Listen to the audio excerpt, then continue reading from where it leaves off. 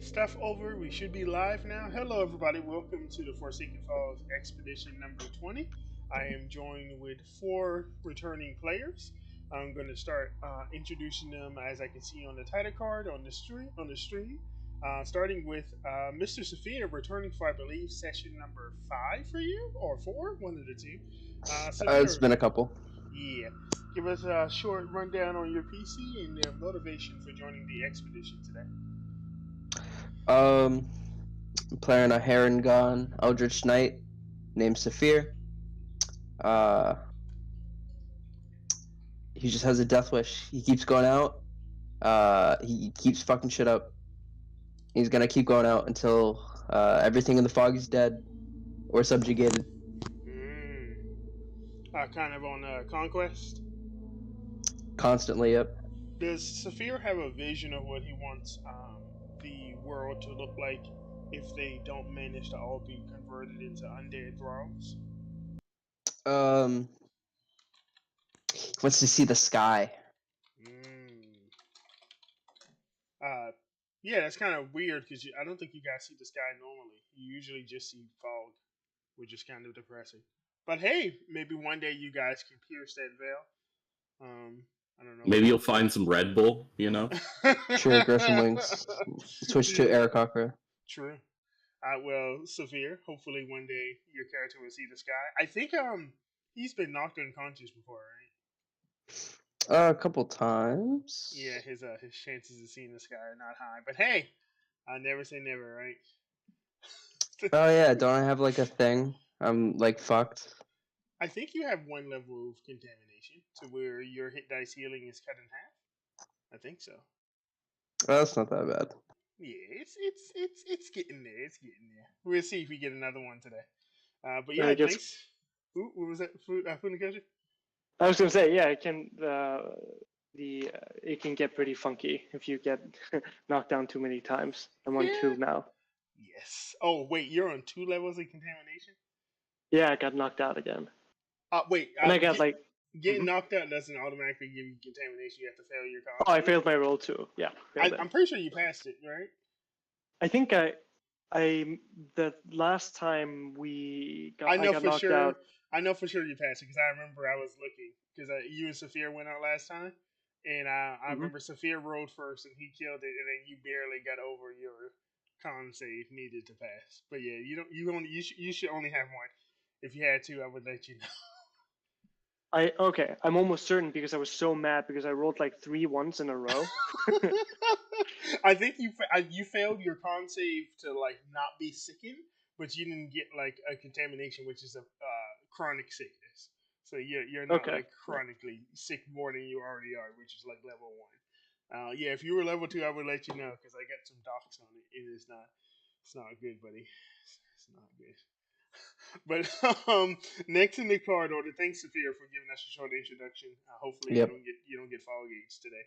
Next on the card list is going to be, god damn it, it's so tiny on my screen. Jacob, the human paladin / hexblade. How you doing, Jacob? Give us a short introduction to who you're playing today, and then motivation for leaving the ever failing safety of the vault.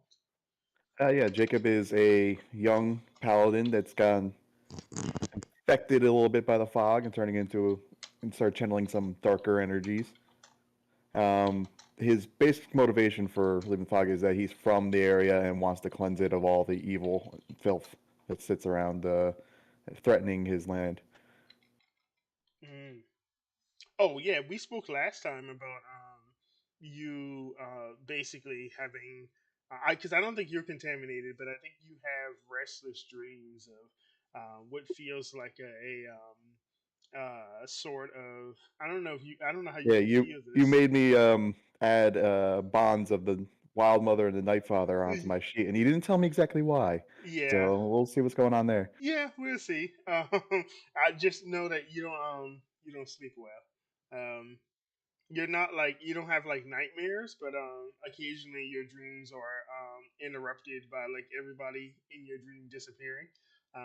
And there's like what feels like some hostile entities in whatever room or area you're occupying. It just feels creepy. It kind of feels like you've fallen into like the back rooms. Not sponsored. But yeah, Jacob. As if your PC doesn't die today, maybe you might have to make a decision on which path you want to take. But thanks for joining us, Jacob. Hopefully, you and Saphir can beat the undead out of all the undead that roam these hills. Next up on the card list is going to be Funakoshi. Give us a short introduction to your PC and their motivation for leaving the vault today. Hello. I'm Zanzo in DGG, and I'll be playing Funakoshi, the Astral Monk. He is a spiritual leader and a martial arts teacher who's been he's taken on the burden of exploring and understanding the mist. He's been over the past few expeditions. He's been knocked down quite a bit. He's always been a very confident fighter, competent and confident, both. But he's had that tested a little bit. He now has these huge spikes growing out of him from the corruption, which caused him a lot of pain, which have caused him to have to sink deeper into meditation and have left him to strengthen the bond with his astral self and lean into that side of him more. So he's leaving his physical form behind to attempt to ascend to a plane where his body won't hold him down as much. Sheesh. Oh God, this is dank, Funakoshi. Well, hopefully your body won't fail you. You won't have to ascend to some strange astral plane like Charles Xavier or some shit. Maybe? Yeah, maybe. We're halfway there. I got my arms. I need my visage at level, I think 5 or 7 or something. So we're getting there. Soon my body will just be a useless vessel.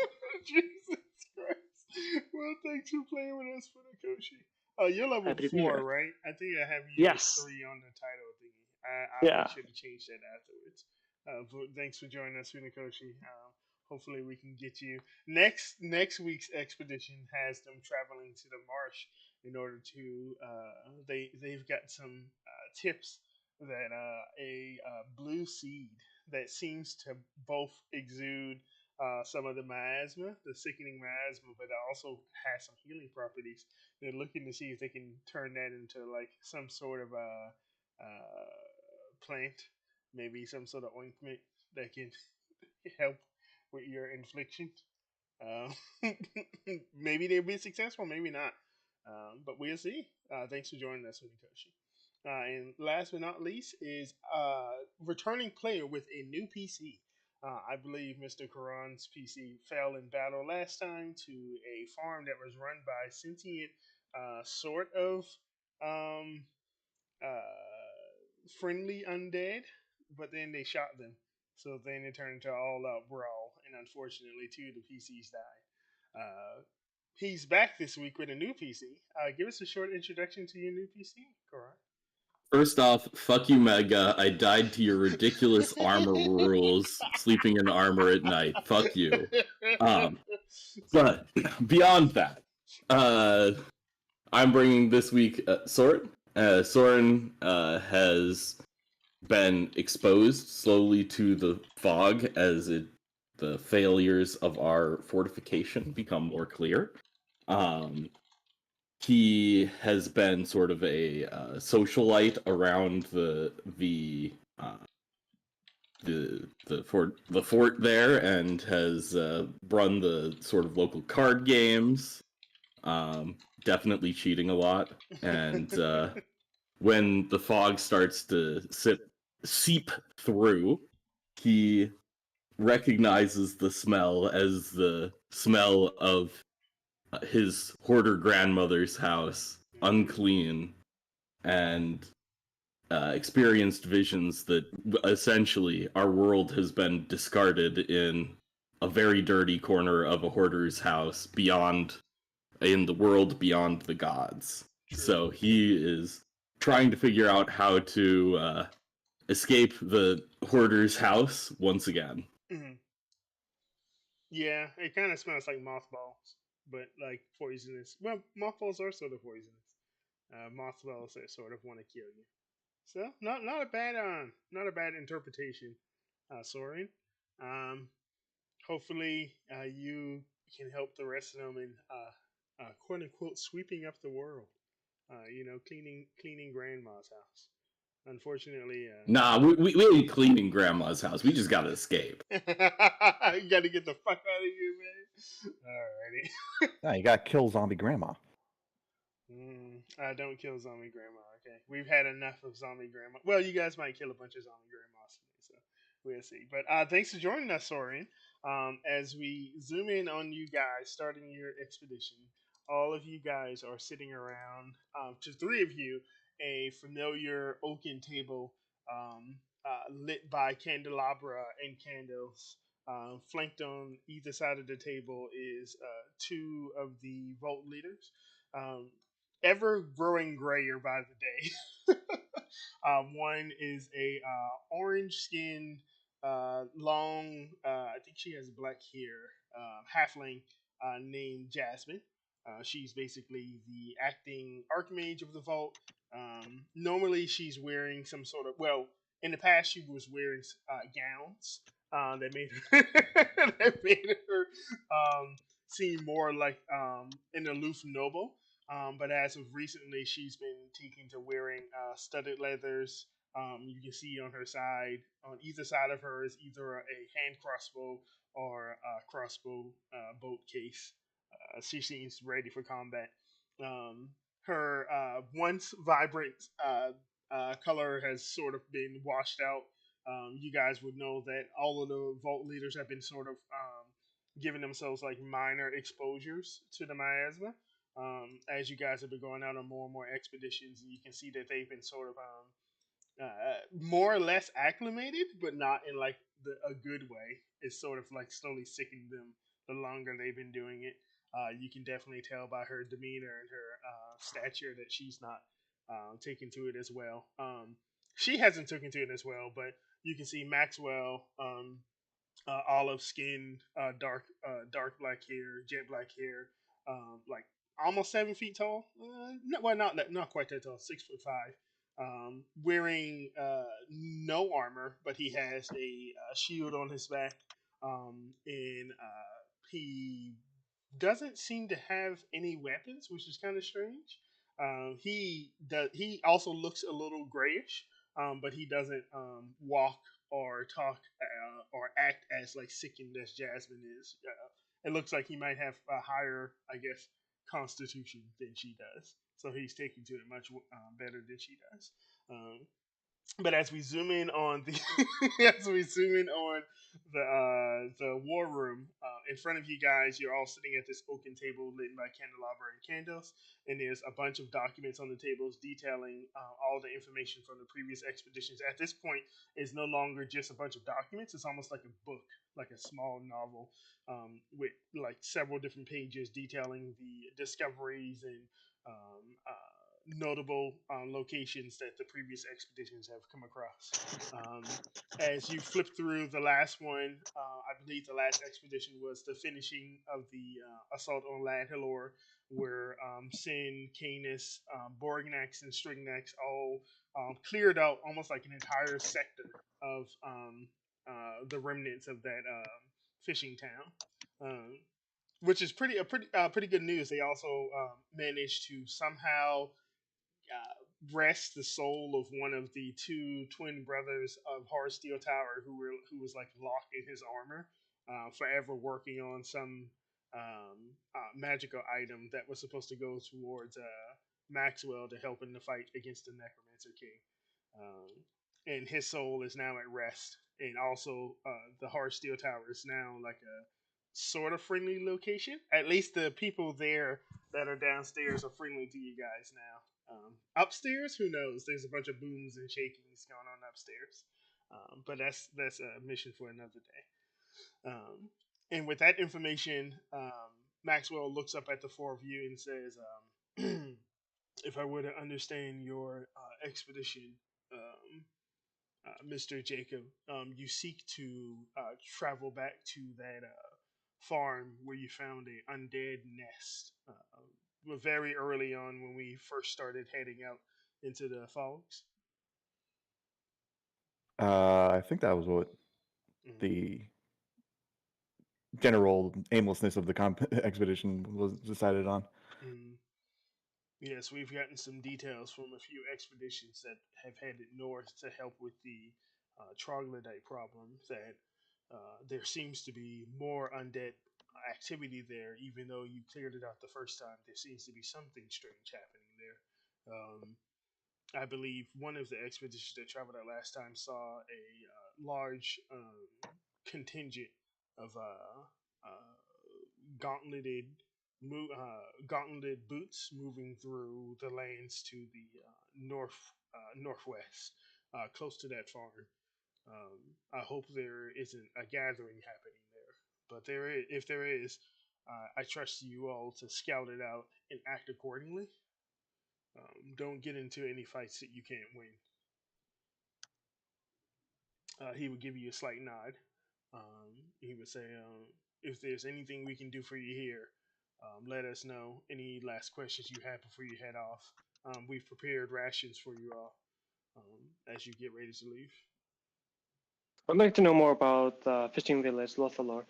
We were able to retrieve the insert name of quest item here, and we are friendly with Master Dwarf, Smith, and Mage. Are they willing to help our expedition in some way, besides provide us a place to rest? Will they enchant items for us, create weapons and armor, or? From what I can tell, the Master Smith has passed beyond. Once they brought his lady to him, they both seemed to fade away from this existence, for lack of a better word. Well, that's a shame. I was hoping they'd enchant our stuff, but you know what? It is what it is. I don't think all hope is lost. From what I can tell, the sort of acting leaders of the home. There seems to be some enchanted armor there that have been gifted with sentience. They have allowed us to not only use it as a place of rest, but also there's a smithy at the bottom, and there seems to be another enchanted suit of armor. This one a little less friendly. Um, that's working at the smithy. I think we could probably use it to craft mundane things, but the smithy itself seems to be enchanted. I imagine if we bring in some material that's worthy of magical crafting, it's possible we could do something there. But for now, it looks to be mostly mundane. Interesting. Just out of game, so would that be especially well-crafted items that we could possibly get enchanted? Like if we have a masterfully crafted sword, that could be a vessel for enchanting, and it would probably require some random ingredients. Yeah, that's exactly. So you're looking for like exceptional magical items, as well as like I think typically whenever you do like magical crafting, you're looking for magical items, Hmm. exceptional mundane items, and then you're looking for magical like materials. So like maybe like a cockatrice like gullet or something like that. And then you're looking for downtime, and you essentially take all those things to a forge, and it's worked on. And I think I probably have like a skill check involved, and if it works, we can basically either craft like common or uncommon magic items, or we can sort of transport enchantments from one item to another of appropriate like type. Yeah. Ooh, that's would actually we interesting. would we as characters sort of have a rough idea of what would be magical ingredients? Like if we see, like if we come across something, will we immediately recognize it as having like magical properties, or is it just like if we out of character can figure out that it could be magical, then Yeah, I Those mean, sound like knowledge skills to yeah, me. exactly. That's what I was gonna say. Like, there are certain things, certain monsters that have magical parts. So like, trolls have parts that are usually involved in magical crafting. Like I said, stuff like cockatrices, which people have seen running around in the fogs. Those have magical parts. Things like that you could possibly use to like enchant or help enchant magic items. But yeah, as Soren said, you would probably need like some sort of skill knowledge check to be able to know what would be useful and what wouldn't. yeah, like an arcana check makes sense. Okay, Yeah. cool. That's all. Thank you very much. Mm. Maxwell gives you a nod and says, "Yeah, for the most part, I'm just happy we have some level of modernity. We have no real smithing or much capabilities here in the vault other than just existing, which he looks at an imaginary clock, watch on his wrist. Is certainly ticking down faster than expected. But maybe one of these expeditions that are coming up soon can find us a new place we can call home. Or maybe all of you would like to just stay here, which might be a problem because um, we're basically in once the magic runs out, we'd be basically in a giant metal coffin. But if you all think this would be better than someplace else, we can certainly stay here. But that's a problem for another day.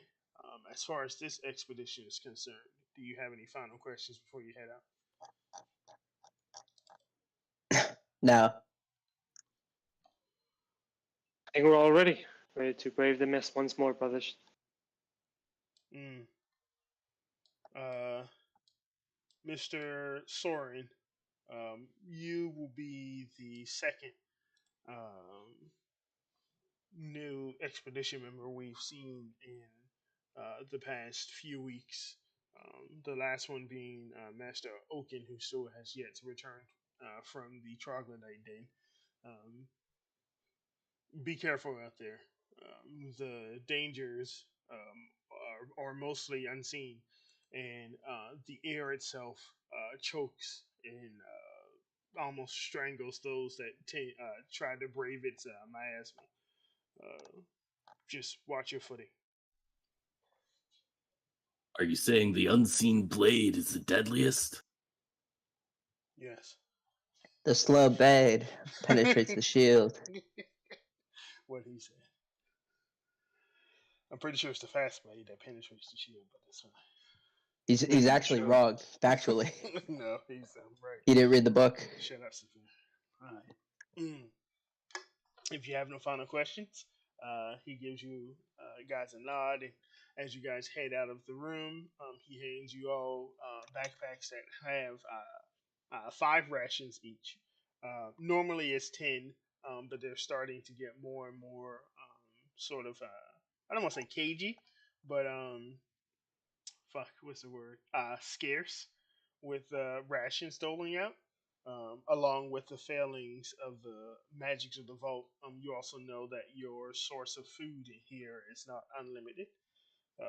So they're starting to become a little bit more careful with how much they dole out to each expedition. So you guys will have 5 days, basically worth of food to go out there and do what you have to do and make it back. In addition to that, as you guys walk through, you hear, much as many of you who haven't gone out in quite some time have been used to, people coughing. Some people have gone into even like comas, just from the more and more exposure that they're starting to get as the magic of the vault are starting to fail people who are of low constitution and low health, like grandparents, are not taking it well. Nobody's passed away, but some people have gone comatose or catatonic just from the exposure. Some people have even experienced slight mutations, not quite to the level of Mr. Funikoshi, where his whole body is quilled like he's Sonic. But some people have developed growth or woken up with a finger where it shouldn't be, like on their nose or something like that. Yeah, you guys are fucked. But as you guys walk through the ever depressing uh, vault pathway, and you guys make it to the front, you see a familiar cavalcade of members. Soren, you are a rogue hexblade, right? Yep. I think you would probably have been training the most with, I think, probably the fighter instructor. And he is a Duragar fighter named Robert. Short man, large halberd. As you walk into the main room, he gives you like a nod, tells you to keep your eyes up and keep your eyes peeled. Waves you off. Well, sort of waves you off because he actually stands up with a couple of the other stronger leaders, like Otto. There's a female dragonborn cleric. She's sort of the one that's been helping train those of the faith. They all come up to the front as you guys stand in front of the. It looks like a big wall. It doesn't even look like a door. But as Maxwell walks forward, there's a little panel on the wall that he opens up.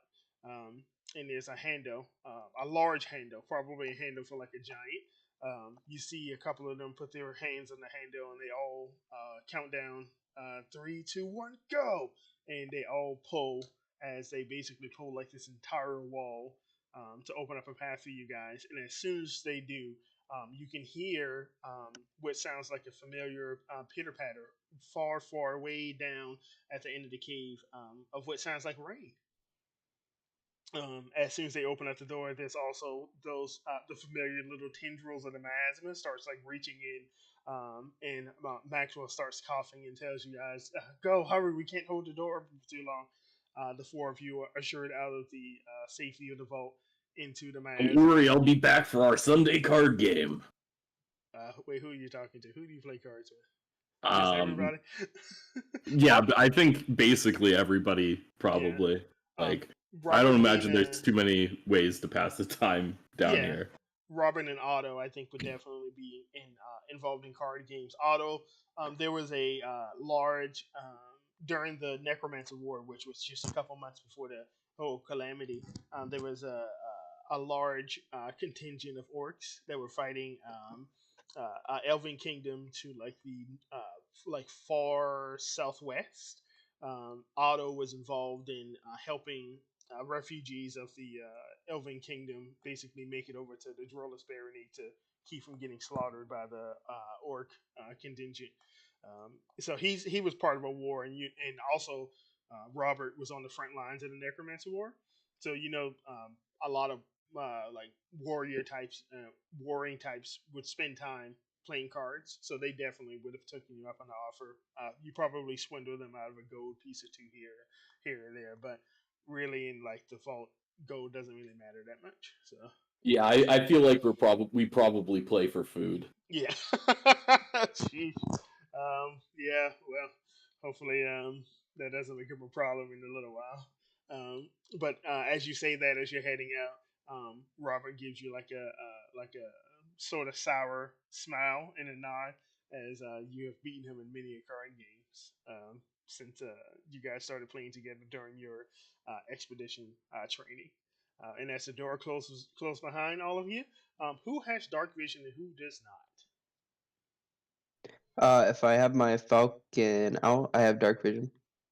Yeah, me too, from being a dwarf. So I now have dropped. Oh wait, I do. You do have dark vision. Devil's Sight. Wait, are you? Oh, you're Hexblade 2 now. Oh god, I need to update your tarot card. I'm sorry, Jacob. I've let you down. Okay, so Jacob, Funikoshi, Soren, you're half elf. I got right? dark vision. Yeah. Yep. Gotcha. So Soren can see. Saphir, here's a question: Are you bringing a hawk out? Yeah, sure, why not? Alrighty. You know what to do. Well, we're just exiting the cave. Do I have to roll it now? Yeah, why not? Just to get it out of the way. So true. What are we rolling? He is summoning his hawk, who has. I mean, Oh. we're entering the mist too, right? We probably should Yeah. roll con saves. Yeah, everybody. I'm roll gonna cast bless. Bless is not going to help for this, so you might want to save that. Oh, it's a con save. +4 is con saves. This is like a con save that Bless won't help with. Is what I'm trying to say. Oh, all right. Nice. Let's go. Give me that reduced HP. Oh, that's for my L. Oh shit! Roll for yourself. Or not L. If you It's roll, yeah, I see fucking- that. You roll for yourself because if you roll a 1, we're gonna laugh. Is it saving throw or just normal check? I'll save you for. All right. Oh, cringe!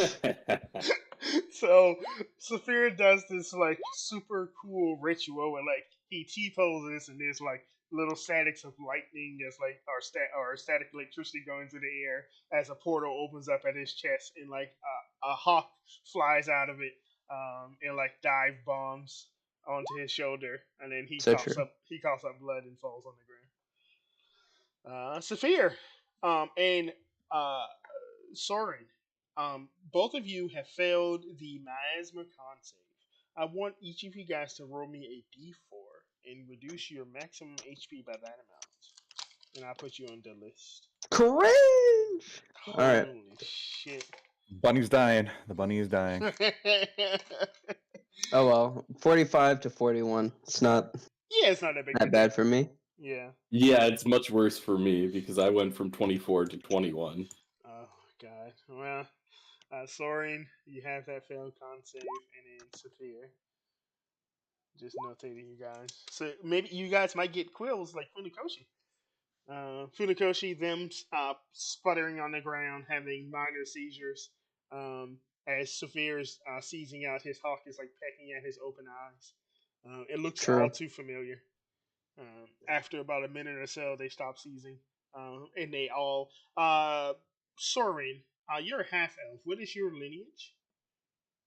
Drow. Oh, so normally your skin is like a deep, like dark color. Yeah, it's a little. Yeah, it's a little. Yeah, you're like gray now. I'm Saphir. Saphir. All the rabbit hair in between your ears at the top of your head is falling out. So you've got like a reverse mohawk. Wow. You guys look like shit. I imagine Jacob and Funikoshi laugh at you guys before Funikoshi realizes that he also looks like shit. You guys head out of the familiar rocky pathway covered in moss. As you guys are walking down the pathway, those of you who are adventured and know of that side path, take a glance down there, and you can see that almost like a pool of a deeper layer of miasma over there at the start of that cave as you guys walk by. I believe there is one of those mutated cows that is left in the side passage behind the vault. So as you guys are heading out, you hear like a ping moo coming from back there. But you crest down a not a steep, but like a gradual decline at the front of the cave. That pitter patter of the rain gets louder and louder as you sort of breach the mouth of the cave. You can see at that decline, there's also an incline going, like you go down and you come back up. At the bottom of that decline, you can see like a small pool of water sort of forming, acting less like water and more like jello. So you guys have to either step around it, or if you step through it, it almost feels like you're going to like mud, and it sort of sticks to your boots, but you're able to shake it off. And as you guys make that incline and you breach the mouth of the cave, you guys come up and you see, to some of you familiar, but to Soren, I think this would be the first time you've seen this. The rain in the outside world does not act like normally. Normal rain falls down. This rain falls up. Basically, what happens is it's almost like it's raining in reverse. Little water droplets accumulate around like foot level. and fly upwards, almost as if they're experiencing reverse gravity. So as you're traveling, your bottom is getting a lot more wet than your top, which is weird, but I mean, it's a different kind of unpleasant versus rain falling from above. The good Soren. news is it's basically a bidet if you ever have to lathe yourself. True. I never thought of that. Soren, how do you feel about that? This is the first time you've been outside of the safeties of the vault, basically inside a metal box, for the better part of a decade. Now that you're out here and you're seeing this weird reverse rain, other than that, you see mostly just like a rocky path traveling downwards, and then just like a thick layer of miasma, about like 200 to 300 feet out. I mean, we just need to we need to find a way out of this, whatever this is. This is not okay, right? Yeah. I mean, even Grandma's house didn't rain upwards. It's weird. Maybe we need. I think the thing here is we need like rain pants that we wear. Like normally you're very worried about getting like a rain jacket up top, but we need rain pants to keep the rain from coming up from underneath. Like waders, probably. You guys got to get to work on some magical waders. But as you guys start your travel, I'm going to go ahead and we're going to pick our roles for the travel phase. Who is going to be our navigator, and then who are going to be our watchman. So basically, the navigator is going to be somebody with either a survival proficiency or a nature proficiency. They're all going to be the ones to basically pathfind to make sure you guys on your travels, you don't run into anything untowards, like, for instance, finding the safest path down this rocky decline and not slipping and everybody breaks their necks and TPKs due to falling rocks. Watchmen are going to be in charge of keeping an eye out for any sort of dangers, any sort of unique things in each hex. So they'll be lookout for if there are like 5 kobolds wearing like a trench coat walking around. That'll be what the watchmen are going to be looking out for. So who's going to be our navigator today? Does anybody have a survival or nature proficiency? I do, but it's only a +1 because my intelligence is terrible. Gotcha. I'd like to be a watchman just for 5 perception. Gotcha. Okay. So Jacob's going to be our navigator. Does anybody else have survival or nature proficiency that they can give them advantage with? Nope. Wow. So we're going to have one navigator with +1 to his roll. We're going somewhere I've already been, so does that help? No. Damn. Lamau. But, you got to take the eidetic memory feat first. oh fuck, what was I gonna say? So we're gonna have 3 watchmen, and then we're gonna have 1 navigator and Jacob basically leading the way. Cool. Laid us off a cliff. Good luck, Jacob. I think you're gonna need at least. Oh god, you've probably got like a 25, but that's fine. Failing your nav check just subtracts like 1 hex if you fail by 5 or more, so just don't fail by 5 or more. Where is this farm on the map? It's the one right to the left of the mountain. Oh, this? Mm-hmm. Okay. We can get here in like 1 day. Yes. Well, Yeah, Jacob. if I roll, yeah. Yeah, well, in addition to Jacob, and in addition to choosing Jacob for that role, what was I gonna say? Oh, what speed did you guys want to move as well? probably normal, right? Yeah, normal. So you guys want to move normally, and you want to. Okay, gotcha. And then, so what I have is I have Jacob do his role first. So Jacob, go ahead and give us that navigation check. All right.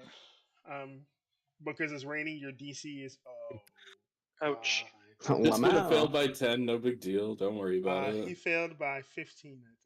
15. He failed by 20? What the fuck's wrong with you, I'm sorry. He failed by 10. I'm sorry. He failed by 10. I'm sorry. We moved Okay. 2 feet out the cave. Pog. We go Um, right instead of left. and you guys are Go moving inside the normally. cave again. So on this day, you guys will only move 2 hexes, but we will still have 3 day phases. So for my watchman, I want you guys to give me 3 sets of perception checks, rolled normally, not with advantage. Oh god. My rolls are great. Soren, Saphir. Oh, Lamo. Did you want 3 Oh, sets from each of us? Yes. Yeah. Oh, Um, cool. So we got 4, 11, and 2. Oh my gosh, God Funiko's damn. on it. 24, 7 first. God, I hope nothing comes at us for that second check. 24 and 11, and oh yeah, because we got 11, 11, and 9. Oh, wait, no. Funakoshi has the second one. 11, 9, 24, yeah, for the But second the one. last one is pretty bad. Last one is not great. 2, 7, and an Yeah. 11. Yeah. We're gonna get ambushed 19, at the end. three of So us, that's 18, 9, and 7 from Sophia. Okay. like an average of 6 on the last one or something. Yeah, Jesus. Oh, man. So, Sophia, you'd probably see this. As you guys are traveling down the rocky incline, you can see the beginning of what looks to be like some grasslands. But Soren, the grasslands look a little weird. There are like patches that seem to be almost just like green dust in the patches of grass. If you ask your party, they'll let you know that it seems like, for the most part, the majority of the grass that exists out here is petrified. When you step on it, it basically crumbles into like a fine green powder. Basically, the piles of green powder that you see are just trails that the party have taken before throughout their previous expeditions. Wow, we should follow one. Shut up. Straight to the farm. But this is what happens. You guys are traveling on the rocky path. So here you get the highest perception check. I don't know what Funakoshi and Soren are doing. Maybe they're like trying to keep the rain out of their face, and they're just like having a hard time of it. But you're a full metal bunny, so you're able to just trek forward. You're used to like human armor and moisture in all the wrong places, so you're fine with it. So true. And as the pitter patter of the rain like tings off your armor, you hear like a very like small like hey. Alright. Do I see? And you see sort of almost like what Soren said, like a little sprite-like creature, sort of Oh like shit, it's Navi. darting along the different like rain droplets as they're falling upwards. But as it gets closer, you're like, wait a minute, that doesn't look like a natural creature. You weren't part of the expedition that Dane was when they fought the Methods. Would Saphir know what a Method was? I know Primordial, so probably. Oh, I can speak to it at least. Yeah, you would see like a little method made almost out of like the miasma itself, sort of like darting between the rain dots, like waving its hands at you as you guys are traveling down the mountainous path. It's traveling up the path, but sort of like going east, northeast instead of you guys are going like southwest. So It's waving its hands? yeah. Okay. Well, that's not particularly threatening. So Yeah, he's about like I don't know, maybe 100 feet out now, but he's getting closer. okay. I'll put my hand on my sword and shout out to him in Primordial. Stop right there. What do you want? Thorin rolled a 4 on his perception even after the shouting. I'm like, Yeah. what are you even talking to out there? There's nothing there. Yeah, I was about to say Funikoshi probably doesn't see it either, just because it is a creature made almost like that's blending in with the fog itself. So as Saphir shouts out, Jacob, what is your passive perception? I think it's just A 10. yeah. Yeah, you can vaguely make out like a figure that looks sort of humanoid, but like it's tiny and floating in midair. What you would get Sophia back would be, the lady still wishes to meet you. It's sort of muffled and hard to hear from like 100 feet away. The lady? Yeah. Would I know of any lady? You would have passing knowledge, all of you would, that there seems to be some sort of entity that's living at the top of the mountain. There is a side path that goes to the right, and there seems to be some entity that has the command of some methods that gave an introduction to, I believe, the party who traveled to Lathalor. That if they wish to, the lady has granted them audience in her court. Okay, were the methods hostile with the other party?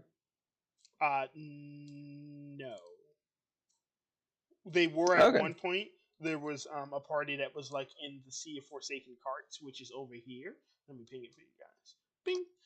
It's basically just like a large collection of like rotted carts where sometimes you can find chests with loot in it. Sometimes you find undead trees, and apparently there's like a giga cannibal succubus that's roaming out there, killing, Coomer, we gotta go. killing and ripping apart all sorts of creatures that it doesn't deem worthy of living. And it basically declares like the entire area its like territory. So if it sees you there, it's probably going to kill you. Interesting. In that Wait, so area, there's someone. Hmm? I think am I understanding it correctly that there's someone living on top of the mountain that claims domain over everything, including our mountain, and makes decisions about what should live and what should die? No, that's over Yeah. here. That's a succubus and over here there different is entities. yeah, there's a succubus who basically declares like the entire area that has like all the different like broken chests with wealth in it to be her area. A party met her sister. The party that I believe had Corin's last character met her sister, who told them she basically declared the entire area as hers, and if she sees you in it, you're either gonna have to pay her and basically swear fealty to her, or she's gonna kill you and eat you. So you just have to be careful when you're traveling through this area that you don't run into her. All right, so this method, does it want us to go meet the lady right this instant? Do you allow it to get closer? Um, It is literally like 100 feet out, so you're hearing like, it's like you can barely make out what it's saying. I'll let it get like 50 feet closer. All right. Yeah, we can communicate at 50 feet. That's reasonable. The little guy dressed forward. His half corporeal wings like sort of soaked as he like lands on the ground and tries to shake like a dog. He says, "Oh God, it's horrible out here. I just wanted to let you know I was traveling back to the lady's lair. Her offer is still on the table for you guys to meet her." Does she want to meet right now? Whenever at your earliest convenience, it is no rush. But my lady does not like to wait. She deems it only reasonable that we meet each other and declare our loyalties or intentions, considering that we are neighbors. I mean, I think we should go meet this lady. That sounds reasonable. Seems like, we should it's probably. a diplomatic necessity to establish like some sort of rapport here. Like if this is someone that claims domain over a lot of land here, and like a succubus out of character, can we take a succubus? Well, she's not a succubus. That's not what we were talking about. Yeah. Oh wait, who's the lady? Is that not the succubus? I'm The so lady confused. is an unknown entity. That it lives in a cave at the top of the mountain. We should probably go to the town and then on our way back meet the lady. Nah, Yeah. we should meet the lady now. This is more important. Well, I mean, this is what we set out to do. Yeah, it does seem like meeting the lady is the side quest, right? Yeah. I mean, Does the vault leadership know about this request for meeting? Yes. And Yeah, have if we they- know about it, then. Yeah, but have they Yeah. made any indications of how much they want this meeting to happen? Like, is No. it something that they consider a priority? Nope. Mostly the priority is getting out there and making sure that everybody doesn't die. That's usually the first priority. How high So is our Riz in this party? I mean, I have a +9 persuasion and deception. Okay, that's pretty good Riz. So Yeah. 14 charisma, but I have 7 insight. I'm proficient in insight. So if she's telling some bullshit, I should be able to pick up on it. I got a 6 intimidation, so I mean, there's that. All right. So yeah, we could go meet the lady. We have like the chops to at least speak with them. Yeah. And Who's since the? we did roll so dog shit on our rolls, it might just be better to head up the mountain with this method. Yeah. Yeah. You know what? Since we're here already, and also if we go to the town and we die, and we aren't able to like get back to the lady, then it seems like pretty bad. Oh yeah, it could But be if we- seen as like an insult Yeah. because like, the if I'm method gonna just die, said whatever. doesn't like waiting. You know what? Yeah. I'm convinced we should go there right now, probably. Alright. Do any of you guys know the story of I'm stalling, give me a second. My father. You know how I got these guys? Trying to find some good gargoyles for you guys. You know how I got these quills? My father. Alrighty. And as you guys tell the method, hey, we're ready to meet the lady. Who's spearheading the party? Because this is gonna matter a lot. When you say Probably the guy with spearheading- the most Riz. So Soren then, he's 20 charisma, expertise, and persuasion. Yeah, that's what I was asking. We kind of have a Riz off because we have Soren who has high Riz, but then we have Jacob who has high Riz. So I'm trying to. I have high figure out- intimidation, not persuasion. I feel like we want to go in more softer approach. Ah, Yeah. I gotcha. Okay. And I have high insight, so I'm just gonna lay in the back and just like judge and shit. see if my PS meter goes off. This is the Riz Judging. party. Oh shit! Alrighty. Yeah, we're all Um, specting. We might not be good at like figuring out where we're going or seeing things, but we're True. good at social skills. So basically, what happened is you guys traveled that first hex, which would have been down this way, and then you're gonna travel a second hex, which is gonna be So here's a question: are you guys going to travel right back to where you were and end up sleeping in the mouth of the cave, or are you gonna travel to the southeast? This is the question. I mean, Probably where- southeast. is Yeah, this wh- method going back? Like, I Um, think we just follow. Yeah, where where we just method gotta Yeah. follow the goes, method. right? Yeah, he's traveling. He's traveling with you guys. But what I'm trying to say is you only had 2 hex movements of the day, so you can from where the current party token is, you can move 1 more hex. Listen, this method knows where he's going. We're following the method. Yeah, Method's now our Yeah. navigator. Method tick the wheel. You know what? That's fine. I'll give it to you guys. So you can move 2 more hexes because you move normal speed. So you can go here, and that'll be your second hex move of the day, and then here would be your third. Basically, as you guys are traveling with the method, traveling up the mountainside, you can see at several times the method says, "Stay right here," and he will like go off, and you will hear like either like a cord snap or like a winch like crank down, and he will come back and say, "Okay, the path is safe to travel."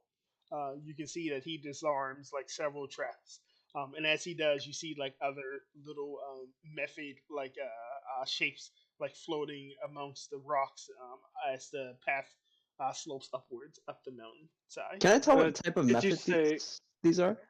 Yes, they're basically like fog methods. So if you were to put a finger on it, you would say that they're somehow related to the fog itself. They don't seem to be different from like any other methods that you've seen, but they seem to be almost like one with the miasma itself. Okay. So we have a moment where the method's gone, right? Yes. Where it's out of earshot. So huddle up. We should set expectations for what our goals are here. We are here to represent the vault. We should speak with one voice. What's our purpose here? under what conditions do we strike up an alliance? Under what conditions do we walk off? Under what conditions do we attack, be aggressive? How many methods have we seen so far? Like walking up. They don't walk up to you guys. You just see their figures like sort of flying off, maybe 100 feet. But yeah, or so. as we're walking up the mountain, how many have we seen? Like 6. Like 6, and we've only like just started moving up the mountain. Yeah. Okay, Well, so Toughish she one probably method. has like an army of these things. Yeah, like is 6 enough? 6 is probably not enough to kill us, but 6 plus 1 like boss monster. Is that like super spooky? Well, I doubt that these are like the 6 that she has. If these are at the bottom of the mountain and she's at Yeah. the top, That's true. she probably has a shit ton. So we're probably never fighting. We need to be like ultra diplomatic here, right? Yeah. Okay. Right. So keep the option to walk away peacefully up, no matter what. If she like starts like throwing disrespect or making claims, then just I think we need to get out. Yeah, even if what's she's like a crazy like Trog type, like everyone must join the fog. Mhm.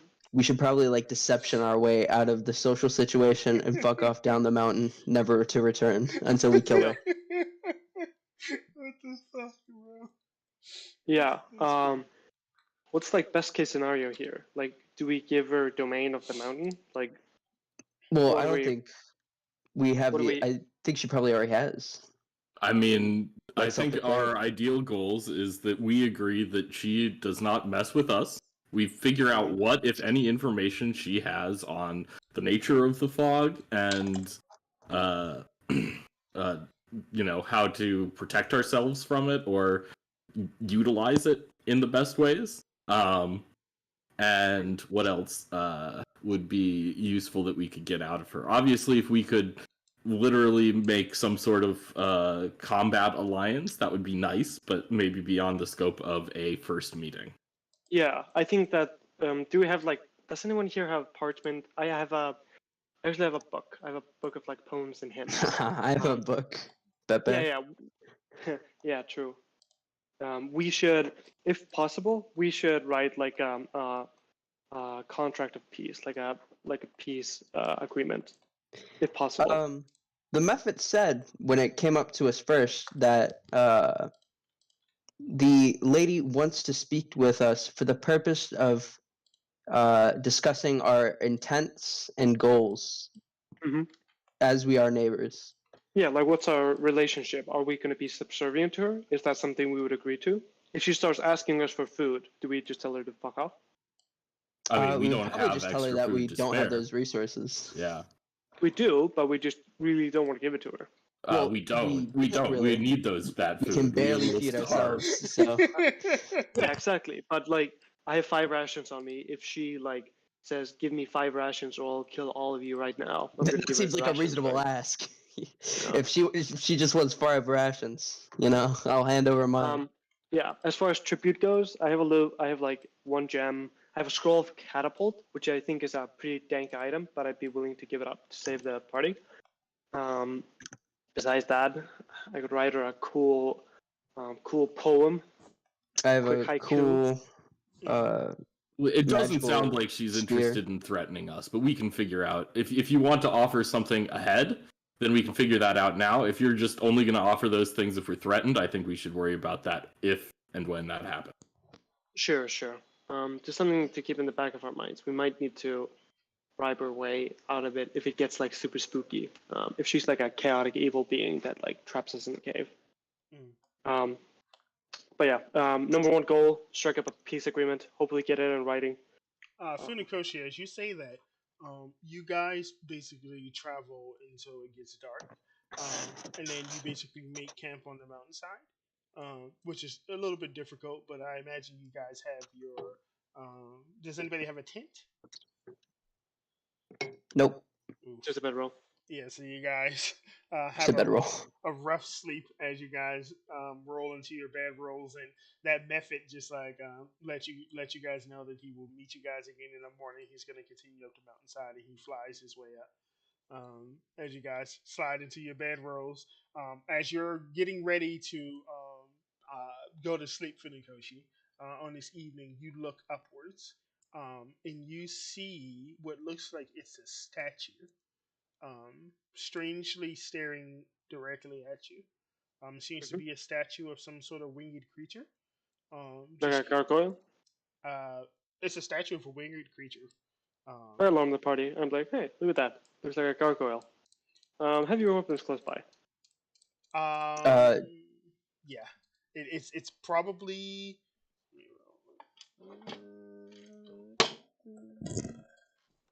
Oh, it's about 70 feet out, so it's like just right at the edge of your dark vision. You can see like this shape with its like wings and its stony exterior. From what you can see, you don't see like any lights in its eyes or anything. It just looks like a statue. It's just like facing towards you guys. I imagine you're sleeping kind of maybe in under probably not under like a probably under a like a cliff. You notice that like underneath things like cliffs, those like droplets of water do not form. Since basically it's raining in reverse, rain is not gonna like fall under a cliffside, so the rain doesn't form under there. interesting. So you guys are able to get dry there, and you notice like at the bend, if you come outside of the incline at the bend, you can see that gargoyle-like creature or statue staring in your direction. It doesn't make any movements or anything. It's just kind of just looking at you. There's the method nearby. Can we ask him like, hey, do you mind if we just destroy I think he the left. gargoyle? Yeah, He left. Do we see any other methods around? Because it sounded like there were quite a few. Everybody else had the perception checks already for the evening time. I will allow Jacob to roll one to see if he can find a method to talk to. Yep. As you guys are under this decline, you see like a method come by just to look at you guys, and he gets ready to fly away. Does anybody stop him? Or I'll shout out Okay, in primordial. Excuse me. Excuse me. What you want, bub? I'll put over to the gargoyle gremlin thing over there. Yeah, what about Does that Jeff? thing move? Yeah, that's Jeff. What do you want? He We wanna know if hostile at he's with all, or is he you. like Yeah. he's a chill dude, or what? I mean, we all have our own proclivities, but you know, we're supposed to be acting nice. You know, with you being guests of the ladies and all. So don't worry about Jeff. He just likes to watch. Voyeur. Okay. You ever met a trog? You talk a lot like one. No. I got a cousin who's one, but no. It's an interesting family tree. Yeah, I don't know how that one works, but Any All right. use got any? thank you for your time. Any use got any contamination? I don't. Yeah, I'm a believe little so. contaminated. I can smell it on you. You be dead soon. And he flies away. Well, that was positive. So, if that guy's to be believed, we should be fine to sleep. Yeah. Sleep with your weapons close by though. Yeah, of Just in course. No, I will be Always taking off my do. armor, so I One don't. eye open. Good job, Serene. Great character development. You guys fucked my notes. You were supposed to get ambushed on this night, but the ambush can't happen on the Ladies Mountain. You're safe for tonight. Woo-hoo! Fuck. Oh, yeah. God damn it. So we pan to a cinematic shot of like while it's raining. Like far down the mountain, there's 4 silhouettes, 2 with longbows, and covered in cloaks, and then 2 who are not covered in cloaks. You can see like their porcelain exterior as they stare up at the mountainside, and then walk back to the west. And Interesting. you guys are able to finish your long rest with no issues. No gargoyles come to wring your guts out of your body in the night. No methods rob you. Wait, let me see if a method tries to rob you. Yeah, there we go. Nope. As a matter of fact, Saphira, when you wake up in the morning, there's an extra pillow under your head. Wow, so they're so nice. Holy. And as you guys wake up in the morning, and you have been able to be dry since you slept under that overhang, and you head back out in the morning time. When you wake up, the rain is still going. It seems like it's a pretty steady one, with no sign of letting up. So as you guys travel back out there, Saphir, you are once again struck with armor, wet armor ass, which is very uncomfortable. Who's all wearing armor in this party? As a matter of fact, Funakoshi doesn't wear armor. Nope. Sorin doesn't wear armor. I mean, I have my studded leather. Yeah, you're getting swamp ass. Jacob, what about you? Got heavy armor. Oof. Oh, I boy. got fur. I always got swamp ass. Yeah, Saphir and Jacob. For the most part, Sorin and Funakoshi, you guys are able to travel mostly silently, but these two sound like soda canes being like pinged upon, just like forever as you guys are traveling up the mountainside.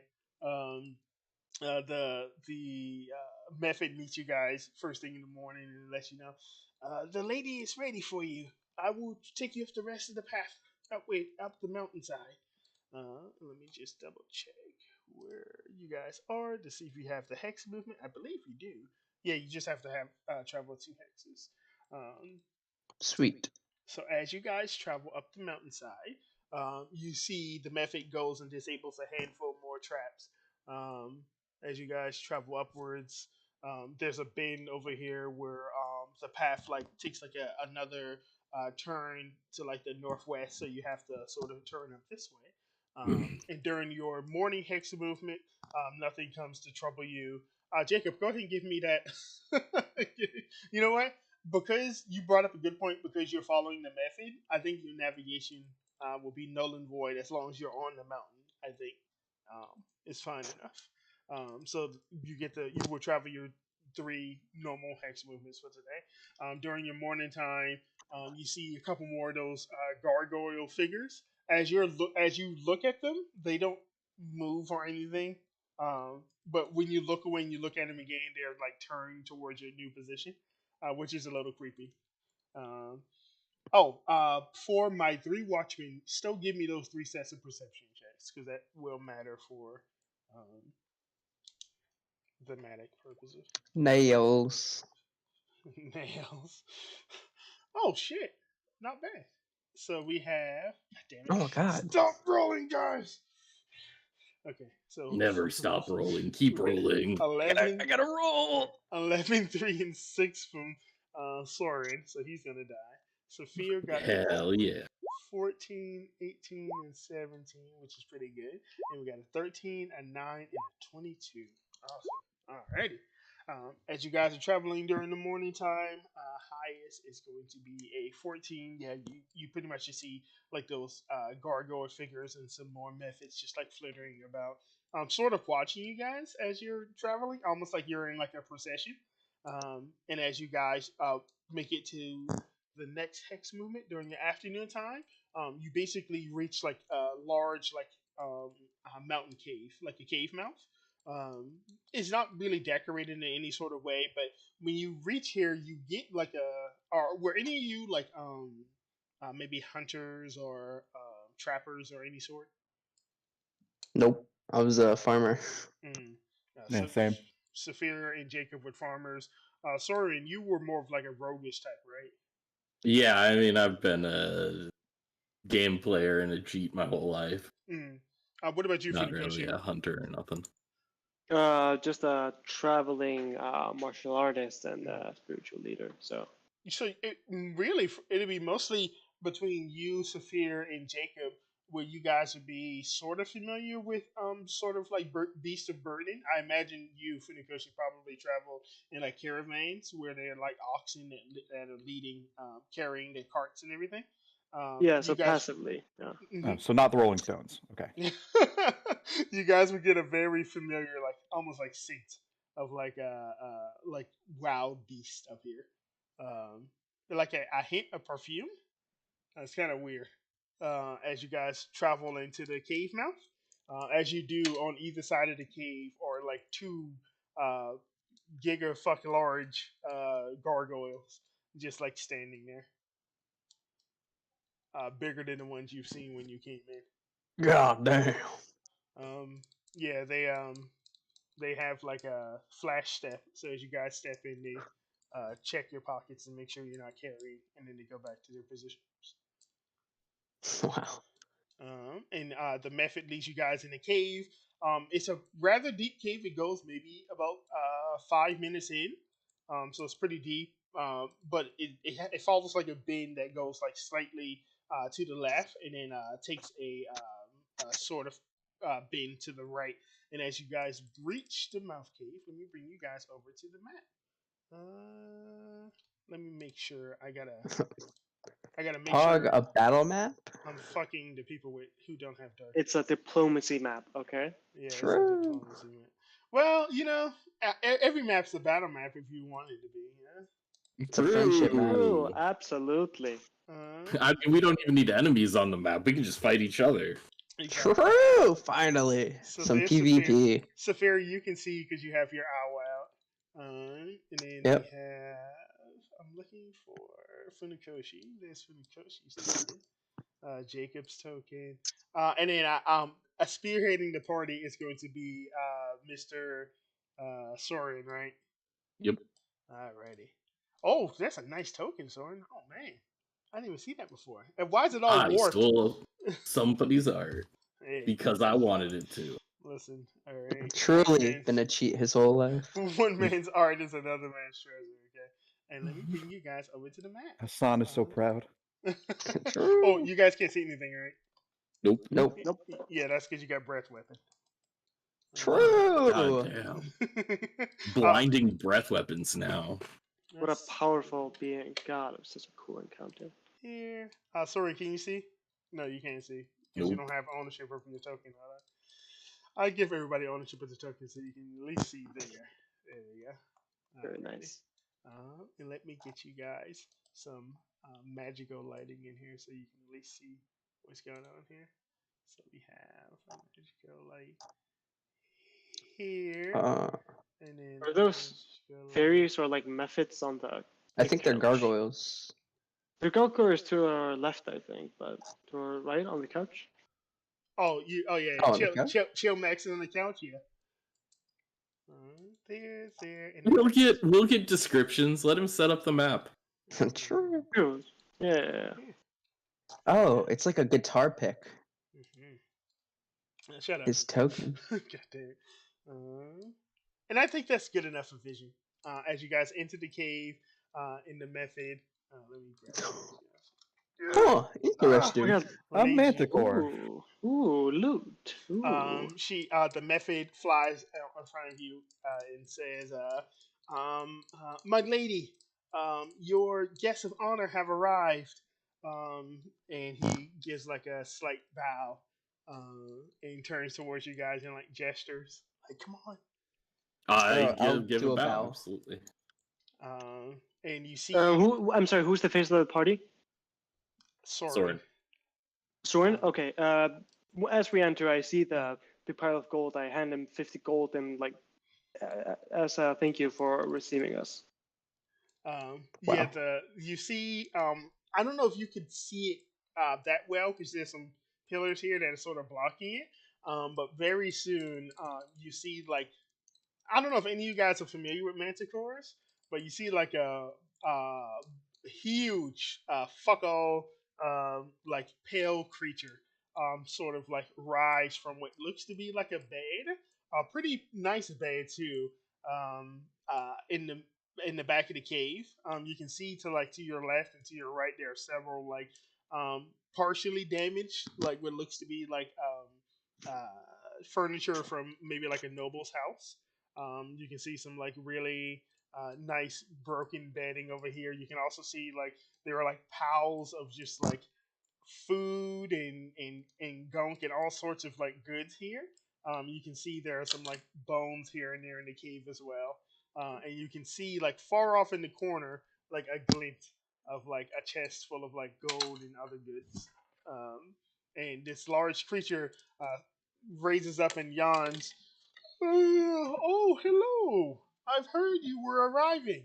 So you are the denizens who've been keeping quarters in the downstairs? Yes, that's us. Charmed, I'm sure. Mm. It is nice to meet you. I am. You can refer to me as the lady. This creature. Are any of you guys familiar with manticores? Uh, Probably not, I'm honestly. a sage, like a researcher type, but I don't know if I would. Um, well, this creature's description is definitely weird. Typically, manticores have like old guy heads, like they're like old. They have like a head of like an old man, and like a spiked tail. This manticore has like more of like a poofy frill like mane, and they have like the face of like an old lady, but like wearing makeup. So it almost looks like imagine like a Victorian era like painting, like a Oh lady God, from it's one of those. hot. But no, it's not hot. It's horrible. Oh, It looks like somebody took that and they put it in like an AI generator for make this a fucking monster. And this is like basically like a warped Victorian lady. And It looks exactly like my grandmother. she yawns after spreading her wings to say, "Please come forward. I can't see you that well from this far away." all I right. will go ahead and start moving Yeah, forward. and the I method will follow him fly too. forward with you guys. I'll fuck. I can't touch my token. Yeah, I can't control Oh, it either. I'll put you guys first. No problem. Cool, thanks. Yeah. With Soren. We are pleased to meet you and bring you an offering of good faith, as I will throw off her the bag of 50 gold I was given. I will take this as tribute. Thank you. And the method will fly up and take the 50 gold from you. Eesh, I don't know about that phrasing, but okay. And fly up to the lady and bow, handing the gold over, and she will pick it up with her nasty Victorian lady teeth and drop it on the bed and sort through it and say, "You pretty, pretty, pretty. I love pretties." Now, Soren, hmm, Soren will pull out his deck of cards and he's going to start flipping through them and pull out 4 particular cards, all well keeping the cards face down. He pulls out the 4 cards. Says, "We've met many powerful women in our time here in the fog. We met," and he flips over the first one, "the Queen of Hearts," or we haven't met her, but heard of her, "down in the carts." And he sets the Queen of Hearts aside, and then he flips over another one. "And we met the Queen of Clubs with the when you Trogs." mention the cards, you see like a sneer go on her face with her sharp teeth, rows and rows of sharp teeth. The Queen of Clubs with the Trogs, and I'll set that one aside. "But which of the 2 remaining are you? Are you the Queen of Diamonds or the Queen of Spades?" As you can see, I do love my pretties. I would consider myself the Queen of Diamonds, as I am one myself. Oh, she laughs, and you hear like a cavalcade of laughter coming from the methods. The gargoyles don't laugh. They I just give an kind of, over exaggerated laughter as well. Ha ha ha ha. they just kind of, as you guys look back, all the gargoyles are facing you. You didn't notice them turning; they're facing you. Monk ass. Let me finish. As this happened, the lady says, I'm not quite a fan of that Diane, the one that claims that area to be her own. I respect a lady's property, but all that riches, she doesn't make good use out of it.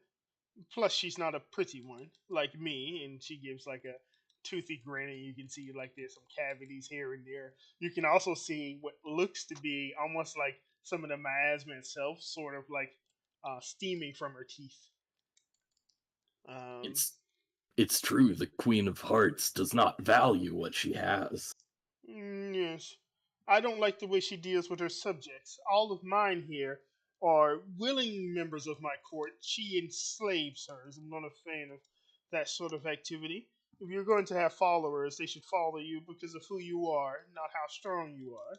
And the method up here gives like a shaky bow.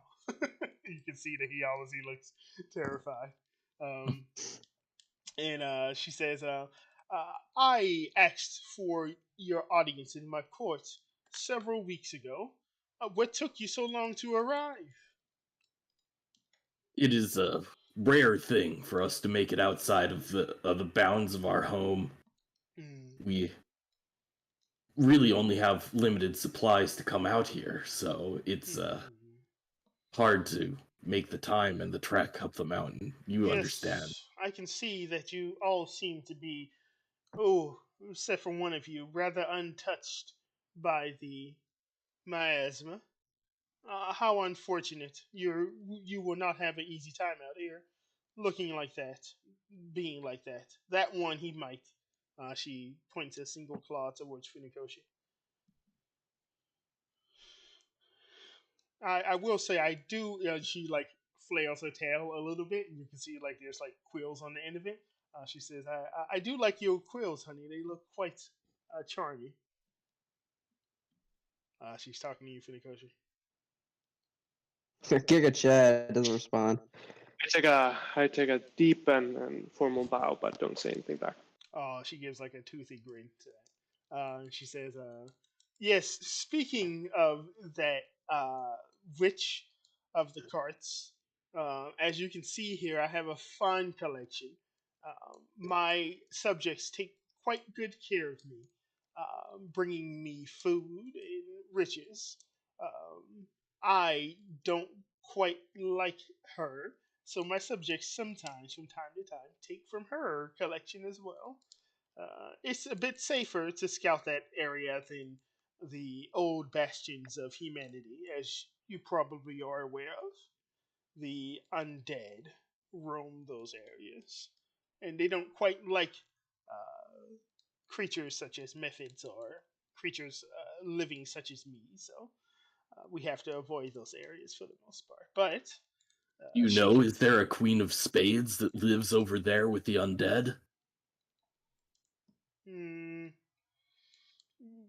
the undead whisper of a master who seems to control a large contingent of them. I have not met his audience, and I don't wish to. He commands undeath. She like sort of spits on the ground. How Hmm, uncouth of a leader. Couldn't truly. agree more. Mm. You all. She sort of has like a blank expression. She says, "You're not in cahoots with that cart woman, are you?" Never better. Mm. Certainly, as far as I've heard, none of our kind have. So how do you know about her? Squinty eyes. Apparently, she has a sister? A traitor? Oh yes. Oh, her sister's such a darling. Yes. Whenever my subjects come across her, she's always such a good sport. They always get an odd vibe around her. She's one of those. Just like us young ladies, we have quite the allure. And she laughs. Obviously, not being a young lady with allure, and all her subjects laugh with her. Do you guys laugh? I give a light laugh. Okay. All right, you pass. Wait, Jacob, do you laugh? Because you've been stone faced this whole time. You Oh, motherfucker. yes, a nice polite chuckle. Okay. Oh, I was I gonna say. think Soren gives like a wry grin, but not a laugh. Hmm. Wait. Let's get it on. All right. After that, she says, "Well, I'm happy to hear you aren't in cahoots with her, because if you were, we might have a problem. Now that that's out of the way, I don't have many allies out here, as you can see. Many that exist out here are either mad, like the goblinoids, or dead, like the undead, or unclean, like those little lizard folks to the far north. I I don't put look my for hand on my puddle. Those goddamn drugs. mm, smelly folk, unwashed, unclean, uncouth, thinking that they're Filth. greater than everyone else. They don't even look like me. How could you be greater in a form like that when you roll around in garbage rather than gold? And their queen, a powerful one, that. But she stays in her territory and I stay in mine, and we make do with what we have. Now, uh, loyalties. What do you prefer? Should I look upon you as subjects or allies? Because I could always use more subjects. They bring me tribute and they make sure I stay happy. And with that, they have my protection. Allies, I could stay out of your way, but if you run into trouble, I'm not quite sure if I would put me or my subjects in danger to save you. Yes, I think for now we're looking to start our friendship. We should simply look to stay out of each other's ways and allow each other to be. To coexist together. The people of the vault are not easily subjugated, but I think signing an formal or informal pact of non-aggression would be a fantastic step forward into democracy. Agreed. I would hate to run into any sort of complications. As far as I know, you are the last of your kind in this world, and it would be a shame to watch such riches go to waste, especially due to a misunderstanding. And she gives you like a toothy grin, and like a sort of like almost like a blank stare as she's like staring through you, and then she like all of a sudden like claps her front hands and say, "Reginald, bring the document." And a little method will fly her over here with like a little document with like a little inkwell and a feather. And you look at the document, and it pretty much just says like, hereby declaring you allies of the queen. Because you are subjects, she will not fight in your honor, but she will stay out of your way in what do you call it? Consider you friends of the court. Saphira will take the contract in hand and read it over very carefully. And if he sees that all is satisfactory, all as we discussed, I'll turn it over to the party. There's a Looks stipulation good. in there about. Can I keep an eye out on. I'm sorry, keep going. I was gonna say there's a stipulation in there about if they do wish to become subjects of the court in the future, all protections and benefits of the lady and her subjects will be extended to her new subjects. It's pretty much saying if you want to be one of her subjects in the future, the entire surviving population, she will extend upon you like her protections. So basically, the methods and the gargoyle. Yeah, it seems fine.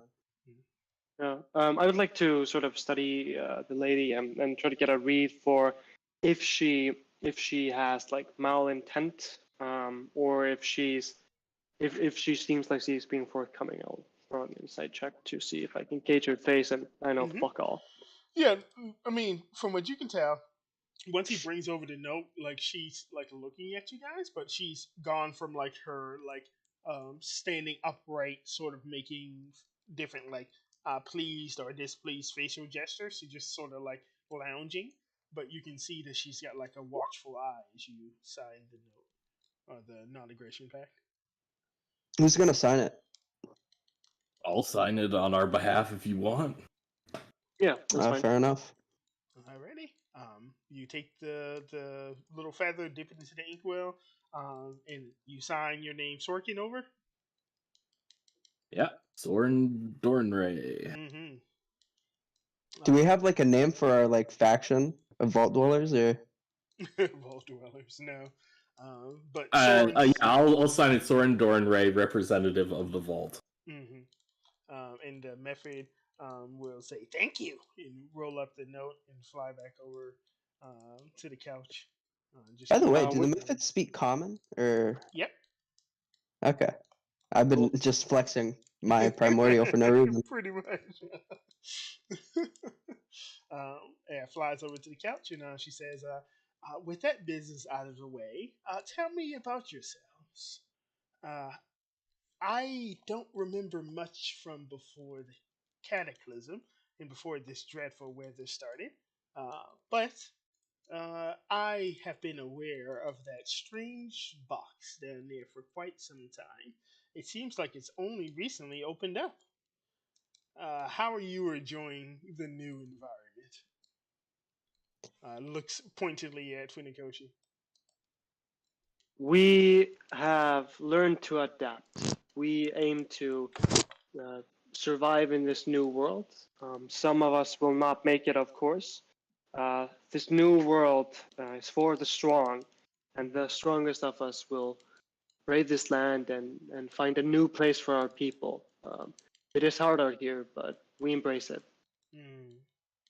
I myself am not completely immune to the effects of the miasma, in particular the undead parts. Uh, Being attacked by any of the undead, in particular those who bite. I myself can be sickened just as well as you. I just have more resistance to the effects. So I share in that contempt to this environment. But as you can see, she like flares her wings. You can see like these large bat wings, in all the majesty, maybe like 6 feet wide each one. She says, I have adapted quite well, but you points towards Funikoshi. Part of me likes your transformation. Another part of me sees that you're suffering. She notices that you're grayer than normal, more sluggish than the rest of your group. She says, "You have shown me tribute. Mm, Funikoshi, uh, roll me a d20." Mhm. A Riz check? Pog. Yeah, literally Riz check. She says, She invites me to her covers. "No, Oh, oh, Jeffrey," oh. and you see this. Let me see what you can do with those spikes. Oh God, this this Memphis fly over, and he says, "Yes, my lady." He says, "That potion that we got from those dastardly goblins that mess with the aberrations. Can you grab that for me?" Yes, my lady. He flies over here, and you see him like rifle through. Like there's just a bunch of treasure over here, including like weapons and gold and goblets and all sorts of stuff. He flies back over. He says, "This one, my lady." She says, "Yes, that one."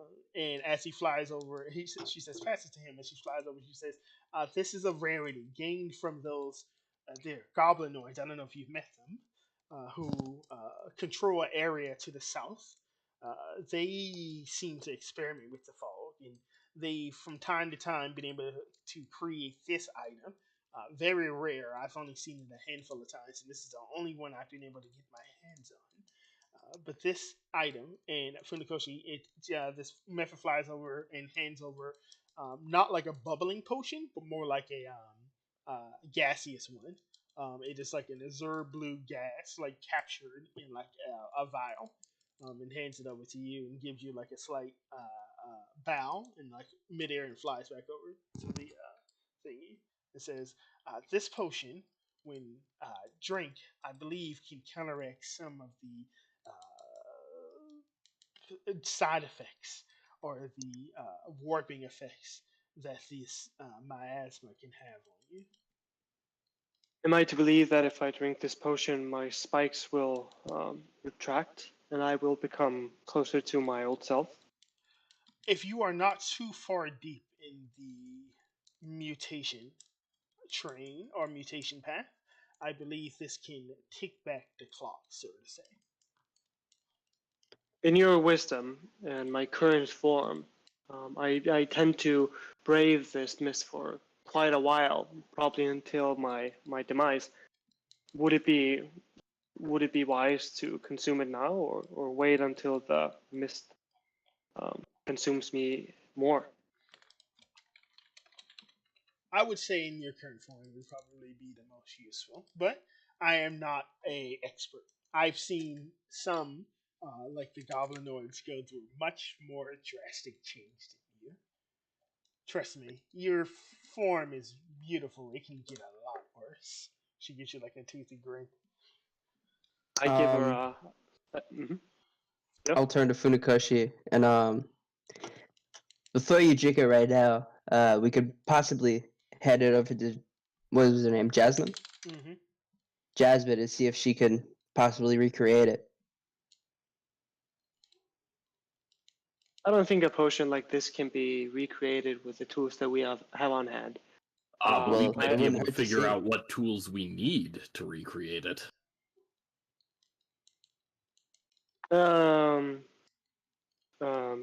I cork it back up and say, you know what? There might be something we can learn from this. I give another stiff bow to the lady and tell her, I will drink this to your health. It gives you like a toothy grin and says, I'm pleased." Before we take our depart,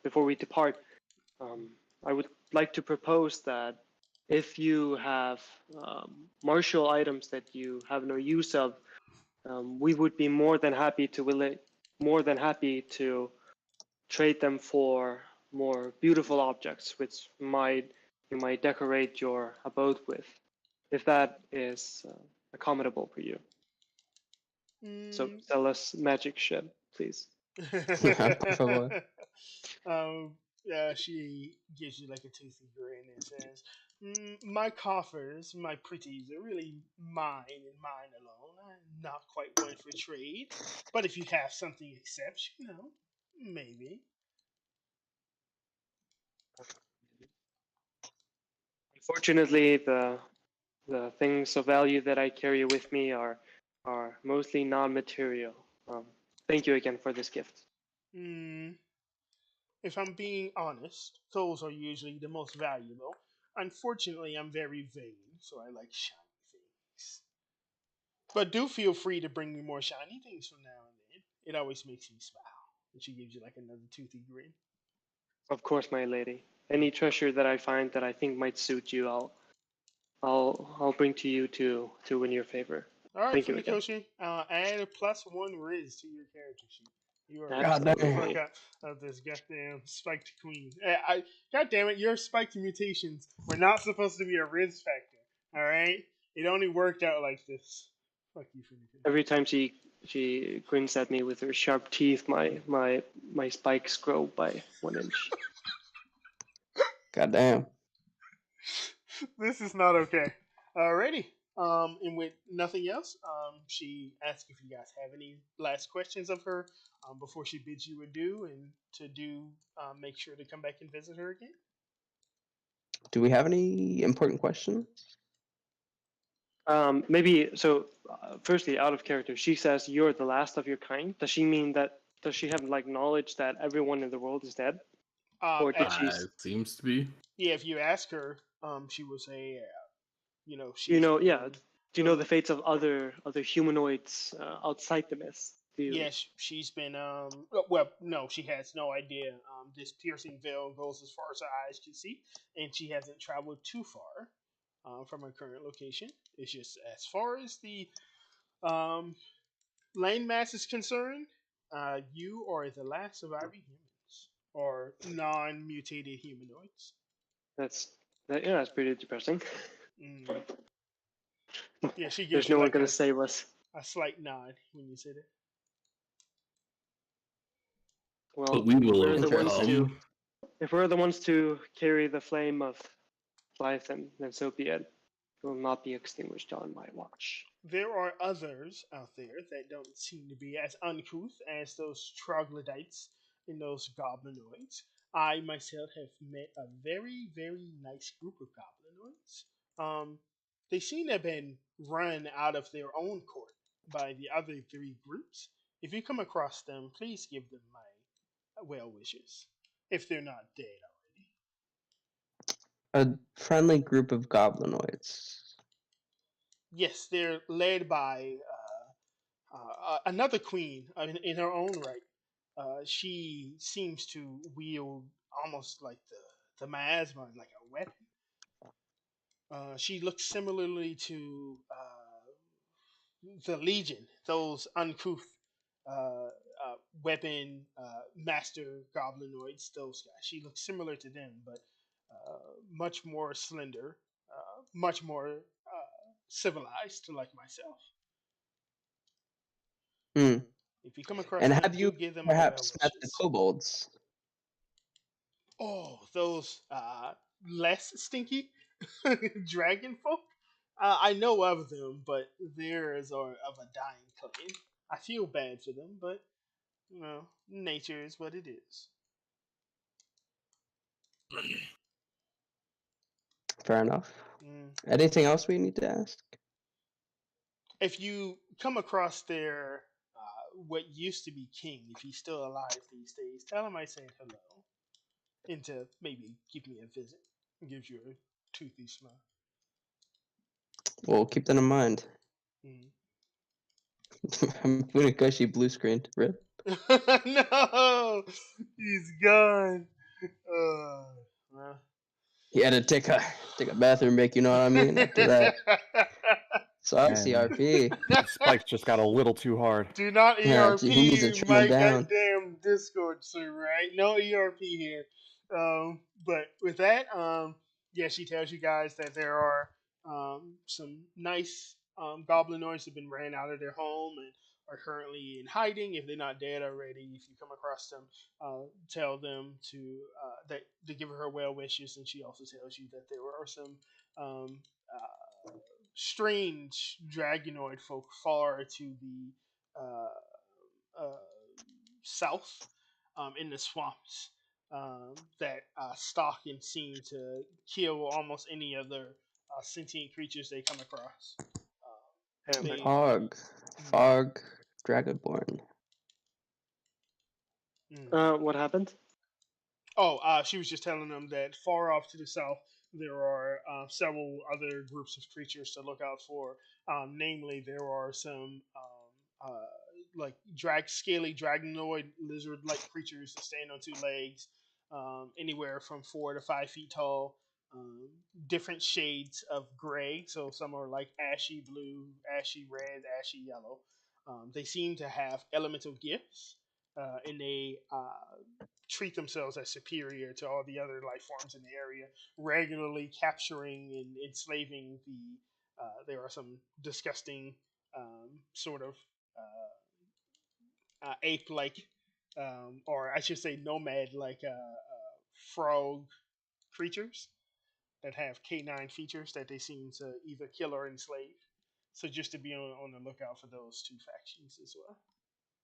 I also believe there is a sentient flame skull that's going around collecting undead. Ooh. One of And the he carries a powerful quarterstaff that's magical in nature that One of gives the- you the ability to intimidate check goblinoids with advantage. Ooh, that's probably pretty handy for them, considering that they steal from the goblinoids. Their loot for their dastardly master. They also steal the goblinoids for their masters from time to time when they get strong enough. So you all seem like quite adventured folk. They might seek you out when you're strong enough as well. Just be on the lookout for that. All right. They Well, this has seem been You a have to pretty tell me good. that twice. Yeah. I've heard his mother calls him Jerome.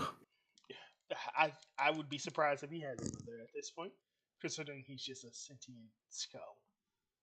What was his name? Jerry? Something like that? Mm-hmm. Jerry. Yeah. Sounds familiar. He goes by Jerry, I think, roughly. Any of those folk that follow that dastardly master of theirs, that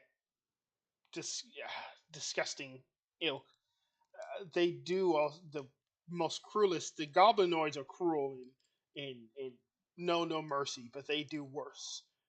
Up in that tower of theirs to the far west, the undead drag their slaves over there, and you can sometimes at night hear their screaming as the sky itself will turn flashes of red. They're doing some sort of uncanny experimentation over there. I would Write that steer, down. Write that down. I would steer far away from their territory, and if you come across some sentient undead, you might be better off dead than alive if they capture you. So just be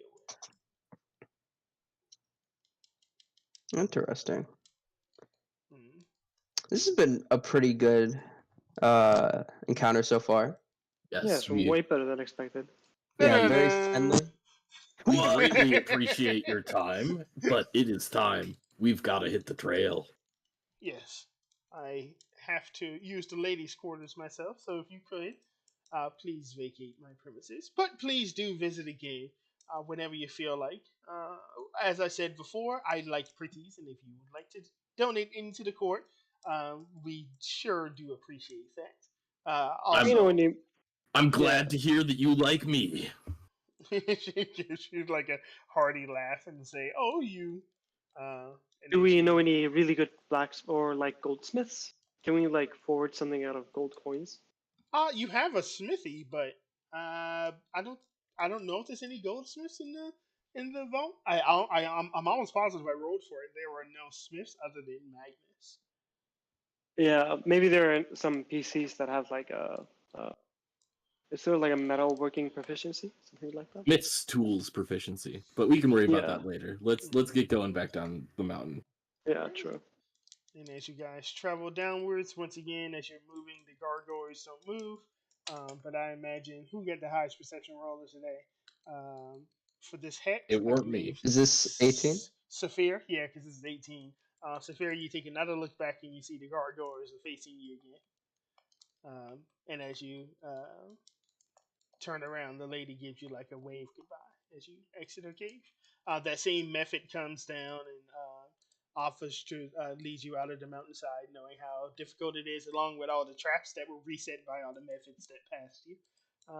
They reset them not for any particular reason. All right. Yeah, that would Pepe. But yeah, I imagine we'd take them up on that offer. Mm-hmm. And then we are going to do your evening hex move of the day. You guys are going to get a long rest, and the method's going to take you down to the bottom of the mountain, and then we will officially start the trek towards the undead farm. We're going to take a quick break here since we're about to reach 2 hours, though, so I can go use the restroom. True. Okay. Okay, guys. We will see you guys on the other side.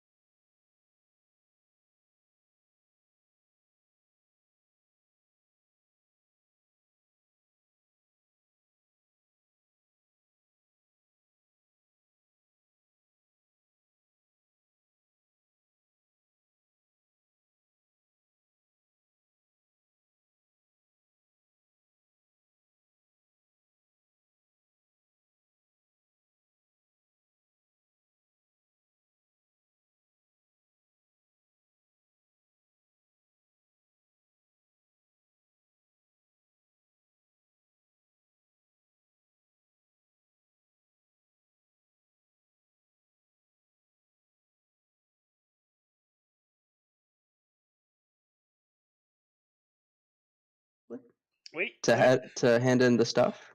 Hold on, Sophia. All right. I gotta do the introductions. All right. Oh, true. Hello, everybody. Welcome back to the Forsaken Frogs Expedition number 20. We return with our party after their meeting at the court of the lady. Hold on, wait. My cat is eating dog food. Kevin, stop eating that dog food. God damn it. Kevin! Get nice Home Alone. Kevin! He has his own food, but he eats dog food, and the dogs are just so scared. They're literally shaking. Like, the cat's eating our food. Oh, What do we do? yeah, they can't stop him. He's bigger than both of them. Alpha cat, Jesus. And now he's trying to push over my gate. No, you can't come in here. Get out of here. Oh, he's about to find his way around. Okay, let's get back to D&D. Sorry, guys. Yes, you guys just finished a meeting with the lady, and you are heading for your last hex movement of the day as you were moving normally. So the method pretty much leads you guys out of the cave system. You crawl back through, down the mountainside, back down to this bend.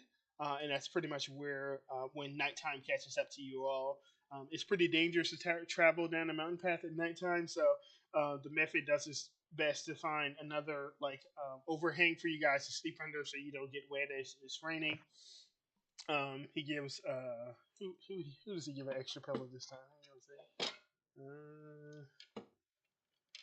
Give me a second. Jacob, does your character have like a bad back or something? He probably does, right? He wears heavy armor. Well, I mean, but he's also like 19, so. Yeah, Jacob, when you wake up in the morning, you have like an extra neck pillow. When you wake up in the morning. But also at night, nothing comes to accost you guys.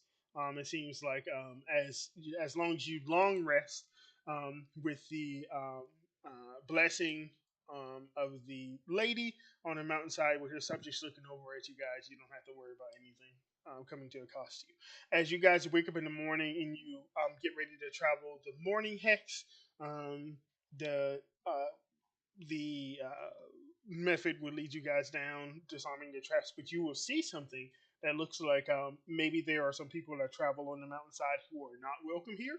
You will see several dismembered bodies sort of thrown down the mountainside, and they all look like they are members of the Hobgoblin Legion, with their like weapons stuck into the pile of bodies, kind of just sitting down there. Rip Bozo. Based. Yeah, it looks like she's not quite a fan of their tomfoolery. And as you guys travel down the mountainside, the method disarms the traps. You guys basically, so that's your first hex movement of the day.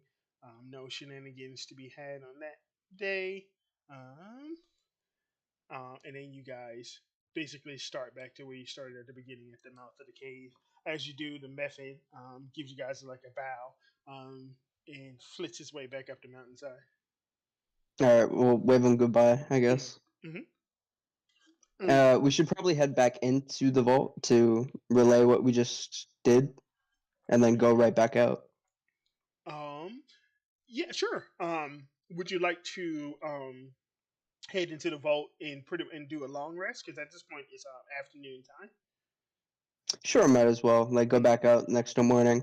Also, could we restock our rations? Rations, yeah, exactly. Yep. Very nice. Based. The rations from last mission don't carry over. We just have 5, right? Yes. So you used, I believe you've traveled 2 days so far, so you would have 3 left, and you would use 1 on this day, which would have been your third day. So you would have had 2. Jasmine and Maxwell are happy to see you, and really happy that you guys have made another ally and not another enemy out there. Considering how many enemies you guys have out there. And Jasmine takes that strange, like, gaseous potion, Azure Blue potion from Funikoshi, studying, and says she thinks she could maybe do something with it, but not quite sure exactly. She has to do some research into it. I'll hand it over for now. I tell her that The lady on top of the mountain mentioned that it would be best to drink this sooner rather than later. I think she might know something we don't. If there's nothing we can do with this further, then I think I'd like to drink it as soon as possible. But do what you Yeah. must. Just keep in mind that she said she's seen creatures who have dealt with more mutations than you have, who have dealt with more like miasma contamination. She's basically saying that at your level of contamination, it would essentially be almost like a cure. Your form would be still be changed in some way. You might have some like residual spikes, and your skin will probably still be pale, but you will be suffering under like the chronic conditions if you take this. Mm-hmm.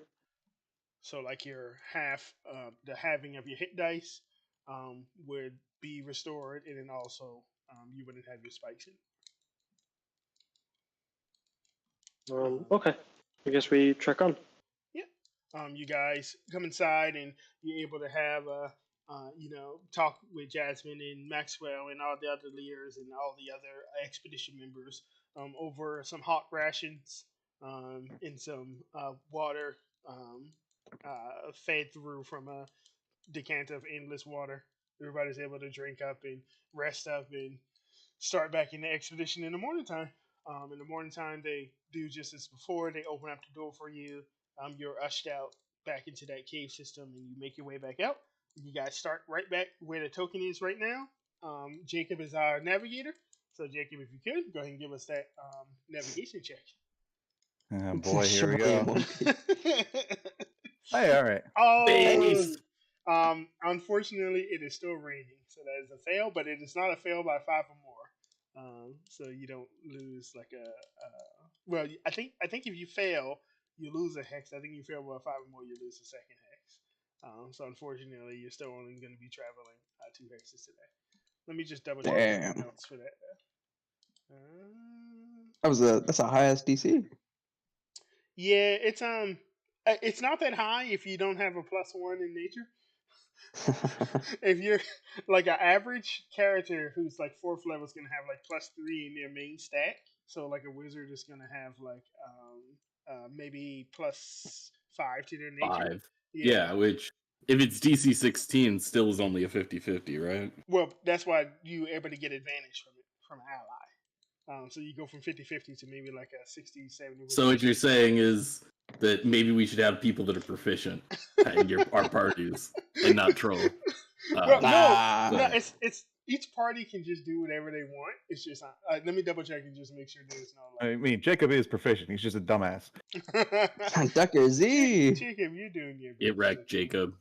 I blame Soren. It's his fault. Where is my document? It's true. Oh, there we go. I'm only good at talking to people. Pepe hands. So let me double check. Okay, no, you only lose it for every 5 points below the DC, so you can still travel your 3 hexes a day. I think the downside is if there's any environmental catastrophes that happen along the way, your party will not have advantage on it. So if there's any weird things that want to eat you, they might get surprised. So let me Interesting.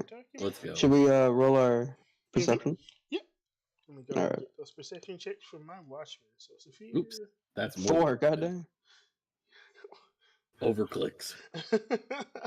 So we got 19, 11, and 12. Ooh, okay. All right, we're doing much better today than the last 2 days. 20, 21. Oh my Double god. crit. 16 and 18. Holy shit. Okay. We're perceptive. Oh, wait, let me double check because you guys might actually trigger that. My ass be seeing. You got a 12 for the first hex, right, Saphir? Yep. 12 plus 19. Oh, man, if only you had rolled better. Are you kidding me? The 25, 19, and 12 isn't enough? What kind of DCs are these, Mega? No. Not, it's, there are like unique hex encounters, but your average has to be high enough in order to trigger them, unfortunately. Give me a dexterity save. As you guys travel your first hex of the day, let me double check and see. I mean, our average is almost 19, Mega. What the fuck? I know, right? Tucker Z. It must have been average of 20. Yeah. For the unique hex encounters, yeah. Each unique hex encounter has like guaranteed like treasure and gold, so you have to get like pretty high in order to trigger them. Let me double check. Where is my random encounter table? Where's that? Is that 15? Yeah. Oh, okay. You know what? I think I think I might give you guys this. Let me see if I can get something neat for you guys. Yeah, that's pretty cool. Okay. Alrighty. As you guys are crest the mountain, the mouth of the cave, both Soren and Saphir are still feeling pretty shit from the exposure to the miasma a couple days ago. And you guys start traveling down. And as you do, during the first hex of the day, Funakoshi, you're like a monk, right?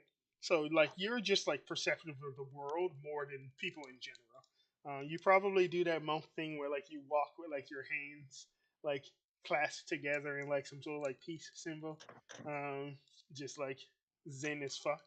Um, you and Soren, as Jacob is clumsily leading the party forward, tripping over rocks, notice like a large shadow, sort of like pass over you, like pretty far up in the air, like past the 500 feet you can see straight up into the miasma. So from what you can see, it's like a shadow that passes over the party, almost in the shape of like a manticore. It swoops over the party like going southwest, and you have like a couple seconds. What do you do?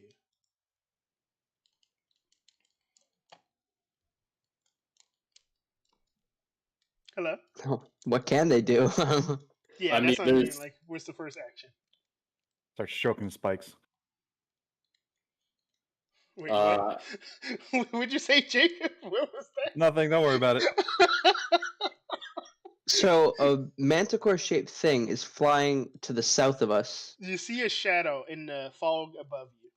It's about five. You can see about 500 feet up, and after that, it's just fog. You see like a shadow of like a large flying creature, similar to like a silhouette of a manticore, fly from like the north to like the southwest, like directly over the party, Okay.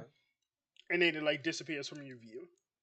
That's what Do you all have of us to- see it, or just a few? You didn't roll high enough, Saphir, and Jacob was busy navigating. That's why I asked what would be the first move of Funakoshi and Soren, because they both saw it. I think I'd just try to keep an eye on it. I don't think there'd be like any aggressive action. Mm-hmm. Do you mention this to the party? Yeah, I guess. Yeah. There's something flying overhead. We should figure out what it is. Mm-hmm. As long as it doesn't fuck with us.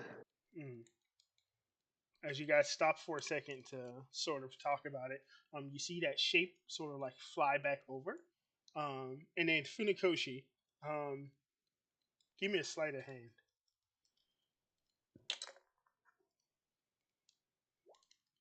Oh.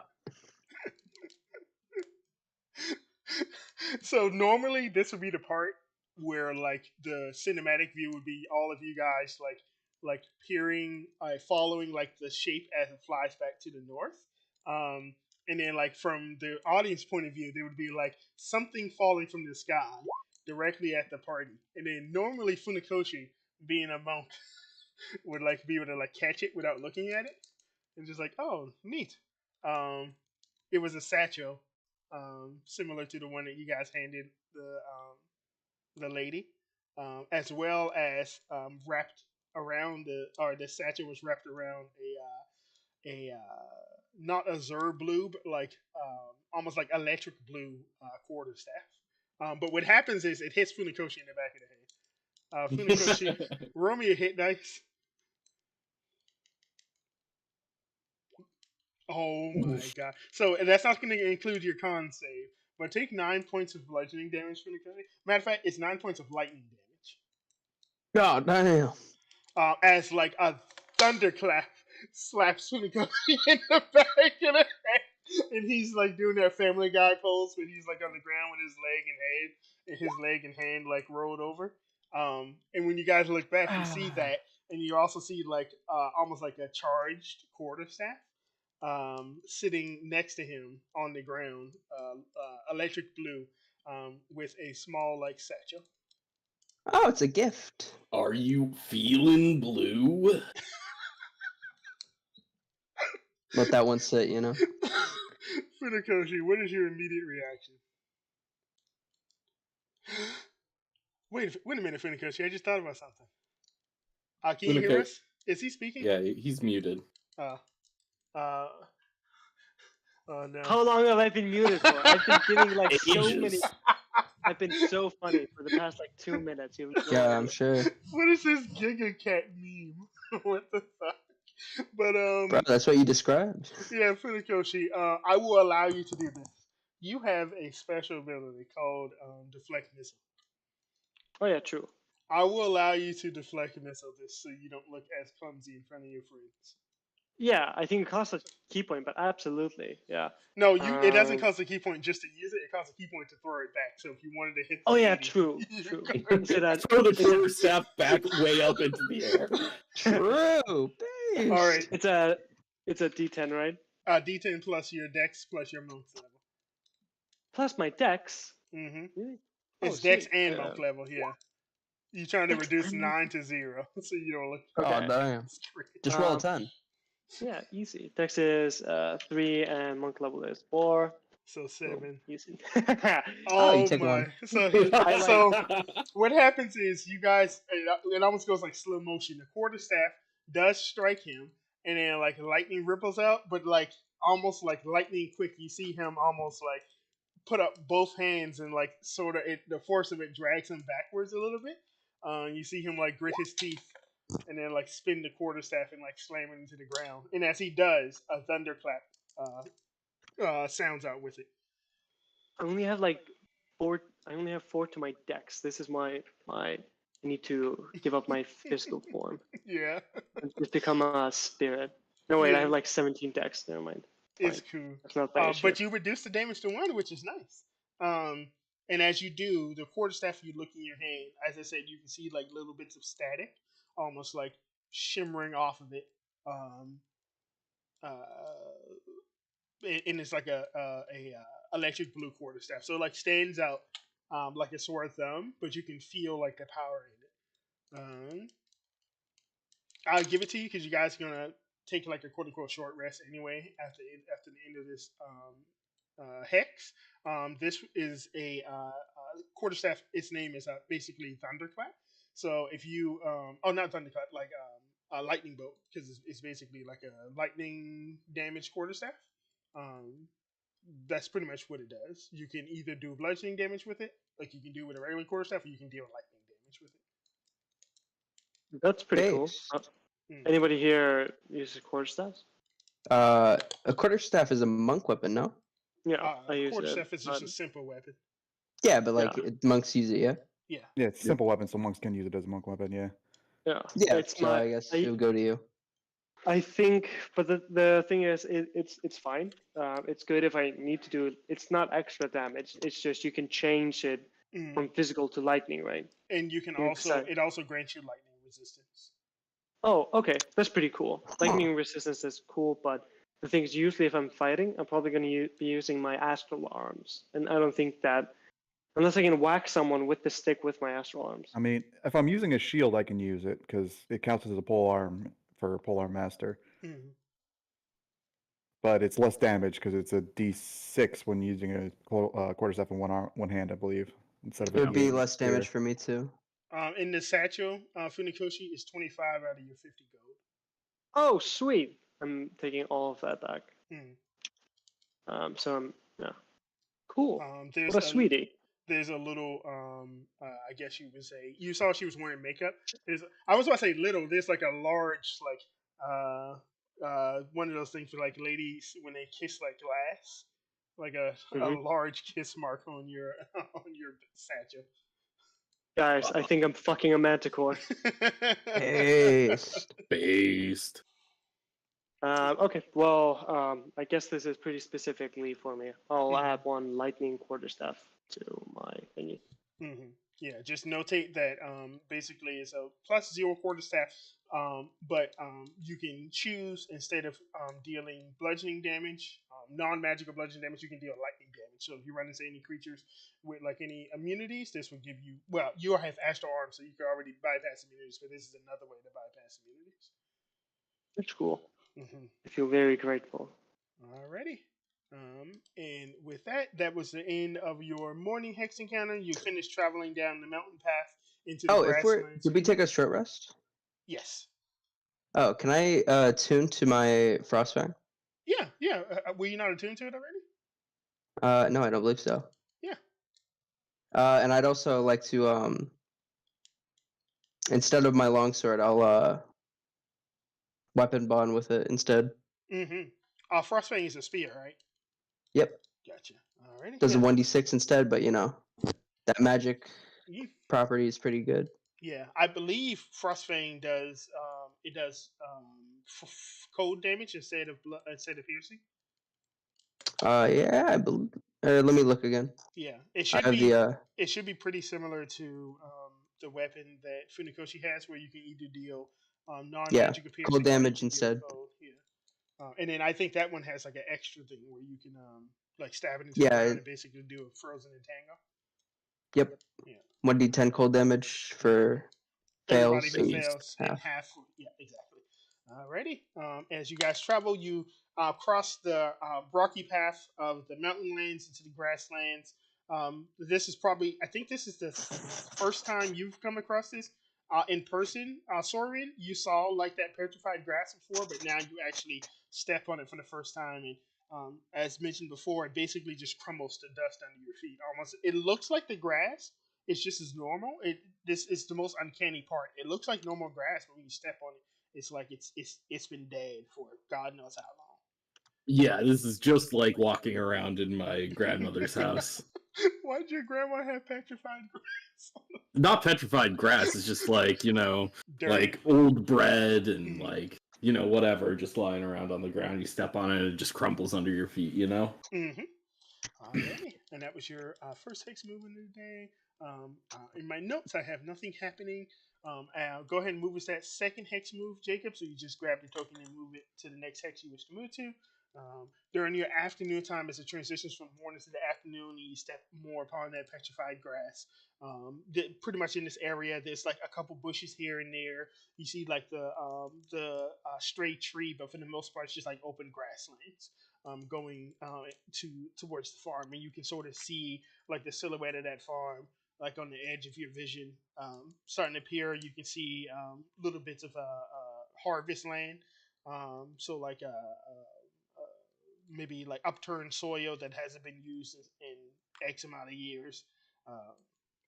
As you guys travel into your afternoon time, going from afternoon to evening time, go ahead and give me that last hex movement of the day, Jacob. And as you guys travel from your afternoon to your evening time, you basically can see the farm is maybe like a mile or so out from your current location.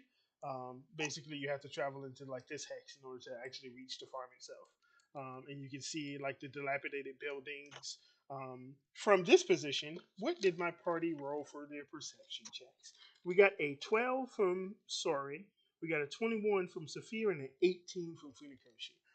I think both Saphir and Funikoshi would be able to see something quite troubling.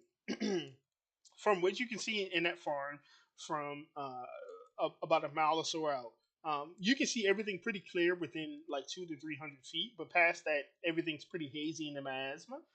You can see like a pretty decent number, at least a dozen or 2 dozen shapes meandering about that farm. In addition, you can see a handful of like large silhouettes moving amongst the dilapidated buildings. from your current location. So a couple dozen undead and bigger undead. Yeah, that's pretty much all you can make up from it. Well, Sophia, you got a 21. You make like Got them rabbit eyes. you make out like the slightest glint of like maybe like a green light and a blue light. Green light and blue light. Potential magic at work here. Like just like a flare. No, it's not like it doesn't persist for like any extended period of time. Just like a slight flare. Still, strange lights that tastes like magic. Yeah, blue Explain- lights aren't common. There are no natural blue light except like algae, and I haven't seen any algae here, right? Really hot fire is blue. That's true. Yeah, Sure, but when the you put glow gives off salt its and yellow.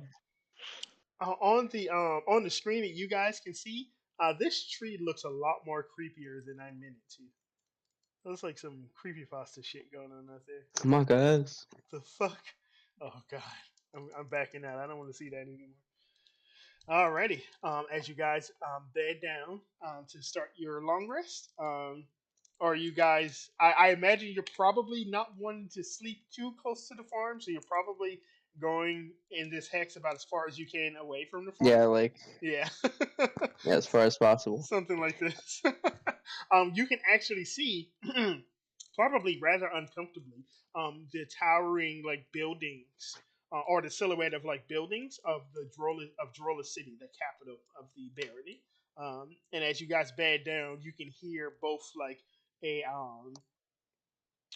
as you guys start your evening time and the light level basically falls to where it's darkness all around you, you will hear like an increased volume of like undead like moaning and screeching come from both the farm to your north, and then also even in more audio, the Drolla City to your north, to your west. You will also feel pretty large reverberations coming from Drolla City, almost as if there's like maybe a giant stumping around. Yeah, your evening time where you're having dinner and you're trying to talk is very uncomfortable just because of how close proximity you are to large amounts of undead. All right, friends. What's our strategy for dealing with this farm? I'll pull out 3 ace cards, and then I'll pull out the King of Diamonds. This one's Funakoshi. Wow, And true. then I'll say, are we rushing forward and pushing ourselves in? Or are we going to try to let them come to us and pick them off from range? Let us look at what the strengths of each and every one of us is.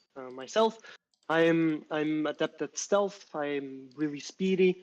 I'm willing to scout things out so we can find a good angle of attack. If we're fighting, I have limited range, but I can sprint away, and I'm good when in melee combat when many enemies are around me. That's me. If we sneak up close to the town, I could get a really good view of it with my falcon. Like mark our targets and shit like that. That'd be preferable to me. But I can't sneak that well. I don't believe Jacob can either because, you know, heavy armor. So, like, actually sneaking amongst enemies is probably going to be a no-no for us. I mean, maybe cutting out some groups at a time.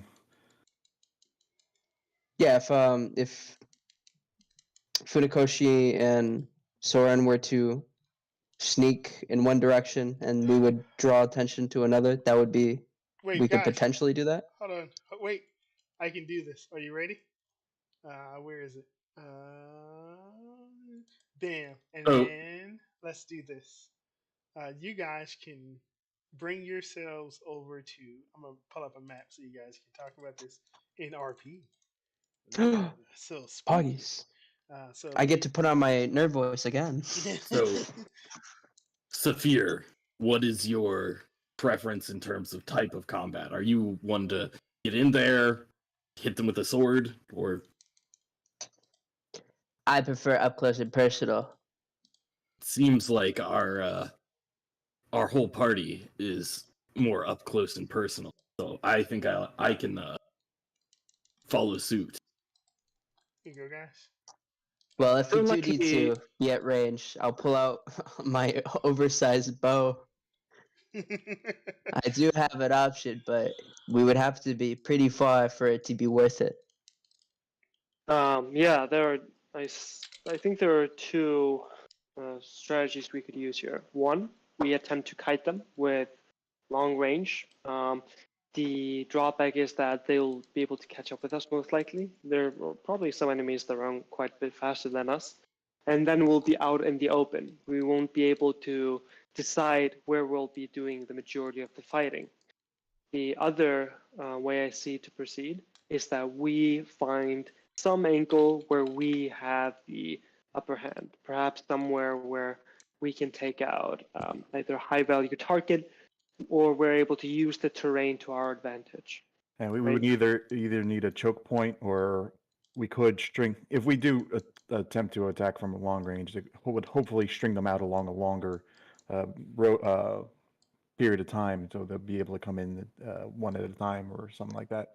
But if we Yeah. were to attack for block range and try to kite, a roaming horde could possibly interfere. That's true. I think it's too dangerous. I think we should scout out the best we can. I can do it. I can be a solo operative if need be and find a good. So we can, out of character, see a battle map and find like what angle we want to approach from. Yeah, if we can draw them into a spot where we can't be overwhelmed by 40 enemies all at once, that would be preferable, right? Yes, fight them in the choke point where their numbers will count for nothing. But if we want, like, the best scouting we could probably do is from my Falcon, yeah. Yeah, but it's lower risk. Can you send him infinitely far away? Well, Is it like a no, mile? I believe it's 100 feet or something like that. Yeah, I think it's- Let me look at specifically with the Hawk, you can send it as far as you want with directions to come back after X amount of miles. The issue is you can't see out of its eyes. That's Oh. 100, past that but yeah. 100 is. But I mean, I don't think the town is larger than 100 feet. It might be, but Well, the farm. We're going to the farm, not the Yeah, not yeah. the capital. Yeah, We're sorry. not going to the capital. You guys want to fight some gargantic undead ogres? you know, I'm feeling myself today. You know, Just in I'm case you're feeling wondering, lucky. they do have fire giant stat blocks, so just be aware. interesting. Do they have lightning giants that I could be immune to and could just totally be a badass? Not immune, Probably not. resistant, buddy. Okay, you take half. No. Alright. You can't Do, resist being thrown away by So- a giant, though. So our goal is going to be to maybe get Saphir within, 100, couple hundred feet of it, so you can send a Hawk up in the air, scout out, see what's going on, and then try to find a choke point we can fight at. and something we can do is just give a little bit of at least that I can do, they'll give a little bit of an edge, and maybe Soren can do the same thing. If he has Armor of Agathis, it lasts for an hour. Short rest is 10 minutes. So if we cast it, take a 10-minute short rest, we'll have that Warlock spell slot back and still have an Armor of Agathis. Yeah, that guys, seems fine. You guys, That seems like fine metagaming. You guys play D&D around here? you guys play D&D, right? Go ahead, Mr. Funikoshi and Jacob, move your tokens onto the map, and then give me your watch order, guys, so I can rotate it. I would like to take first watch in my armor with my shield equipped. Are you sleeping in your armor? Nope. once I finish my shift, I'll derobe and shit. Oh boy, this might be. I sleep in the nude. Kick a Uh, Chad. Who's So going Soren will be second watch, I guess. Alrighty, Soren, you wear studded leather, right? Yep. Alrighty, Jacob. I guess that's third. Alrighty, Jacob's third, and fourth is going to be Mr. Funikoshi. Who is also free ticking at no armor. Yes, yeah, Funikoshi don't need no armor. So we got Saphir, Soren, Jacob, and Funikoshi. Cool beans. Is Do Jacob roll wearing perception his now, armor or- to sleep? Yeah, Jacob, are you wearing your armor to sleep? No. Okay, so Jacob. I just go back to 50 HP, right? No, don't roll your HP, buddy. You guys got a nighttime encounter. Pog. So, Do we use the perception checks we rolled? No. For That's our gonna be end. the- New When sets, right? Yeah, you get new sets for every watch. Alright, So let's I go. want Saphir, Soren, Jacob, and Funikoshi to give me perception checks for each one of their night watches, please. Ooh, can I use my owl Owl? or falcon or whatever Yeah, sure. for advantage on mine? Yeah, why not? Based. I thought that was yours right there. I was gonna say, well, that didn't. God damn. Yeah, you didn't even needed it. So we got a. Oh, Jacob, why'd you do this? What did they roll? Oh, Jacob. Oh no.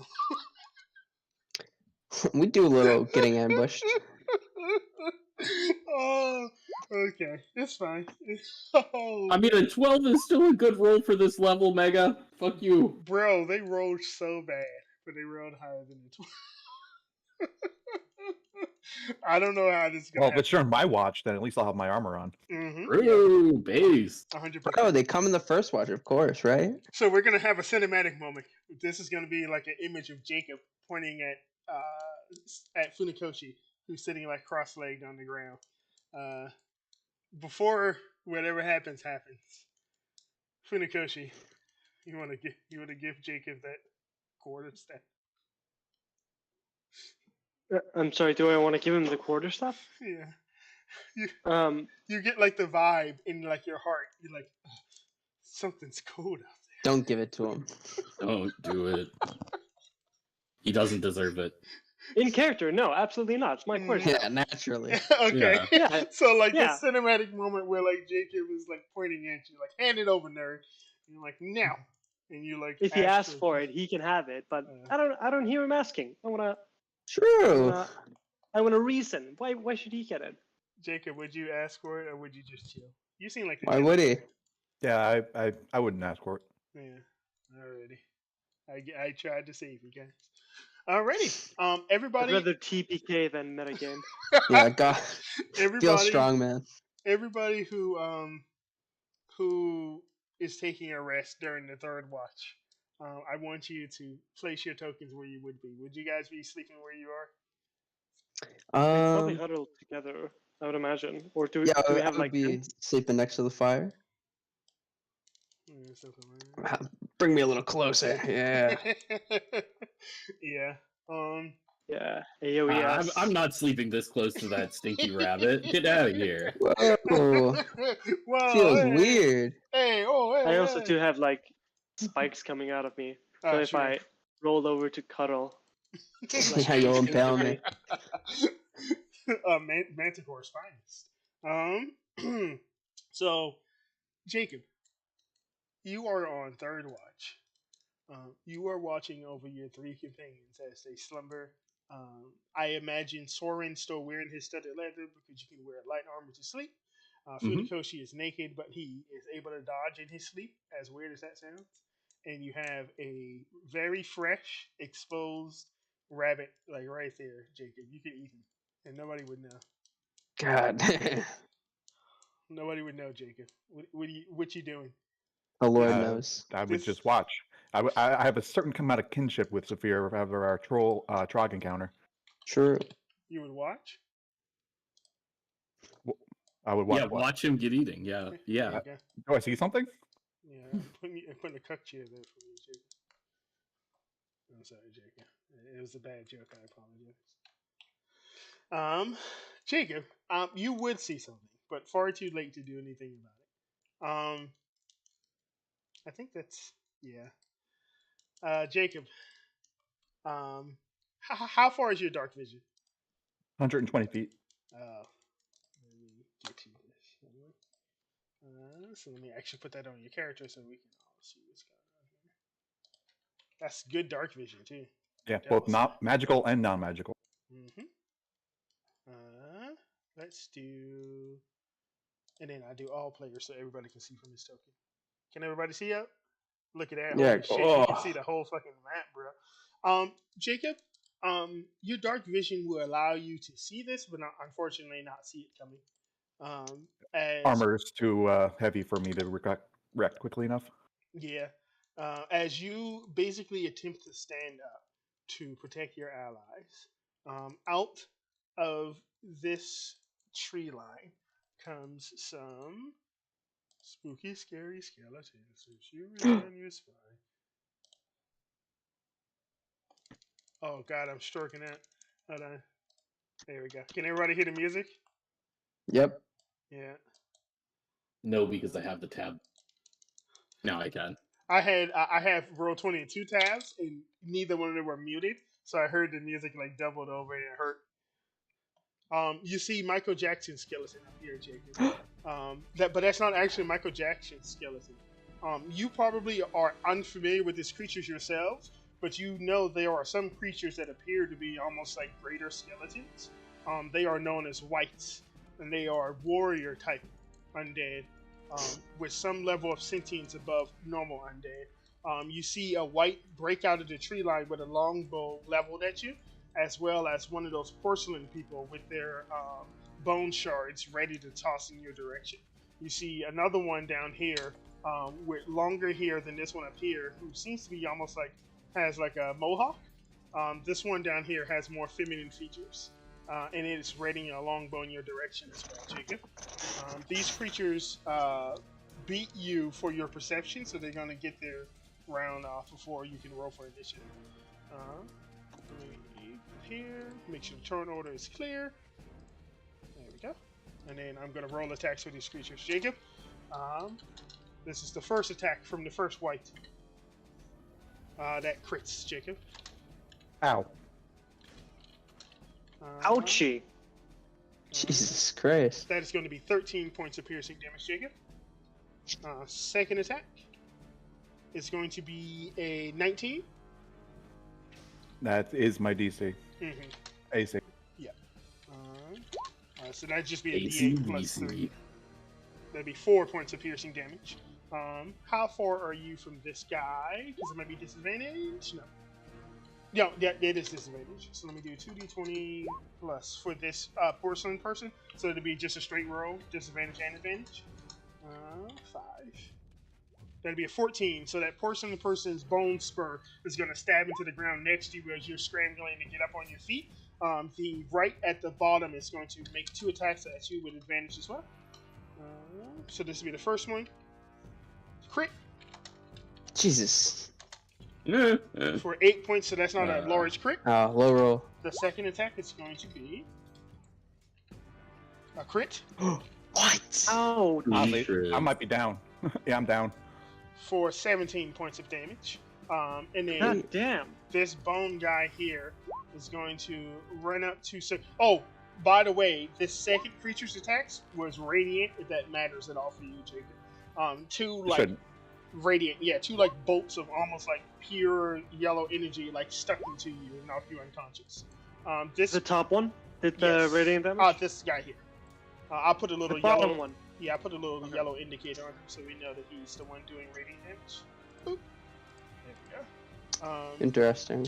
This skeleton runs up and Saphir with advantage. Saphir, does a 16 hit your unarmored form? Unarmored, I would be what, just 10 Plus your dex? plus my dex, 11. So yeah. 16 hits. Okay. Does striking a sleeping creature deal auto crit? I Yeah. don't believe. Does it? Unconscious is autocrit. Incapacitated? Okay. Fair enough. Unconscious specific. Correct. Saphir, take 8 points of piercing damage, and I imagine you wake up. Yeah. Alrighty. Hopefully. Saphir, give me your genuine, honest first reaction to this. Something hit me and I wake up. This probably isn't my first rodeo, yeah? Mm-hmm. There's been so many times that I've been startled awake in the middle of the night Mhm. and then got my shit kicked in. I'm gonna reach for my shield. Okay. Jacob, you were hit a bunch. I will give your unconscious body the ability to scream out and wake up your 2 unconscious allies as we roll into initiative. Soren and Funakoshi, click your tokens and roll initiative on your sheets. Jacob, do as well. This would just be to see who if you bleed out or not, basically.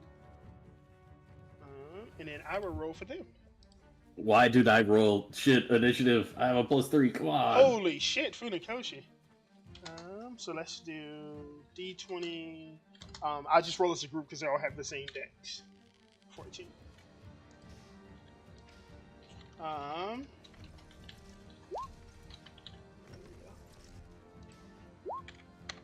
Alright. Oh, wait. That's not supposed to happen. Get out of here. Jerry's boys rolled a 14. Alrighty, let's do descending order. Funakoshi, your eyes snap open with the death wail of Jacob as you look over and you see his body slump on the ground. Rip. There's 7 comrade. I forgot to select my token, so I got you. mentioned. Jacob? I move to here. I just throw out a. No, I pop my astral arms. Yeah, this is we need DPS is what we do. Alrighty. And he has to make a dexterity saving throw, right? Yep. Slash R, D20 plus 3. 7, he fails. Go and roll me that damage. Is it 2 martial arts die? I always forget. Yes. Mm-hmm. So that's 2d6.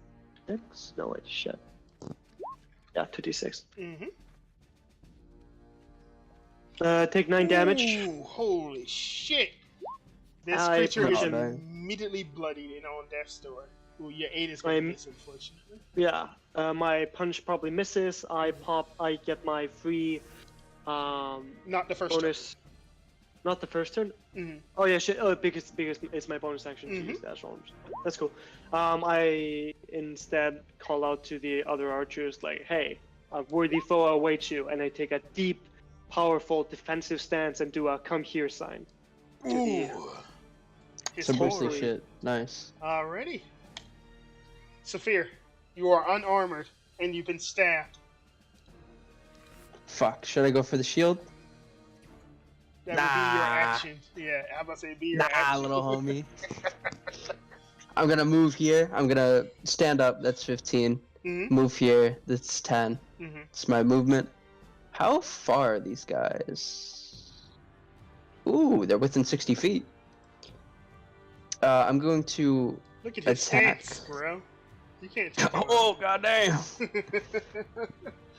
out. I'm going to wield my spear with both hands, Mhm. which that should be a D8, right? Yes. All right. Ooh, 9 is gonna miss, unfortunately. Choo, right through his bones. All right. You gonna do it? I'm gonna action surge, Yeah. Dude, and I'm going to use the special attribute of Frostfang. Oh shit. Uh huh. I'll just copy and paste it. Mhm. Yeah, it should be just Right like there. yeah. So it has to be placed within 60 feet of you, and you can basically do like an entangle. You would like to entangle these guys? Yep, right here. Alrighty. Let me grab that square for you.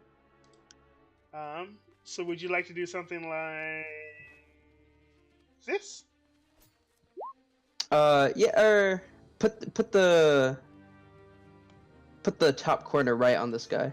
Ooh, I got you. So something like, ooh, I'm trying to grab it. Come here, you. Come here, boy. Like this. Yeah. Ah, gotcha. Alrighty, let me get rid of whatever the heck this is. Alrighty, this is the first time we've seen this.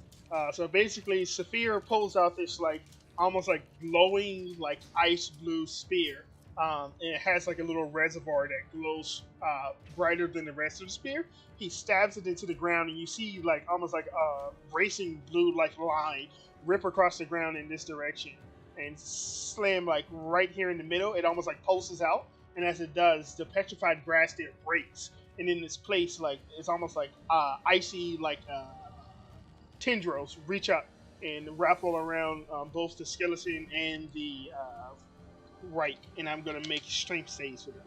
So the right has +3 to strength, and your DC is 15. So he's gonna pass, and he's gonna God break damn. out Half and the damage. skeleton has he takes half of D10. So roll that D10 for us. I believe skeletons have no. Oh, nice. Yeah, so he takes 4 points of cold damage, and the skeleton has +0, so he's going to just be a D20 and fails, and he is enwrapped in the icy tendrils. Alrighty, Sophia. Anything else? For my bonus action, I will second wind. Alrighty. I'm really just blowing my whole load right now. So Yeah, you need it though, because these guys will kill him. let me just put that in chat. /R As I said 1d10 before, Jerry loves you. plus my fighter level, so 8, Alrighty. which is how much damage I've taken. Nice. Healed back up to full. And this guy is going to take 4 points, and then the skeleton is going to take the full brunt of the damage, which is 9, and almost die immediately. Very Sheesh. nice. Nice 9. He is bloody and on death's door, just like the other guy. Bloody and death's door. And I did the same thing for this guy. Bloody and death's door. Boop. Well done, Sophia. Anything else? I'm gonna stay here. Alrighty. Jerry's voice. Alrighty. You're gonna hear a call from the right at the top and say, "They've got magic! Kill the spellcasters!" And the one below in the feminine voice will say, "I've got my eye on him." And Saphir, Funakoshi, you basically tried to Hello. get their attention. Give me an Absolutely. intimidation check. You can use, if you have proficiency in intimidation, you can use it. And if you would like to, since you're a monk, you can use your wisdom instead of your charisma. Oh, I will absolutely do that. So it's this +3 because I have 5. Ooh, yeah, wisdom? that definitely passes. So she's going to aim towards you with her longbow, and this is going to be the first shot on the right at below. It's going to be a 15. Miss. Alrighty. 18 AC. Second, 20. It's. Alrighty. You have a reaction, Funakoshi. Yep, I grabbed the shit out of it. Do I get to see the damage first? Yeah, you before I have get to beat the damage in order to be able to stop it. 4 points of Oh yeah, damage. I can't. I can't not do that. It's The Yeah, minimum is 7, 8. Yeah. 7 plus D7. Yeah, So you So can I- use a key point to throw it back. Would you like to? absolutely not. So you're gonna keep it easy, free arrow. Put it in your pocket. The top guy is gonna sneer and say, "You're gonna pay for that." Miss. Miss. As he does, you will notice him do something. He will grab at like an amulet on his chest, and he will whisper some words in Druidic, and a slight green hue will appear above your head, almost like a necrotic like halo. Funakoshi, Who is casting this out of the 4 enemies? this guy. Oh, skeleton in the top left. Got it. And I put a little clock on him so we know he's concentrating on the spell. This skeletal guy right here is fucked. He has 2 targets. You roll such a good intimidation check. I will do a D3. 1, 2 is you. 3 is Saphir. Alrighty. Bring it. You're finished. This porcelain person has been broken.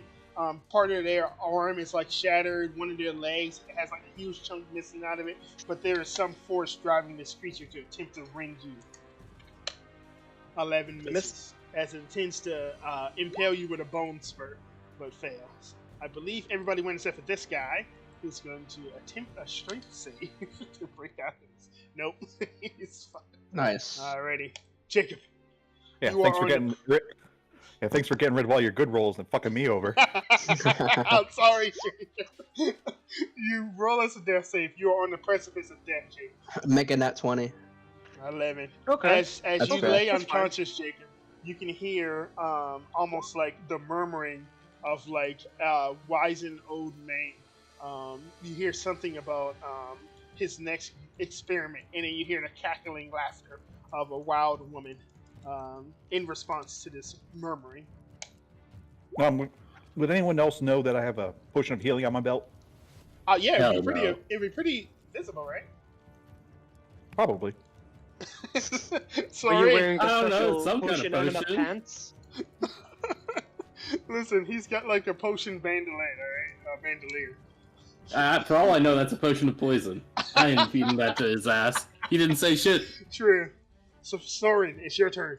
What do you do? All right. I will stand up, grab my rapier, and then let's see, move 15 feet with my movement. Use my cunning action to dash. How much further forward? Oh, Well, be careful. This is or difficult. sorry, Yeah. yeah, You'll be sorry. able to- Sorry, I meant to say I grabbed my hand crossbow. Sorry, not my I guess- rapier. Yeah. And then forward. Let's see. I'm trying to figure out 30 feet, so that's 20 more feet forward. 30 feet's not very much for range. Yeah. And we're gonna take a shot at this guy with advantage. Do it. Oh, sorry, there's no -5 on that. I don't know why that still even exists. From Boro. So it'd be 24 to hit for 9 points of damage. Yeah. I don't have those modifiers anymore, so I don't know how I'm gonna get rid of them, but Yeah. Anyway, yeah. Plus sneak attack, right? plus sneak attack, yep. Mm-hmm. We're going roll this at As you- D6. So that'd be As you shoot 14. the south one, I call out the other one. He's magical. He's concentrating on a spell. But I wouldn't have sneak attack. Alrighty. Is that it, sir? And then 10 feet back. Yep. He's leveling his longbow at you. Funakoshi, top of the round. I cast Punch to the Face. Ooh. 18 hits for 7 points of damage. Broken. I used my Fury of Blows. So it's- another punch. It's dead. Oh shit! I still pop my Fury of Blows, but I focused. Am I able? Nah, shit. Is the one to the south? Yeah, I'll go south. Already, and you crit her, and she screams out in anguish, "Ow!" as you deal 11 points of damage, and this is force damage, right? Yep. Yep. And this is a skeleton, right? This is like a mummified body. Mummified body. Okay, not something that I think would be weak to bludgeoning damage. Exactly, yeah. Okay, another asphalt punch. Ooh, Someone down. yeah, 21 hits for 7 more points of damage. As she screams out again, "You bastard!" I do a cool like cat pose and start dodging and weaving my head. She levels this glowing crossbow at your head. You can feel like the radiance of the sun coming off of it. Saphir. May use a spell.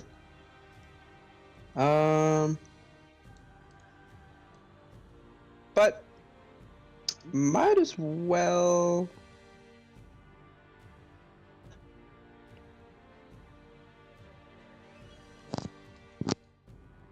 Yeah, I think I'll magic missile. Ooh, who you magic missiling? I'm going to focus on the one that just got attacked. Oh, right down here? Yep. Alrighty, so that's going to be 9 points of damage total. Ooh. This creature is now bloody. Very nice. And I'll. Man, I don't want to get hit. Mm-hmm. You can just get behind me if you don't want to get shot by them. There's a tree to the south too. Can't quite move that. I kind of. But no, I think I'll try to give Funakoshi some advantage by moving behind. We don't get advantage like that.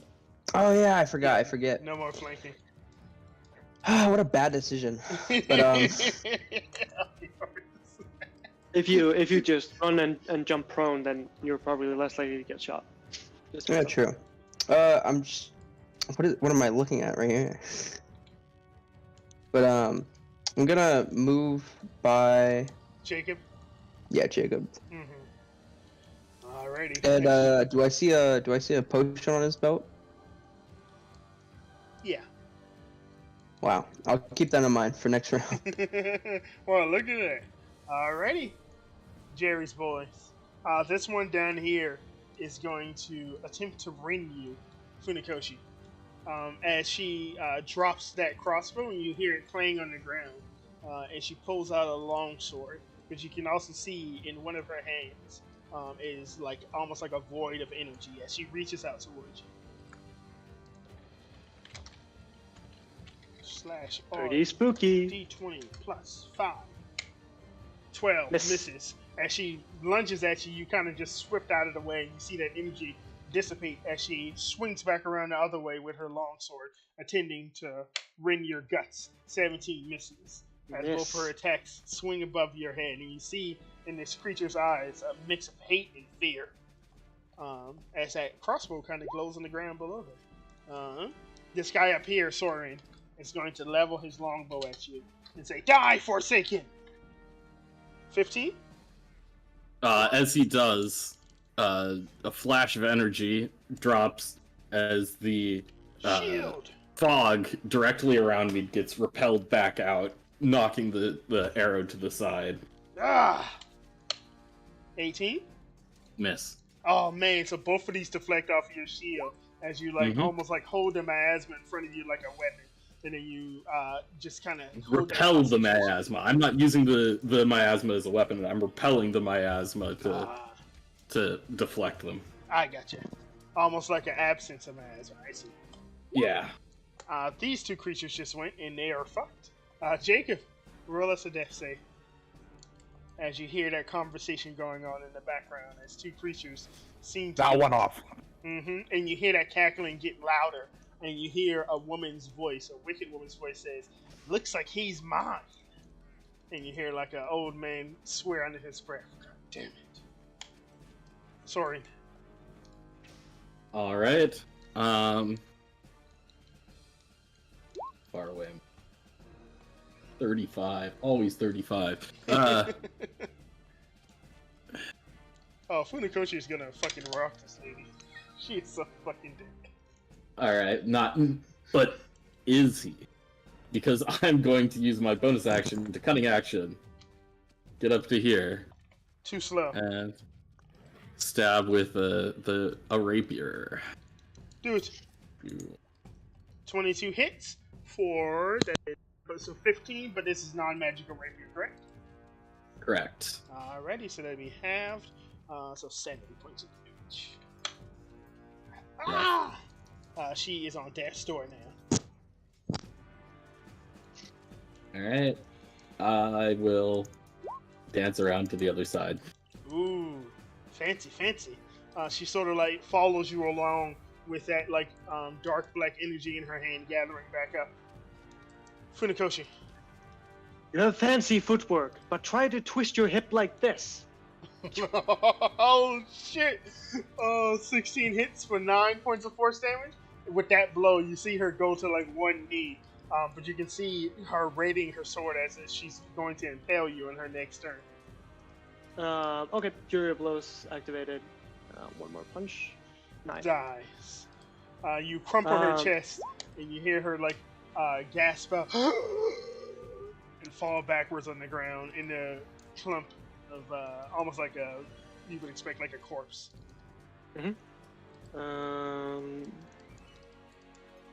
Okay, cool. So I'm gonna do a gamer move. Okay. I'm gonna. So when you jump, when you make a long jump, you have to move at least 10 feet in one direction. Then you jump a number of feet equal to your strength score. That's correct, right? Yeah. But I have also the Astral Stealth, which allow me to use Wisdom instead of my Strength score, which is 20. So I'm able to jump 20 feet. Now I imagine how it looks is that Funikoshi is gonna run up to this blue square, and he's gonna do a sort of cartwheel using his astral arms to fling himself over the blue area to get into melee. If you can see roughly what I'm drawing here. Yep, looks like it works to me. Yeah, so I do a cool flip using my astral arms to get here, and then I use my last astral punch to punch this guy in the solar plexus. Nani? Let me flip him horizontal. 17 hits for 9 points of force damage. And he has to make a con save. Special D20 plus 3. He passes. Oh yeah, you are That's my his turn. prey too, Funikoshi, so they should play pretty well together. Saphir, Prey or predator? Rosebud. I was gonna heal my boy, but he seems to be doing just fine. 2 saves. Yeah, and even if you roll a nat 1, you'll still be fine. Testing the fates, huh? Yeah, well, Just in case there is no test here.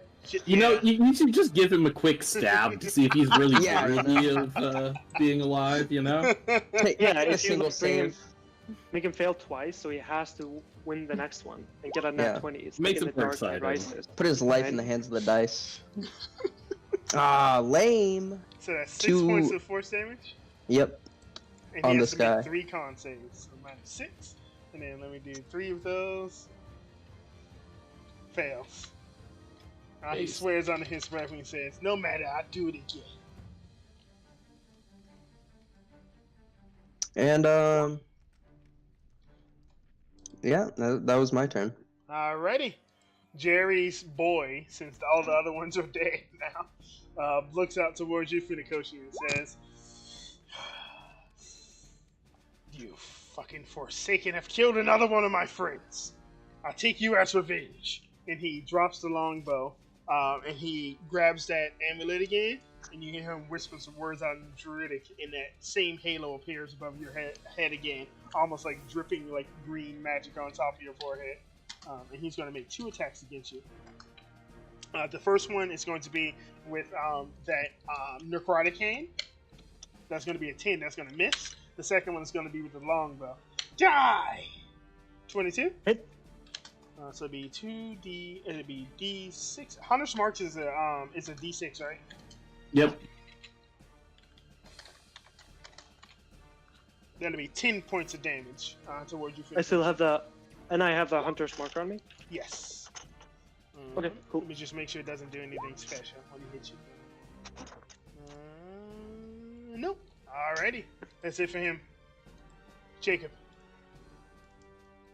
Roll him. do it. Oh Ooh. no. Saphir, as you loom over Jacob doing literally nothing, you see some of the miasma start entering his mouth and you can hear him like choking. Jacob, in your comatose state, you hear that lady stop laughing and go, "Oh shit." Soren. I'm gonna drop both my hand crossbow and my rapier on the ground and pick up whatever this crossbow that this skeleton was using over here. I'm gonna As try to you're- shoot that guy. As your hand gets close to it, you can feel like it's almost like magnetizing to your hand. And when you pick it up, you notice that fuck. Let me take a look at it. Am I cursed as hell now? Hell yeah. No. Ace. You feel like you have to put a like when you pick it up, there's no crossbow bolt on it. Which are you gonna load it? Yeah. You load it up. What do you do? I'm gonna shoot the guy. Do it. 2. As you pick it up, you feel like there's almost like energy to this thing. It's glowing very slightly, almost as if you had more time with it. You could wield this weapon to make like an arrow. Gotcha, but, okay. Yeah, 9 misses, unfortunately. What kind of crossbow is it? Is this a heavy crossbow or This is a light. light crossbow? Okay, gotcha. Alrighty. Anything else?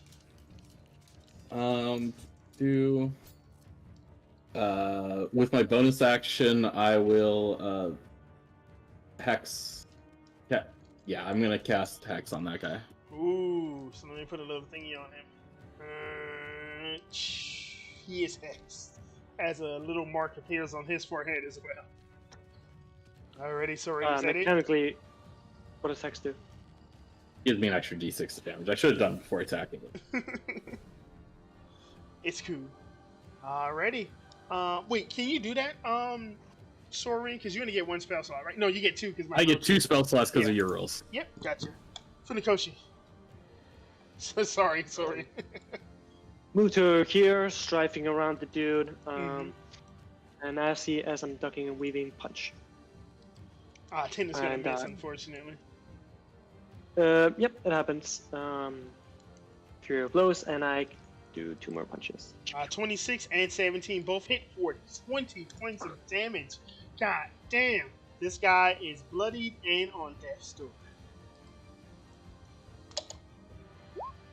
As your astral arms leave his body, you can see him do similar to her, like go to one knee for a second, but he raises that necrotic hand in the longsword, almost like he's like outstretched as he's getting ready to like dive in your ass. Anything Does he else need for to the make person? concentration checks? Oh yeah, because he cast on you again. Yeah, sorry. So 2 hits, pass, and pass. Okay, cool. I end my turn. Alrighty. Saphir, you can see somebody's getting ready to get impaled up top. Who is it? Who knows? But somebody's getting ready to get impaled. But you also see that miasma pooling in Jacob's mouth. I look across the battlefield and I see, God, that's such an easy kill to steal. And then I look over at Jacob and I'm like, oh. Well, and yeah. Now I reach on his belt. I take the red potion. Whoa. Oh, okay. I pull him down. Calm down, And I give him the Weinstein. suppository he needs. Don't do this. Alright, you feed him the healing potion? Yep. Okay. Go ahead and roll that for us. Jacob, is it a regular healing potion? Yeah, 1d4 plus 4, I think. 2d4. 2d4 plus 2. Yeah, 2d4 plus 2. Yeah. Do it, Saphir. Roll it. Oh, do I roll it? Yeah. 2d4 Plus 2. plus 2. Alright. Damn, nice. As you do, the potion almost takes the place of that miasma, but you can see like a little bit of it stays like in the back of his throat as the healing potion goes down. Jacob, right before you open your eyes, you feel almost like a bony hand like grip around your throat, but the healing potion almost like snaps you back to reality, and you come sputtering back to life. Oh, there goes gravity. Anything else, Sophia? Well, now that I saved his ass, I'll move forward. Alrighty. 1, 2. And then we have 3, 4. Alright, I'm getting some XP for you guys because this is actually pretty decent encounter. Alrighty. Jerry's boy. This is it for you, Funikoshi. You and your 39 fucking HP. He's taking you down. Double crit right here. Damn it. Once again with the longsword. 19? 19 hits, yeah. Alrighty. He got you with the longsword. As this longsword comes slashing down, after the necrotic energy dispelled in his hand, you are going to take, and he still has Hunter's Mark, so it's going to be D8 plus D6 plus 3. Does he need to... Hunter's Mark isn't concentration, right? Yeah, he rolled concentration for both punches and passed. Oh yeah, true. Mhm. Okay, I take 6. Yeah, you take Okay. 6 points of damage as he slashes That's pretty you. weak. And he sees that you're still standing, and he goes, hold on.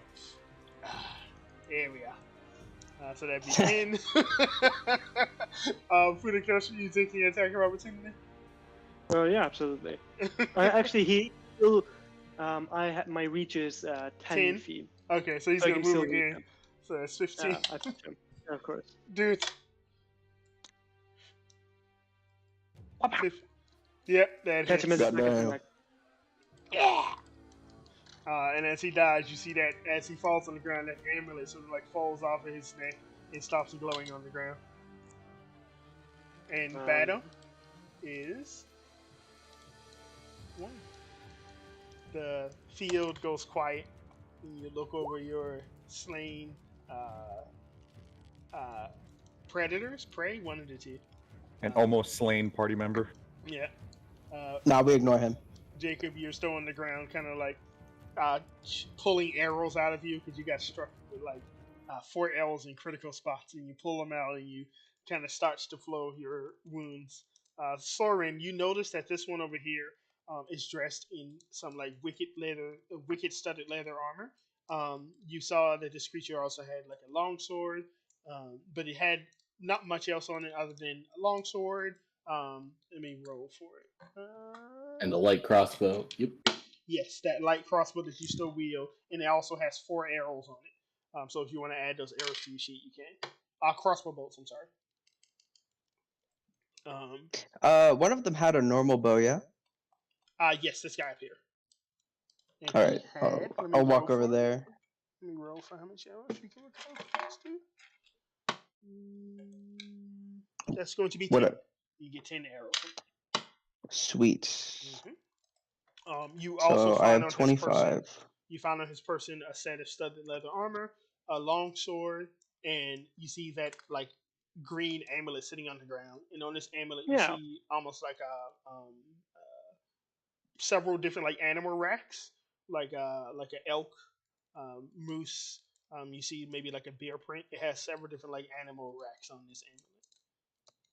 Interesting. animal Is this like a emblems. specific for druids type thing?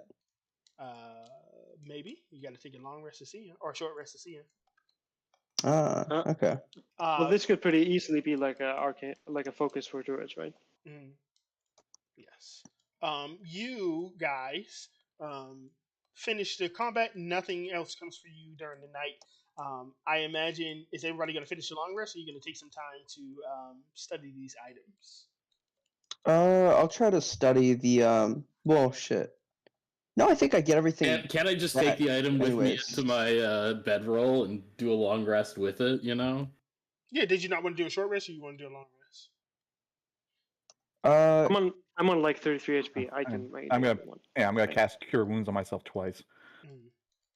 Yep, go ahead and roll Smart those idea. for us, Jacob. Yeah, I'm gonna I'll use my- neglect to check out the amulet until later. Yeah, I mean, I just give it to you guys since there's nothing else coming tonight. The amulet that you find is called the Abacus of the Tracker. It is a amulet that gives the bearer a +2 to Wisdom survival checks, and it also allows the wearer to cast a Hunter Mark spell proficiency bonus times per long rest. It is constant. The spell cast is normal, so it's concentration. Big. For you, Okay. Soren, the light crossbow that you found is called the Scorching Sun light crossbow. You can use it like a regular crossbow, and it will work normally like a light crossbow. But you can also, if you're attuned to this weapon, the Abacus is attunement as well. If you're attuned to this weapon, you can basically will it to like create crossbow bolts of like radiant damage. And you can shoot people basically with radiant crossbows, and it does the same D8 plus Dex damage that it would normally do. Because you can wield the arrows, you can ignore the reloading property of this crossbow, so you can use multi-attack with it, or extra attack, I should say. Pretty base. Interesting. Okay, who wants this amulet? Probably everyone, right? I'm I sorry. Yeah, What true. was it? I was rolling my die. I didn't hear what it was. It's you get to cast Hunter's Mark, your proficiency. And it gives you a Times a +2 day. to Wisdom survival checks.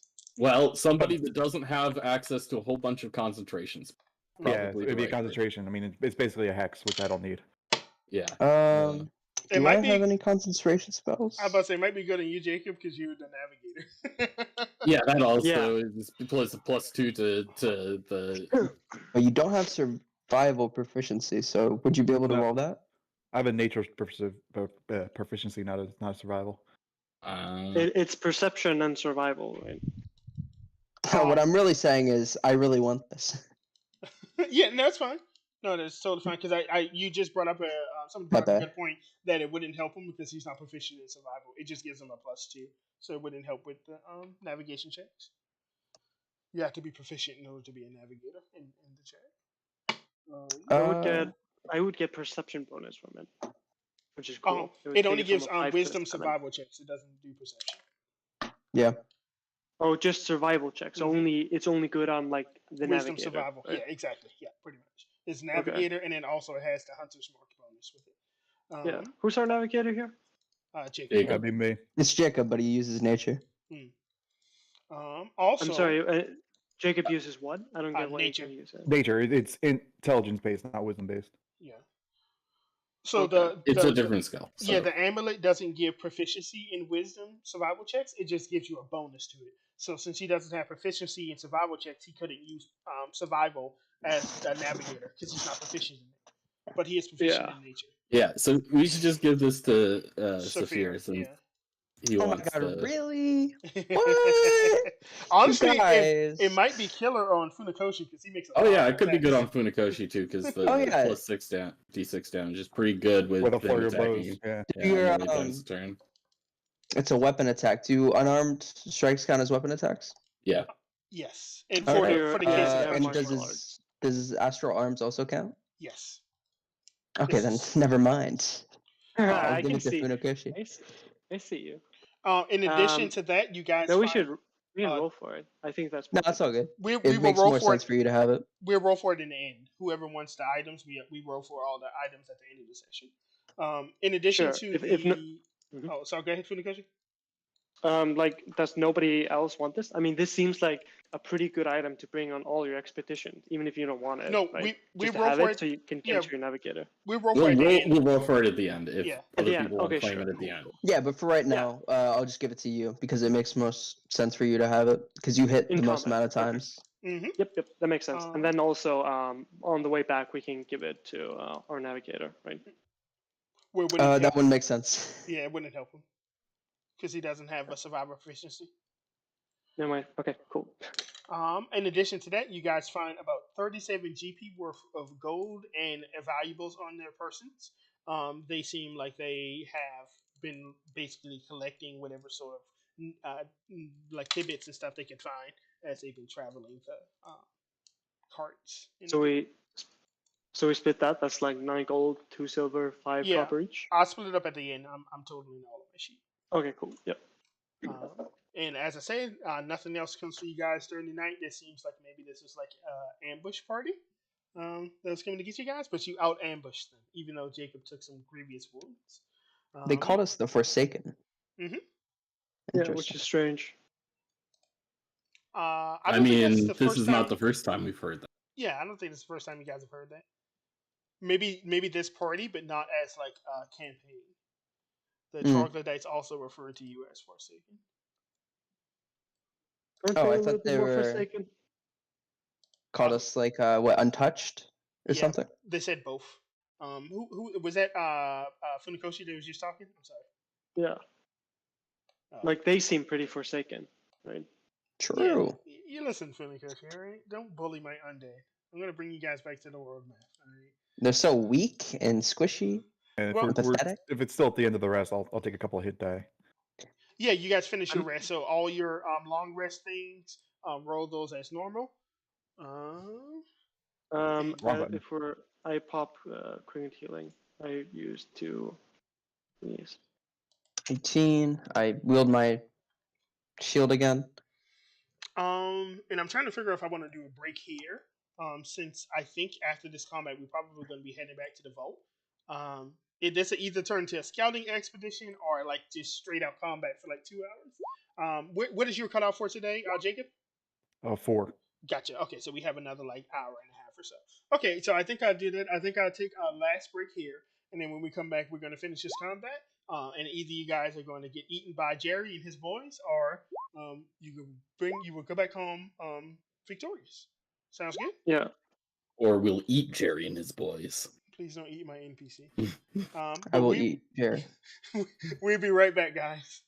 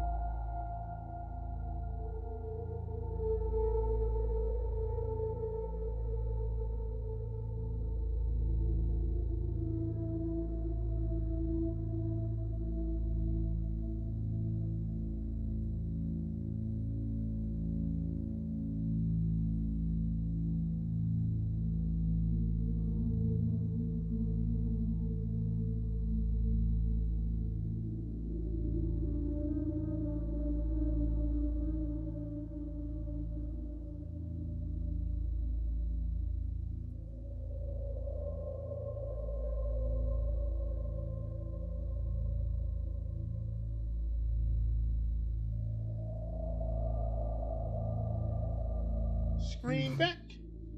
Let me turn this creepy music off. Pull my Roll20 back up.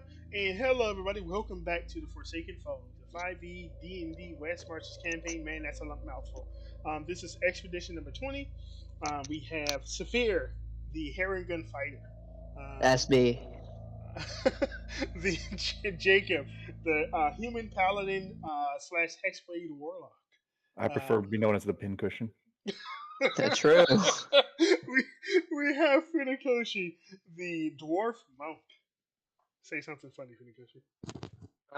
Really happy that I'm going to be able to Hunter's Mark people. And hopefully it's going to be like in WoW, where if you Hunter's Mark NPCs, they don't notice. And you can do that before attacking. True. Probably not, though. I mean... Wait, Funakoshi is also pincushion, right? Yeah. He's a willing, well, not willing, but he's a happy pincushion. Jacob did not want to be a pincushion.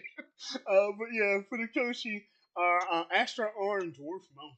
And then last but not least is Soren, the newest addition to the cast, a rogue Hexblade Warlock, using our new Warlock rules, so he gets 2 spell slots instead of 1 at level 1. Pretty base. Base. Alrighty, guys. As you guys all awaken in the morning, those bodies are still there, pretty much in the same state that you left them. The porcelain people, basically reskinned skeletons, were broken apart, and all their rotted meat is like cast across the ground. You see some like really degraded organs just kind of like slightly pulsating in the daylight. Both whites are just as you left them, almost like petrified in their state of death. Decapitate, easy. Yep, you guys cut them, break them apart. You're taking their stuff. Each of them, one of them has a longbow. Each of them has a long sword. They both have sets of studded leather, but I think you've got like 20 in the vault. You guys want any of their stuff? I know. Mr.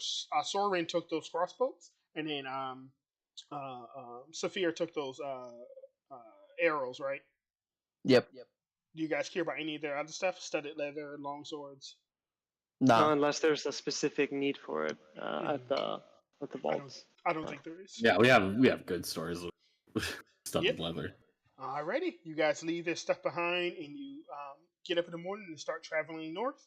It's not too long through the morning time before you traverse into that hex with the farm. I won't even have you guys do nav checks until afterwards because, well, let's go ahead and get our nav checks and perception checks now, so we can have that for afterwards. So we have Soren, Jesus. we have Sophia, we have It's okay, Jacob. Listen, it's just the thought that counts. Okay. Sure. It's the thought that counts. No, it's the roll that counts. I counteract Soren's nat 1 with my nat 20. God damn. Yeah. So like he's literally picking his nose, and you're just like, I see everything. Yeah. 14, 23, 20. And then we have 17, 15, and 17. Respectable rolls. Except for me. So that last hex movement might get you a unique encounter again. A unique hex encounter. It depends on where you end up during your evening time. Really quick, I'm sorry, Mega, could you send me the text for the amulet, please? Mm-hmm. Yes. Yeah, thank you. So let's go here. Abacus. Up the tracker. Berry. There we go. And then I'm gonna put it in the Roll20 chat, okay? Mhm. And then and I put the. Do you need the light crossbow in the chat as well? Who's using it? I'm probably not using it, but I have it. Gotcha. It just allows me to bypass the reload and ammunition properties and make radiant bolts, right? Yes. Okay, I understand what. There we go. Okay, cool beans. Radiant damage is pretty nice.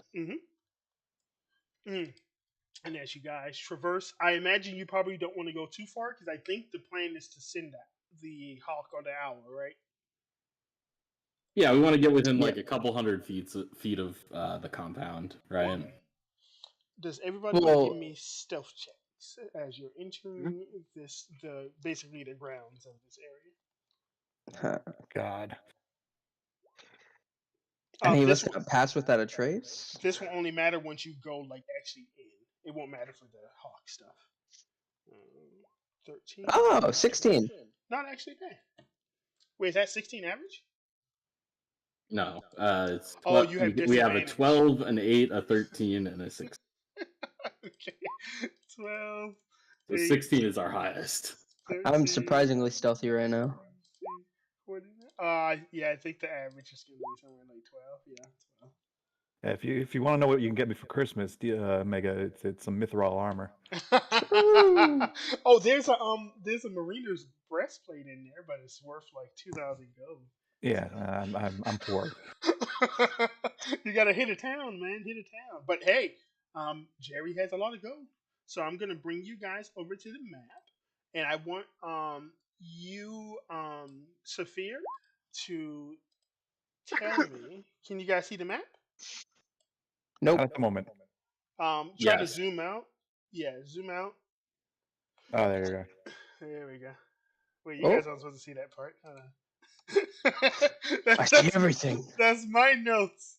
Why are my notes for the Now I gotta look. Oh, Stop it's so janky. Stop looking, guys, please. Nobody look. There we go. I didn't see anything. So you guys are a couple 100 feet off, doing your best to stay hidden. And you, let me double check and make sure the audience can see everything. Yep. They Would can we have gotten that like 10-minute preparation before getting in here that we talked about earlier? Yep. Absolutely. All right, then I would have gotten Armor of Agathis up. And you guys are a couple 100 feet from your current location. I'm going to grab you, Sophia, an owl token, and I want you to move your owl how you would like it to go. So let me just grab that for you. I think there's no owl tokens on Roll20 for free. I think I got to grab a Raven, but it's the same thing. As you guys enter in within the town, you see a very strange sensation. None of you have been to any like town hexes yet, but you get a similar sensation from this place than people have told you would exist in towns, where like your vision is cut by like a certain amount just due to like a deeper level of miasma here. You get the feeling that there's probably a large concentration of undead at this farm. Jacob, this will be very noticeable to you because you were here the first time and this did not exist. So it's very unnerving. It's gotten worse, Pog. Yes. So I've been to the level 2 miasma where you need to make a second con roll. It's the same level here. Yeah, you don't have to make a second con roll, but your vision is cut. Okay, so it's not the same as the thing we experienced. Yeah, earlier. exactly. Okay, good. Yeah. It's not the exact same. Is it magical vision? It's just like it pretty much cuts off like all vision from like 120 feet out. It's almost like there's almost like a thicker layer of the miasma that's keeping you from being able to see basically like you normally would be, like 200 feet in every direction. It's cutting you off by like another like 50 feet or so. No, all right. Well, I mean, the dark vision I have, see through magical, is only 120 anyway, so it doesn't really matter. Yeah. Sophia, let me give you control over that owl. There you go. So there's that, and then we give it a name. His name would be Bob. All right. If I look at the Find Familiar spell, it has to be within 100 feet of me, or I cannot see through its eyes. And this is a rather large place. Mm-hmm. But you said that I could give it a path to follow, and it can be past 100 feet of me. Yeah, essentially what you can do with Find Familiar is you can give directions to your bird. You can say, I want you to swoop over that farm and then come back to me, and it can basically relay everything you've seen because you have like a telepathic bond. All right. So yeah, that's what I'm. If it somehow dies on the way, you won't know what happened to it, basically. True. Right. Would my owl make a stealth check? Sure. It has +3 stealth. 1d20 +3. Kill my. Yep. Alrighty. So I imagine you send your owl up in the air and you tell him, hey, go check it out. And he's like, I'm on it, boss. And it ends up right here. I gave you control over the token so you can move it around as you see fit. All right. As you move it, I will tell you to pause at certain times to like basically reveal new things. I'm gonna have it make a wide swoop. Alrighty, and you see your bird sees what it sees right now. It sees two rather large, what looks like zombies, almost like those ogre zombies. But you notice, your owl noticed that they're wielding bows very similar to yours. Oh, oversized. And they seem to be kicking a horse with no legs. Wow. They're kicking at that horse. Your owl will, and laughing. Your owl will also see. There seems to be some what looks like legless pigs in some mud here. All right. Also, how high can an owl fly? Because the vision is cut to 150 feet, it would have to be within at least that to be able to see what's going on down here. So you can go at least 150 feet up. All right, then yeah, it'll be 150 feet up, which Sure.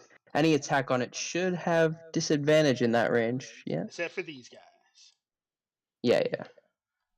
As So your hour flies above, I imagine because of that 7 perception point perception check, I imagine at one or stealth check, I imagine at one point it like poops, and like one of these guys looks up at it, huh?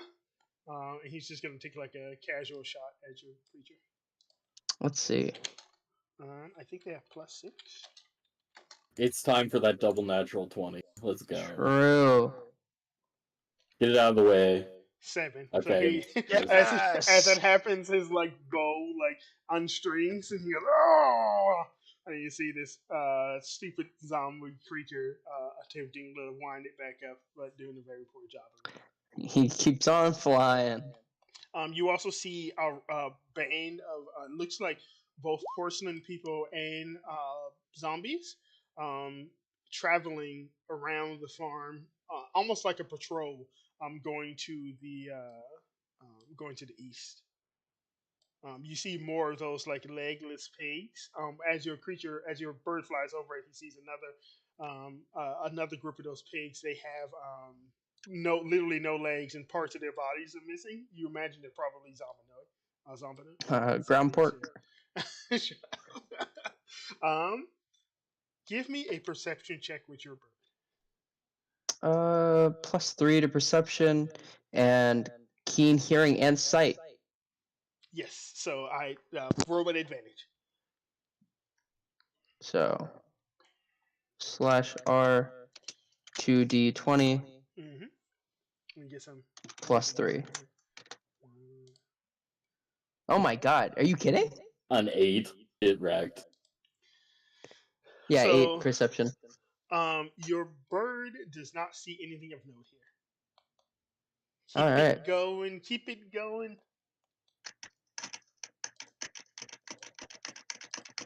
Let me move the map. It does see something strange. It sees like almost what looks like. Have you seen the ground where like a gopher will dig underneath? Yes. Yeah, it sees like A tunnel? like tunneling like here, and like here. Okay. Yeah. Tunneling zombies. That's pretty epic. It also sees True. something strange. And let me give him a perception check. At disadvantage because he's not paying that much attention. True. Let me see. I gotta look up their perception. +0. Okay. So he rolls a +2.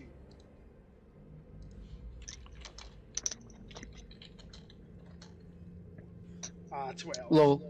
Unfortunately, your bird rolled a 7, right? God, what a incredible. Your bird sees happening. something interesting. Let me get it for you. Hold on. It sees 2 creatures inside of this home, sitting and talking. Do you see that? Yeah, that's a goddamn. It looks like and the Minotaur, porcelain Minotaur doesn't look up, but the Flame Skull does kind of like notice you flying by. It looks like they were having some sort of conversation, and I think your bird probably would have heard something about those 2 should have been back by now. I hope they haven't been caught. And then your Flame Skull will like notice the bird flying by. Okay. Let me see. My bird will keep going. Let me see. He's got a +3 to int. There's a because it's not your bird's not that noticeable. I give him like an int check. Just fireball. It's a the tiny bird. beast. Yeah, it's Just tiny. fireball, you know. And It's there worth are flying creatures out here, so it's not that unusual. But it's not like a fog touch creature, so that's pretty weird. Oh, it's a falcon. Have they ever seen a falcon? Yeah, he's suspicious. Oh, As your bird flies there, waste a spell slot. I dare you. I think what would happen. Let me double check its attacks. Just fireball it. It's got the range. Fireball's got range. No, it's going to float out here, like right there, and then your bird is going to disappear as it magic missiles it. Did it get? I'm 150 up into the air. I think you can get within range. Right? It's got 40-foot fly speed. What's your bird's fly speed? My fly speed is 60 foot. Ooh, okay. So this is gonna come down to a wire. Okay. Initiative. We need an initiative roll to decide whether it can get in range, I think. Yeah, I think initiative works the best. Okay. All right. Alrighty. Hold on, wait. Let me get Let's the music. see. Hold on. Has a Alrighty. +1 to its initiative. 1d20 +1. You've been rolling shit this entire time. Just roll better than a 6. Yes. So your Easy. bird is able to fly up and away before he can get to it. And the last thing your bird hears, I imagine, is your bird gonna fuck off or is it gonna stay around? It's gonna fuck off. Yeah. As it fucks off, you hear Jerry swear, say, "Fuck! I think they're on to us." All right. Wait, do we see so- Jerry? You guys don't, because you're not at but the bird does. Yeah. So is it going to? It's just gonna keep going, yeah? I imagine it's gonna. Or would it like fly fuck out off of this here? way? Yeah, that's how I imagine it's gonna give it a Okay. wide berth and fly back to you guys. Yeah, Basically, okay. stop scouting. The last thing you see is like what looks like a ghostly woman here, smoking a ghost cigar. Wow. It's all dark. Let me put you guys back on the map. You are not actually where you are in the map. Yeah, this is just representation for your tokens. All right. So my bird will return to me. Mm-hmm. Land on my fucking glove. And beam that knowledge into my brain. Shit. He got spotted. why do you sound like a Call of Duty? Like that was like a Call of Duty caller. Been spotted. The flame skull knows we're here. Ah, the flame skull. We should not fight the flame skull, if possible. What's a flame skull?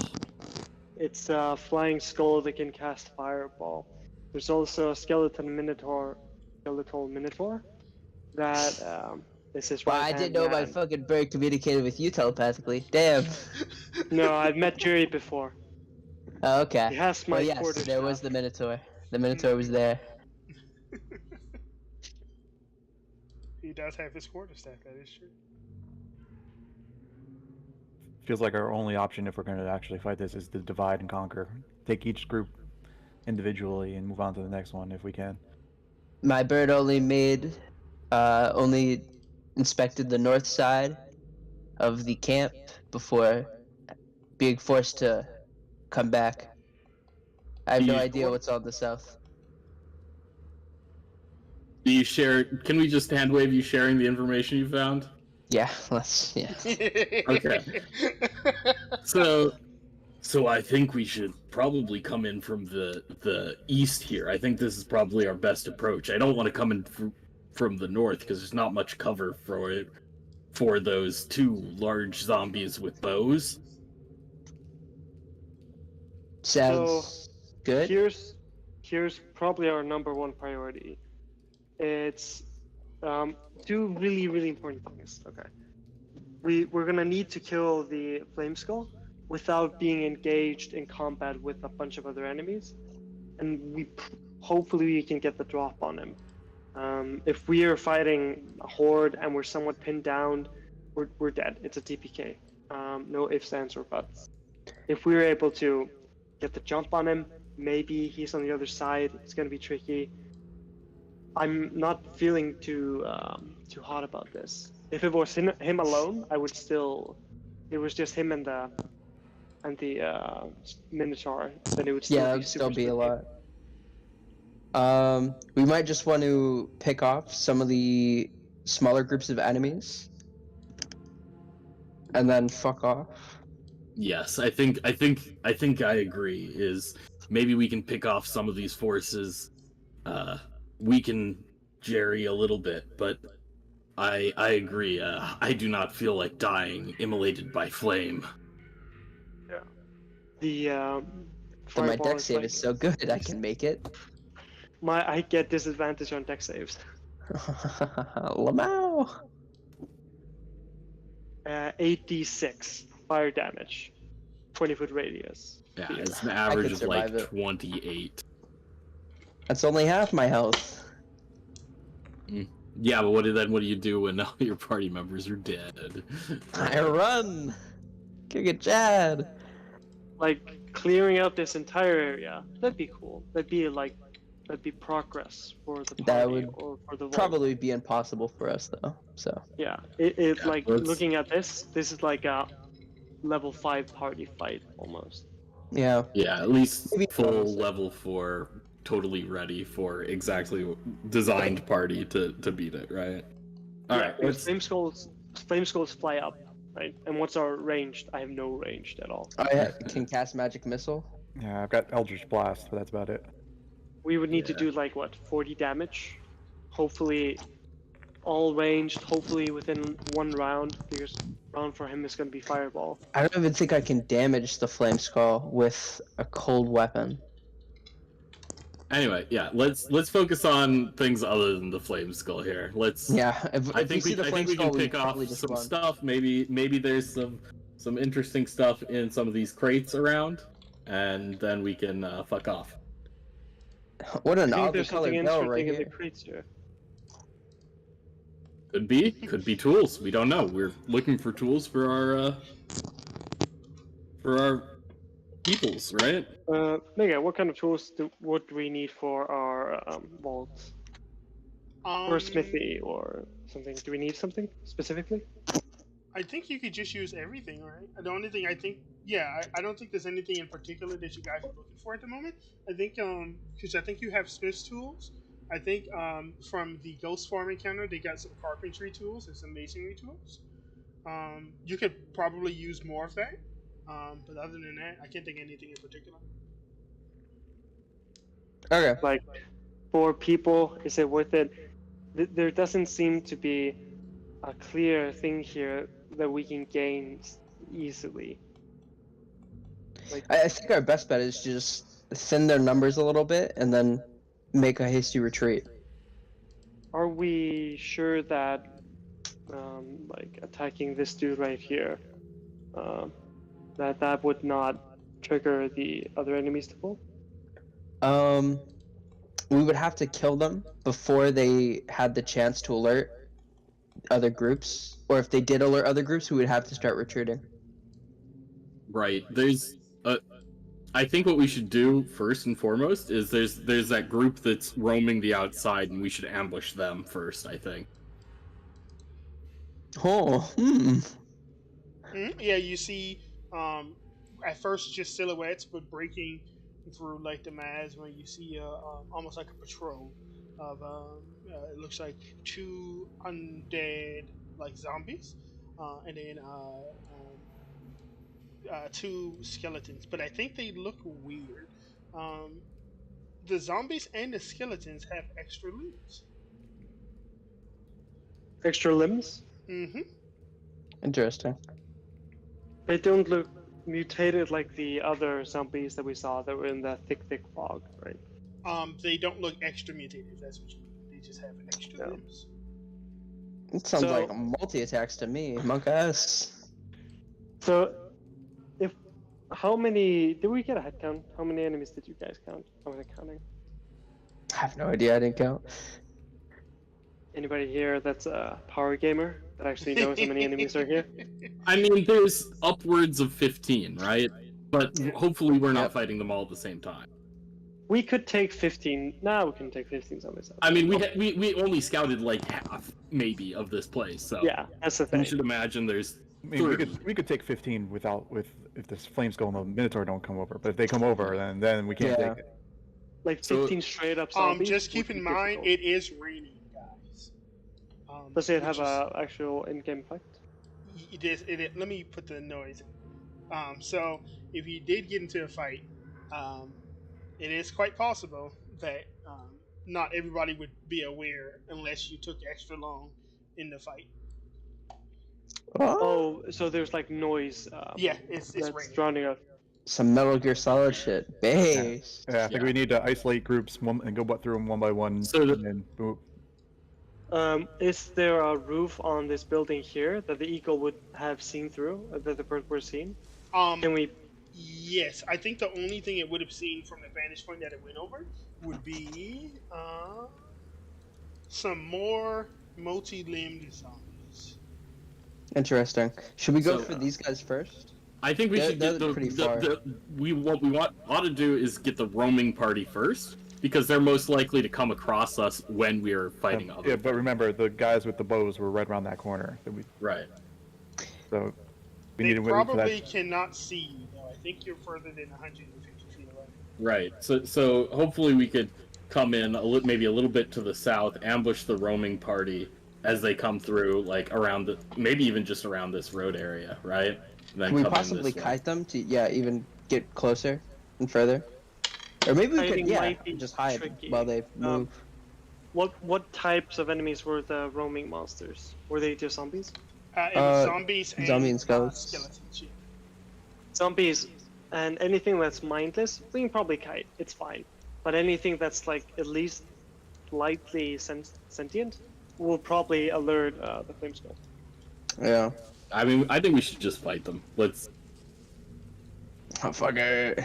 These Um, boys- We've I been say sitting here that- talking about this for long enough. I feel like. No. Here's what we're doing. We're hang back here, safe distance, where we can see these mobs in front of us, and we're gonna see if the roaming party if we can make out what its path is. If it crosses into this vision that we have right here at any point, I got you, dog. Hold on. right? So you guys are currently about 100 feet out. Would you like to get closer? Nope. This is fine. Yeah. No wait. Oh you- wait, these are the roaming enemies. Yeah, and you guys are not right here. You're about 100 feet out. Okay, so we're still super far. And you notice, even though they technically cross within that 150 feet range where they might have been able to see you, they don't notice you. Alright, well, okay, after so we that, can just let them pass. Yeah, you or wanna let them get pass? far enough away and then ambush them right around the road, Yeah. like here. Give Yep. them like a. Oh, you want Or to? we could just go for this group instead. We could let them Yeah. just fuck off, and we could go for these guys. Yeah, my idea was let them pass, give them a few minutes to go deeper into the city, pull the other group, wait for the roaming group to come, and then we get them. Okay, so you're saying get this group in here while they're over on the other side, and then wait for them to come back and ambush them from inside the Yeah, farm. absolutely. I like that Or- idea. That's Yeah, it brilliant. works. Let's go. So these Okay. guys go forward. Yeah, if we can roughly estimate how long their patrol time is, then we'll wait roughly half that time. So if it's a 5-minute patrol, 2.5 minutes, we wait. If it's an hour patrol, 30 minutes, right? It seems like. Do you want to wait long enough for them to circle all the way around? Yeah. Just so they're clearly gone. out of like. Oh yeah, view. yeah. They're clearly gone out of sight. Okay, cool. Anybody feel like running it down mid? Yeah, Let's run it down mid. let's go. Okay. Who has the I- highest passive perception? 11. Probably not me. Funakoshi around, 15. probably. Funakoshi, you have 15? Mhm. You would have seen something like this. I say you would have seen it like back here. Let me hold on. yeah. Boop. You would have seen while everybody else was like, "Let's go, run it down mid." You would have seen a zombie literally pop up out the ground, look around, and then go back under. Oh fuck me, that's spooky. Oh, they the have butcher like, job. yeah, they have like sentries in the ground, Well, and the person is actively like looking around. Is that like a fair thing? You will notice at that point, And also at this point here, boop, pops out, looks around, goes right back under. What's the time frame between these two popping? Like a minute. Ooh, Okay, we should go directly that's 10 where they rounds pop in-game. out. Stab And him when then- it cocks his head up, and then move on. Whack Do 'em they all, yeah. leave a like a marking underneath them? Can we Almost notice? Is it always the unnoticeable. same? I'm sorry. Almost unnoticeable. Like Okay. the ground they turn up, it almost seems to go back into place. Sort of Yeah. quickly, Was it- but with your eye, you can definitely tell. Can we tell that was it the same zombie coming up again, or was it different zombies? Different. Different shit. Okay. Seems So it like seems they're like it's a group. There's like a network. yeah. All right, but we should Oh, go over here and whack 'em all this Funikoshi, one. You see this? Wait a minute. And then go right back under. Okay. Oh So, shit. and this is happening roughly within like 30 minutes or 3 minutes. Yes, it's been like since you first started, like maybe 3 minutes. Yeah. Yeah. Okay. So it's roughly coming up once per minute. They're not noticing us if we're fighting, then they're probably gonna notice us. I think our best bet is we get roughly 10 in-game combat rounds. Wait for one to pop. Let it go back down. Then we run into combat. Sounds good. Yep, sounds good to me. Okay. Do we want to try to ambush, or if we can get to? I think the best place we can fight from would be here, because from here I only need like 35 feet. No, Actually, I can. I don't want to be on the north side. Yeah, because yeah. that's No, the where best archers place are. will be here. We'll go funnel them through that gap. Yeah. Yeah, I have burning hands, so I could like get. If A you lot want of to these sneak guys up, at we once. should do so from the south. I think. But there's also the guys popping up. It's kind of a. Yeah. Yeah, we gotta whack-a-mole the guy popping up, and then move on to the I'm building. not sure if we can do that because they're coming up in like different places. Like the one that we saw first, he hasn't come up back. Yeah, well, when that guy pops up again, then we move. It goes back down. We'll have a minute to get to the guy that popped up in the middle. Then With how big the tracks are, you imagine they're traveling as groups. So it's not just like one traveling by themselves, but maybe there are like several underground traveling as like a pack. Oh. Right. There's a Then they're packs of gone? wandering underground undead. Mhm. So I don't think we can really deal with that too cleanly. It's just something we'll have to deal with in the moment. well, then we wait for the guy in the middle to pop his head up, and then move and get into the building before the next he pops up again. Right. So you see this at the same time. Who is that? Jacob?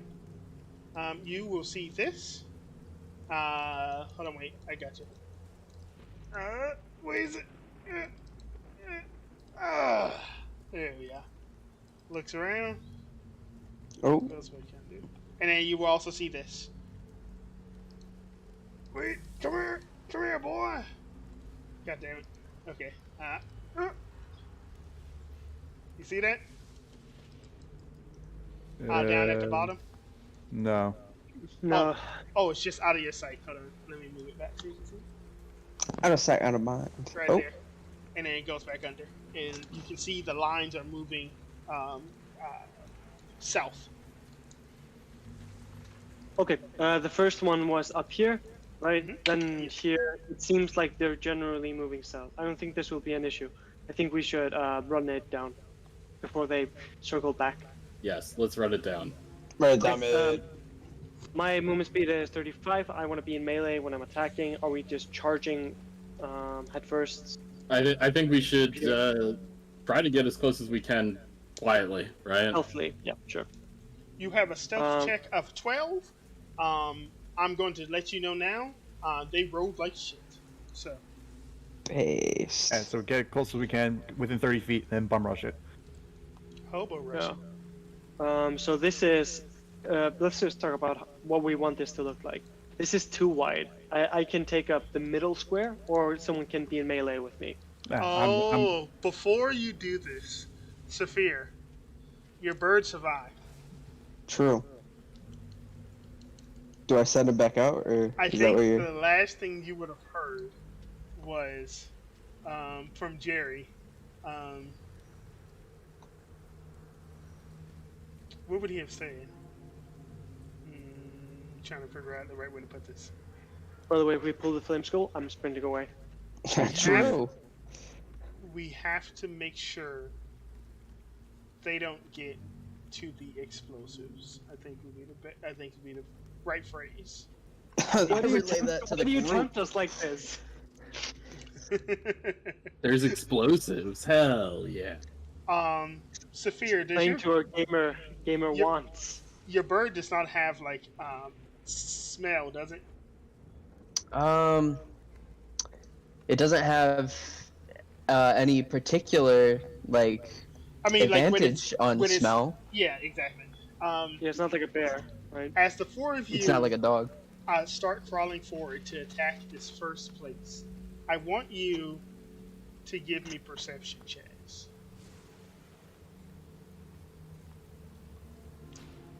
Alrighty. God, I'm about to perceive so hard. God, yeah. I'm perceiving. I'm looking, I'm perceiving. His ass is not looking. I'm Serene looking for the gopher people. and Saphir, you guys will notice there is a strange smell coming from this barrel. It's gamer time. Yeah, It you, Oh, almost shit, the red barrel? you smell some red smells- text that used to be on the screen. True. Yes. Yeah. So, what kind of flames can you guys produce? It's raining. I don't have like a flint. I got tinderbox. burning hands. Burning hands is pretty based. It's pretty based. Green flame blade, but that's a melee. I got yeah. Ooh. Yeah, don't want to set it off with a melee. My only fire is fairy fire. Or Hellish rebuke, but that requires me to be taking damage. Yeah, I don't know about using that quite yet. Maybe we like set an arrow on fire, with like some tinder or some shit. Okay, clearly what we do is we just go and kill these immediate ones and then run off with the barrel. Just roll the barrel away with us. Well, I Steal think their there's probably more than explosives. one barrel. But yeah, we checked the barrel at least. Yeah, let's just kill. Kill. Kill. Alrighty. You guys move however you want to, and then we will roll initiative, and you guys will get your surprise round. Do we Okay, move real like quick. 30 feet per? Real quick, the people, who else wants to melee? Does anyone want to melee with me, or should Everybody I is take up the melee. Yeah, melee.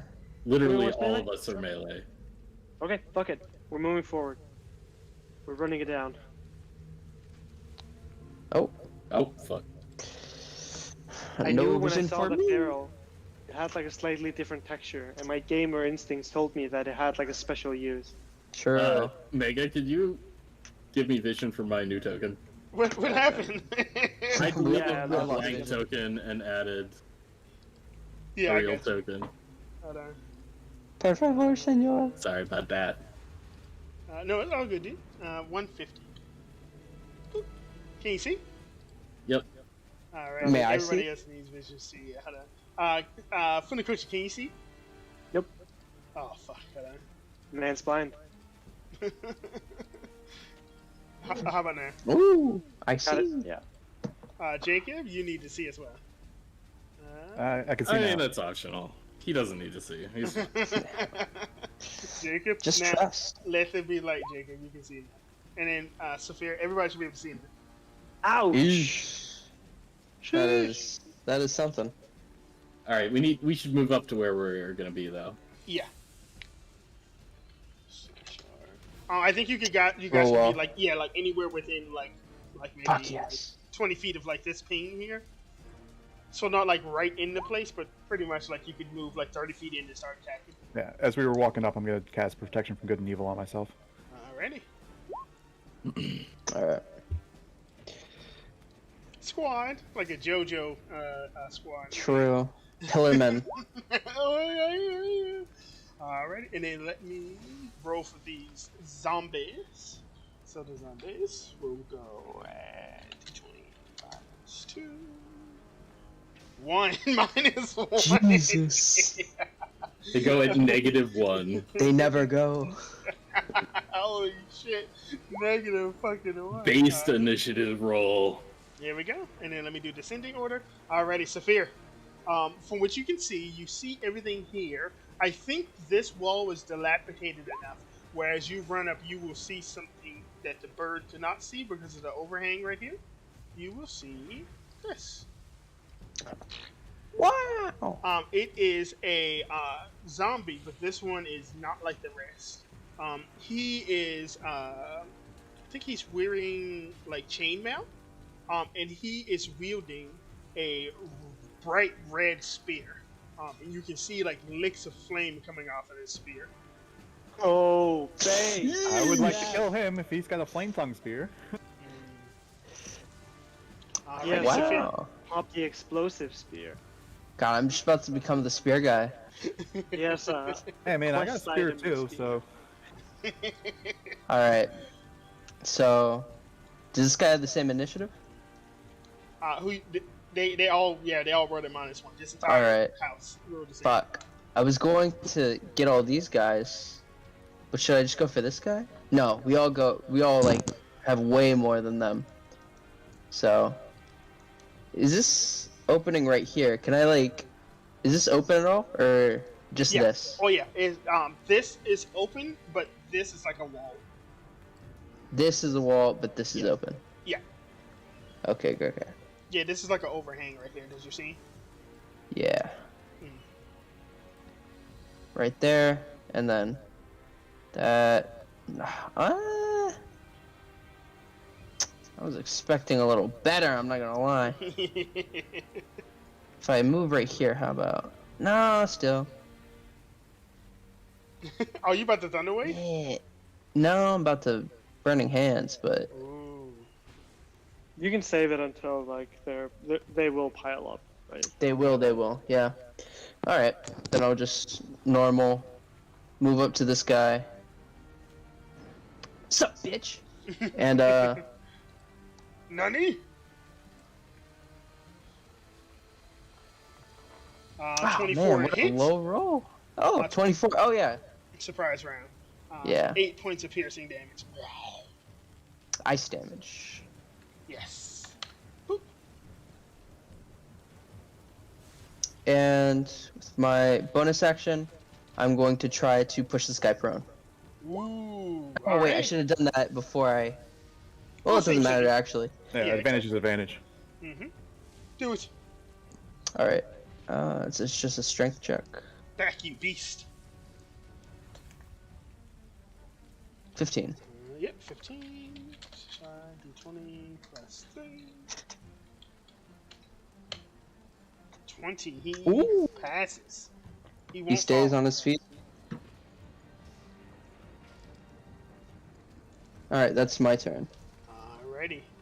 Actually, I think that's only a +2, so it's 19. But that still passes. Alrighty. Jacob. All right, is right. Can I move right there, or is that like an overhang, or is that a wall? That's an overhang. It's an overhang. Okay, then I'll move here and take 2 attacks at this guy right next to me. Mm-hmm. Do it. 1 attack and then a bite attack. 21 hits. For 10 points of piercing damage. Alrighty. Hit him with the boot. 18 hits. For 5 points of bludgeoning damage. Ugh. Bloodied and on death's door. As you hit them, you see that third arm attempting to reach out and grab your sword. That was not a euphemism. That actually was Well, what the it's also a third spear, arm so was. I don't know what he's grabbing for, but it. Whoa. Shut up. Oh, buddy. What is a That's spear other than a sword on the end of a stick? true. So true. That's actually a glaive, but okay. Same. Feels weird, man. Mhm. Someone didn't pass Chinese history class. Is that it, Jacob? Yep. Alrighty.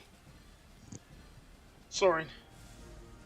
All right, I will use my bonus action to cast Pat on this guy. Cast what? Hex. Oh, I got you. I put a little thingy on it. Bam.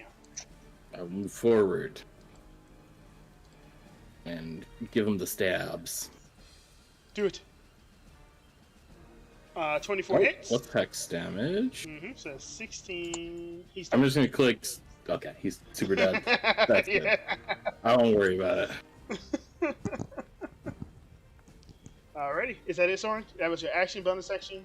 And movement. Yep. Alrighty. Funakoshi, clean up. So, talk to me. Am I able to move to over here? Is this over- like a valid spot that I can occupy? Can I just run here? You will probably want to do this. Something like this. Because you can't go through that wall. I'm sorry, I can't see that. Yeah. So can I? You want to Hey, move look. through here because you can't go through this wall. Okay, yeah. But the block below it, like this one, is that fine? Yeah, that's small enough. I think you can vault over it. Yeah. Okay. It's just not looking too hot. You know what? Nah, that's not what we're gonna do. We are going to use our action to sprint, and then I'm gonna run to this spot over here, Mm-hmm. and I'm gonna use my bonus action to pop my astral arms. Ooh, is it 10 feet within 10 feet? Yes, it's 10 Gotcha. feet. Alrighty. So all three of them should. Dex saves. Okay. So we will do counterclockwise, or we do clockwise. The one on the left first. So it'd be 3d20 minus 2. So we got a fail. 7. Ooh, 7. This guy takes 7 and is on death's door. He has 2 HP left. This guy takes 7 and has 14 HP. This guy, 17 HP. And this guy takes 7 and has 17 HP.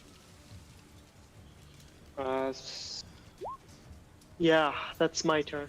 Oh, fuck. Alrighty, green guys don't get to go because it's a surprise round. But they will become aware of you all as we roll into the next initiative. Huh. I can't quite. I'm burning hands in. So. I think I'll just hold off this guy instead. I'll run in here. Start doing battle with him. I'm going to try to push him down. Alrighty. Bonus action shove. I rolled it. It's not showing up. Maybe if I wait a little. I'll do it again. Mm-hmm. Okay. Plus. 16. Okay. Alrighty. D20 plus 2. Fail. He's prone. Nice.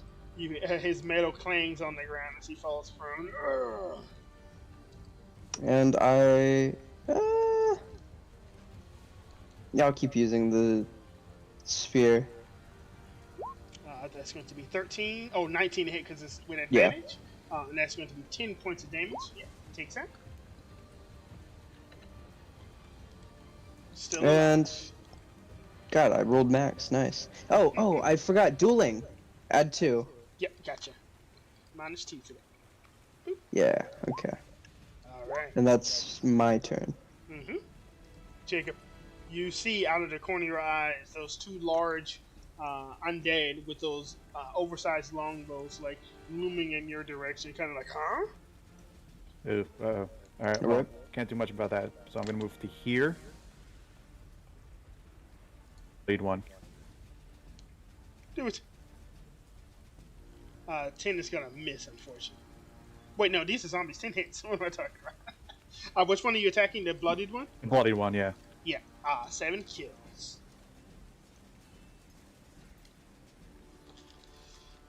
Alrighty, Jacob. So that's 2 And zombies. Click isn't showing up. Click again. Wait, no, that. No. Oop. Did you do Burn. the? Oh, there we go. 23 hits for 8 points of bludgeoning damage. All right. That brings this guy to death's door. Very nice. We're rolling max damage in here. Anything else, Jacob? Nope, that's it. Alrighty. Soren. All right, I'm gonna run around back behind this guy and I will move my hex to him with my Oh, no. bonus action, Mm-hmm. Let me move that token to him. and I'm going to stab him with good old Elven Accuracy triple advantage. Oh, shit. Alrighty. So just in case it's a crit, you know, Mm-hmm. it is. Oh, Oh. my God. Beautiful. Okay. So let's see. I need another D8 And a and D6. another 3D6 because Oh, it's not counting what? my A hex beast. here or something, right? No, So another it 2D6. Yeah, yeah, plus 2d6, yeah. Yeah. So it'd be minus 13. and another 8 on top of that. Oh my God, he's still alive. 3 God HP. damn. Those are actually pretty bad rolls, but Yeah, they were Yeah, great. it is. It is what it is. Alrighty, Soren, you step up and summoning your hex over to here, you stab down into him, pass his chainmail into his heart, and you see him like almost go limp, but then he like reaches out with that flame spear towards your face. All right, that's all I got. Funikoshi, your astral arms have been summoned, and these foes are within your reach. What do you do? yeah, as last round I did my special hand sign to summon forth my astral arms, and I attempt to summon both of them in the face of the dude in front of me. Shoot. Ooh, 25. Shit. Yeah, 25 hits for 6 points of damage. He is at Cool. 3 HP. Okay, another punch. I get 3 per round. Mm-hmm. Yep, kill. He's dead. And due to the left of me, punch. Oh my God. God damn. Yeah, It's, 9 points of damage. He is Pretty now weak crit, bloody but and- Yeah, there you have it. jeez. yeah. Alrighty, is that everything, Funi? Yep, that's it. Alrighty, green guys go. This horse, it has no legs, but it is zombified. Weren't they This kicking guy. it? Isn't it? Yeah, they Isn't were. it our team? Yeah, no, it can't move. It's just groaning at you guys. It's basically a big sausage roll. Yeah, with pieces missing all over it, including like it's missing like half of its snout. It's pretty horrifying. This guy with the red dragon spear is gonna do like a revival kind of thing when he like stands up with this flaming spear. Let me see the magical properties of this spear. Can he kill both of you? I hope Wouldn't so, it be so God. based? Oh, burning hands. Based. I think you. I roll a D2 to be fair. Who Hit takes me. Already, sorry. Ah, All right, what do you got for me? I would have made the check. Damn it. 13. Nope. As he juts out in front of you with this flaming spear, clumsily. Alrighty. The guy that Funikoshi punched is going to step here.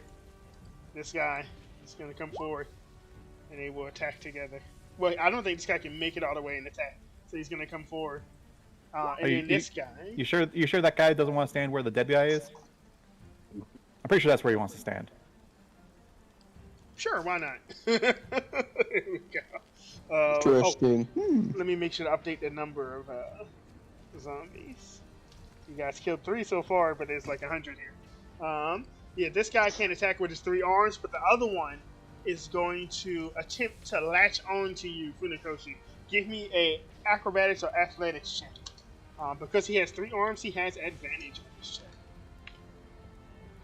I'm wondering. So I think I'm allowed to use my wisdom modifier here because my astral arms. Yes. Right? Yes. So can it just? Is it just a straight wisdom check then, or? Yeah, so basically do acrobatics or athletics and then roll with your wisdom mod instead of your strength or dex. Yeah. So I'll do an acrobatics check. And in fact, well, it doesn't fucking matter. So. Yeah, he not only does he latch onto you with all 3 arms. Let me see. It also gets to bite you, Funikoshi. D20. Okay. When he takes the attack, I get to take a sentinel attack. Yes. So go ahead and give us that sentinel because you might kill him before he gets to actually bite. 13 is gonna hit. Does this thing have? Oh, 8 HP. Wait, do you have dueling, Jacob? No, I have Yeah. defensive is my Funikoshi. 7 misses as this zombie attempts to gnarl into your neck. but misses at the last second. But you are grappled at the moment. Let me put a little. And then that's it for those two guys. These two guys back here have oversized longbows.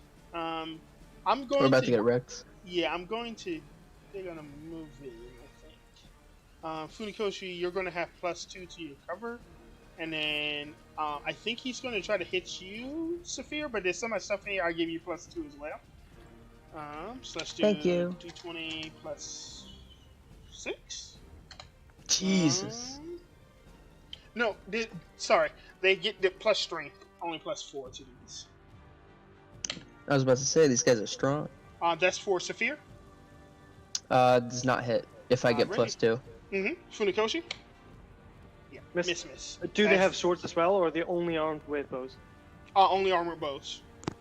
As they Okay. clumsily, it looks like they are obviously not proficient with these weapons, but they're doing their best to attempt to impale you guys. They miss both shots. How did he restring the bow if he's not proficient? Shut up. Saphir, go. Okay, do I want to... Huh. These guys are really fucking dangerous, so... If Soren and Saphir, what are your passive perceptions?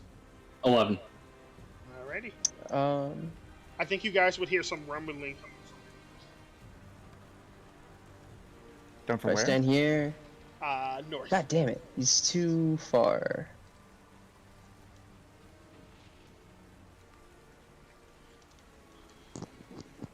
Alright, rumbling from the north. Huh. Okay, I'm gonna bunny hop away from this guy. Nani? Is a bonus action. Mhm. And I'm gonna move to this guy. Mhm.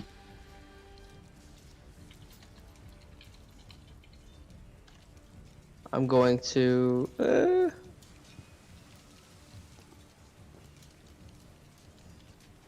Can I reach? I think this can reach. Flaming, with burning hands? Yeah. Does that reach? Oh, these guys look good. It has to come from your heads. Okay, then no, it doesn't. So you could do something like... Yeah, it would reach from the corner of your heads. Oh, okay. Yeah. If that's how it works, then yeah. Mhm. I'm going to Burning Hands these guys. Alrighty. They have to make a dexterity saving throw, which I believe they have.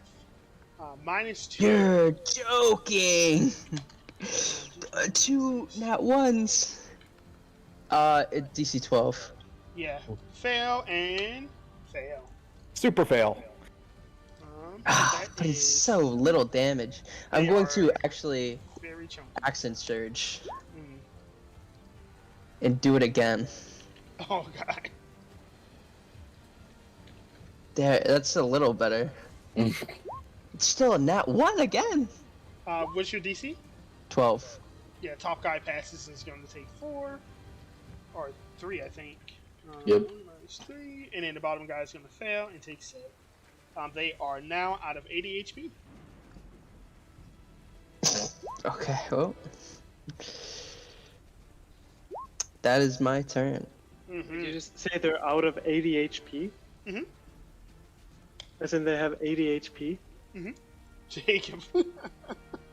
These are ogre zombies. Oh, I just noticed on the stream, Funikoshi, I'm a level 4 monk and I have 50 HP. I have, yeah. Yeah, I imagine this is the beginning of the stream. He needs to update that. Don't make fun of me, guys, please. No, it's all good. I updated it like as we were starting. Oh, I see what it is. Jacob, go. All right, I'm gonna hit this almost dead one. As long as I touch him, he should be dead. Yeah. Yeah. All you had to do is hit 8. Yep. Dead. And then I'm gonna run to this guy here and use my Hexblade's Curse on the one right now I'm next to. Oh, this guy right here? Yeah, the big guy that me and Saphir are with. There we go. You gonna hit him? Yeah. Do it. 9 is gonna hit.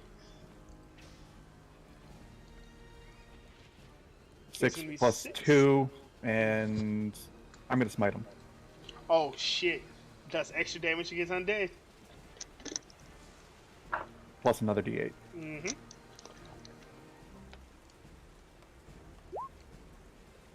So that'll be 6 plus 9 plus 7. So 22. He's almost at half health. Jesus Christ. Alrighty, Jacob. Anything else? That's it. Alrighty. Soren.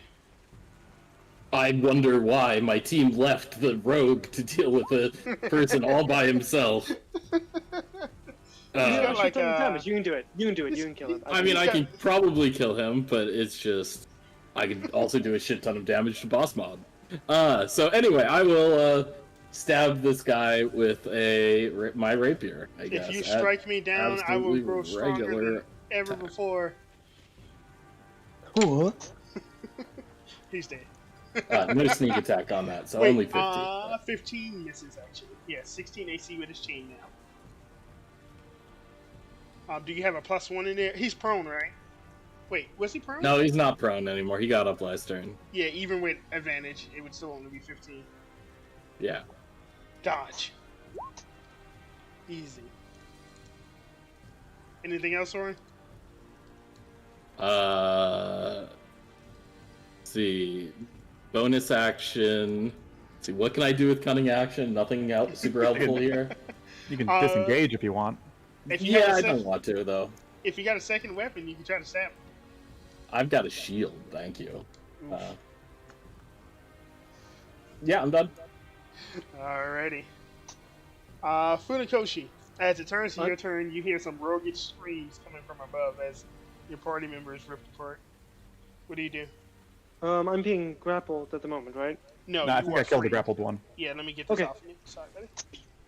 Okay, cool. But there's one more enemy on me, or Yeah, this Yeah. guy, it's not on you, but he's like aggressing you. He's Italian. Hey, what's going on, buddy? he's in melee with me. Okay. Boom, punch. 15. 15 hits for 10 points. He's still up. Alright. No Oh, yeah. bludgeoned. I have 2 more punches. I'll throw them. Ooh, is that 16 points of damage? Kills. Okay. Cool. In that case. May you go up to I have no Soren? idea. Yeah, I guess. We'll give him Yeah, sneak attacks. Yeah, I'll just come up to here and taunt the enemy in front of me, and like, you shouldn't play with fire. Huh? Alrighty, Funakoshi. So this will be quite funny. How far can they move? I think they can move 40? Yeah. Yeah, Um, flame schools have a move speed of 40, so they dash 80. I mean, what? No, you feel like a very strange, like, sensation of the ground under you kind of rumbling, Soren. Yeah, that's all that happens this turn. Green guy. Yep. This guy here Sweat. is going to attempt to. As soon as he tries to run away, I get a sentinel attack. Well, Saphir was on his token, so I was just moving it back one, and I moved. Oh, it up if- so you can see. Yeah, okay. He is going to attempt to point blank one of you. Saphir.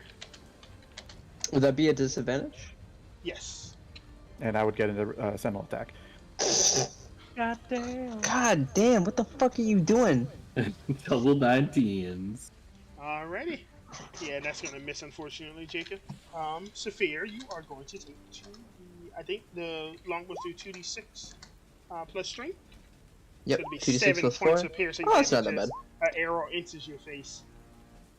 It probably nicks you since it wasn't that much damage. Goes through his ear. Yeah, you get a piercing for free.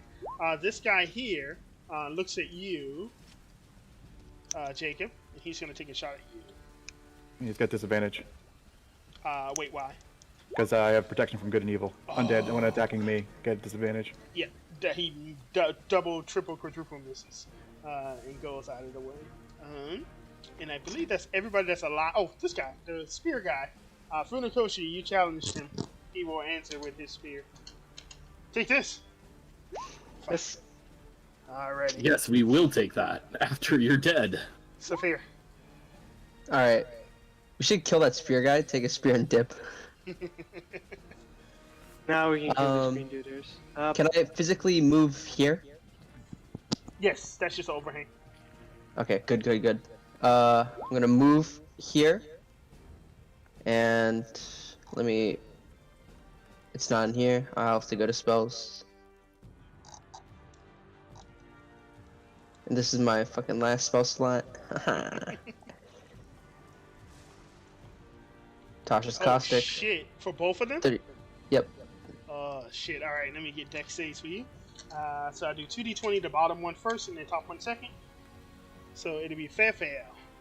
Good shit. Let me put little thingies on them so we know that they're brewed. What's a good brew? Oh, that's a good one. You guys are doing a good job. I didn't expect you to surprise. Go ahead, Saphir. Is that it? And, with my bonus action, I'll try to push this guy over. Can you do that with a creature that's bigger than you? I think the yep. bigger problem is it requires the attack action if it's Shields Master. Oh, that's shit. true. Yeah, You're right. that's true. Alright, Fuck Saphir. me. Is that it? Cucking me. I could disengage, but I don't see any real point. Yeah. I pretty much took, like, an action from these two, if they don't want to take damage. Alrighty, we'll move on to Jacob then. Saphir, good job. Jacob.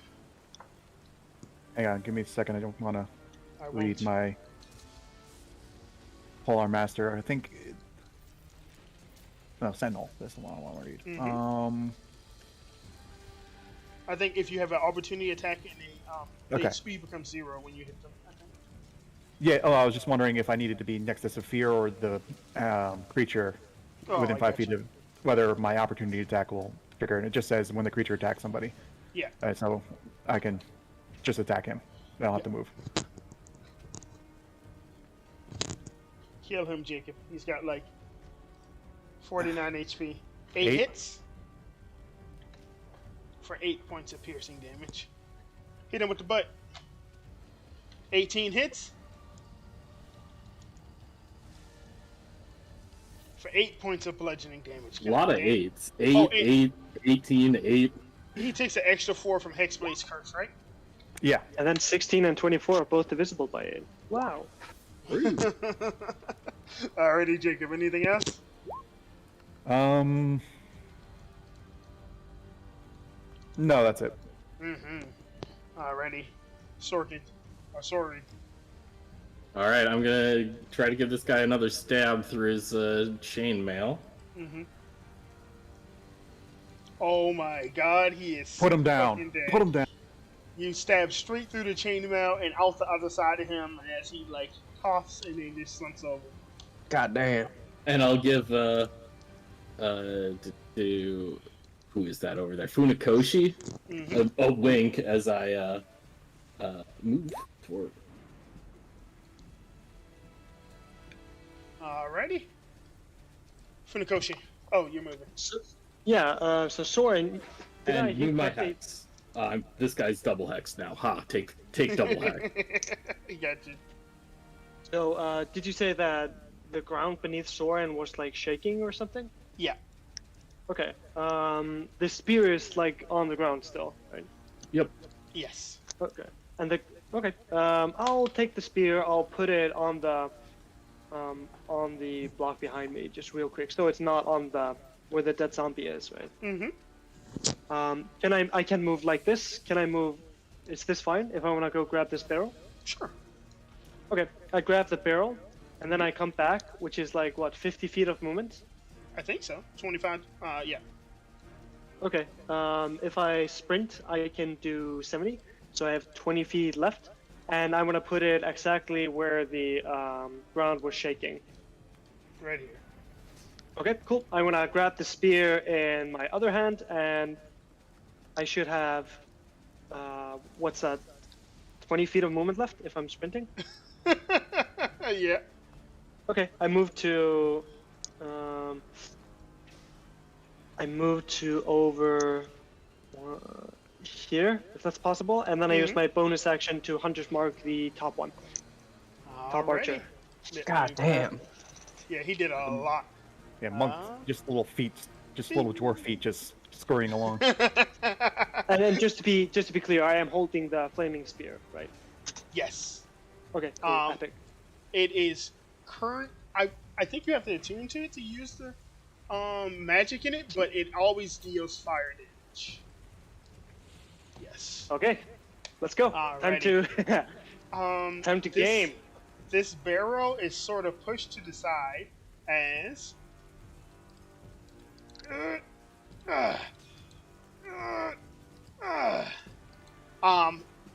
two skeletons pop up out of the ground, followed by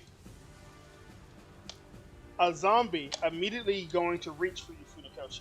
Give me that acrobatics or athletics again. It will have advantage. This with my wisdom modifier because my arms are still active. Yes. Doesn't matter probably. No. Nah. It had that's a 22 on his part. It grabs onto you and it beats yours by 10, so it is going to attempt to bite you, Funikoshi. 15? Yes.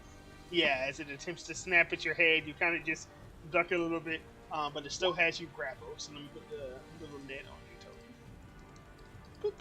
This guy pops out too, but you're not within range for him to grapple. Wait, wrong thing, hold on.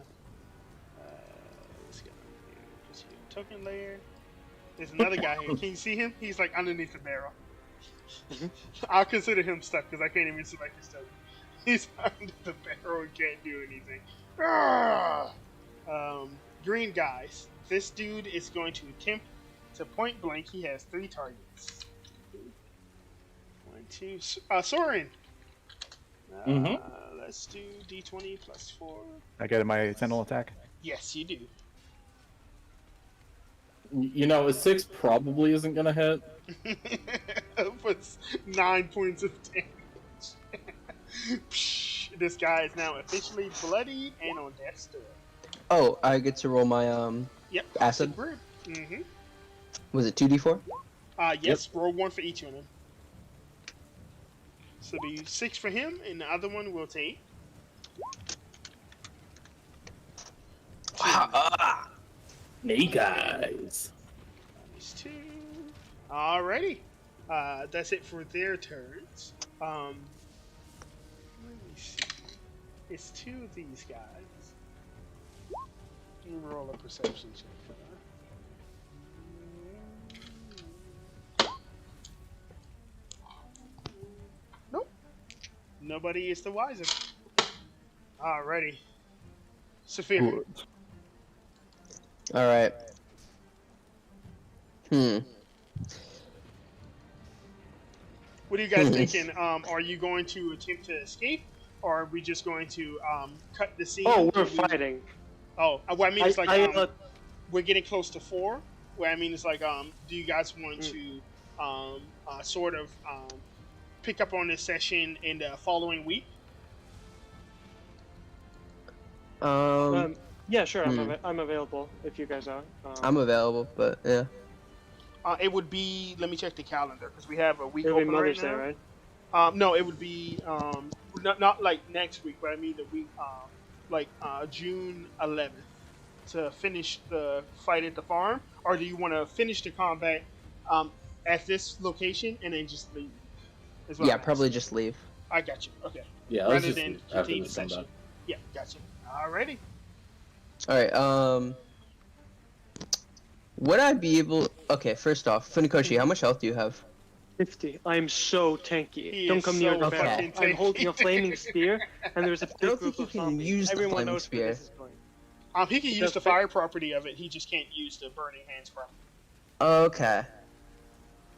I was I'm I was doing a going gamer to rule. hit this guy with a green flame blade and then try to target the barrel with the flame.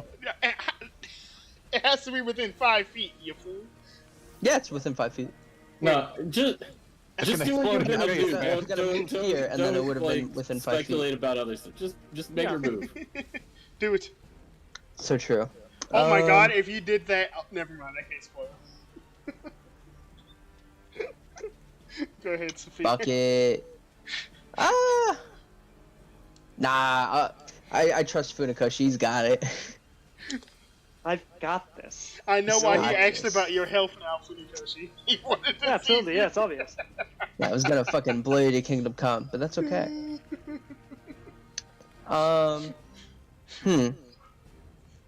going to use my action to do my entangle over all these undead right here.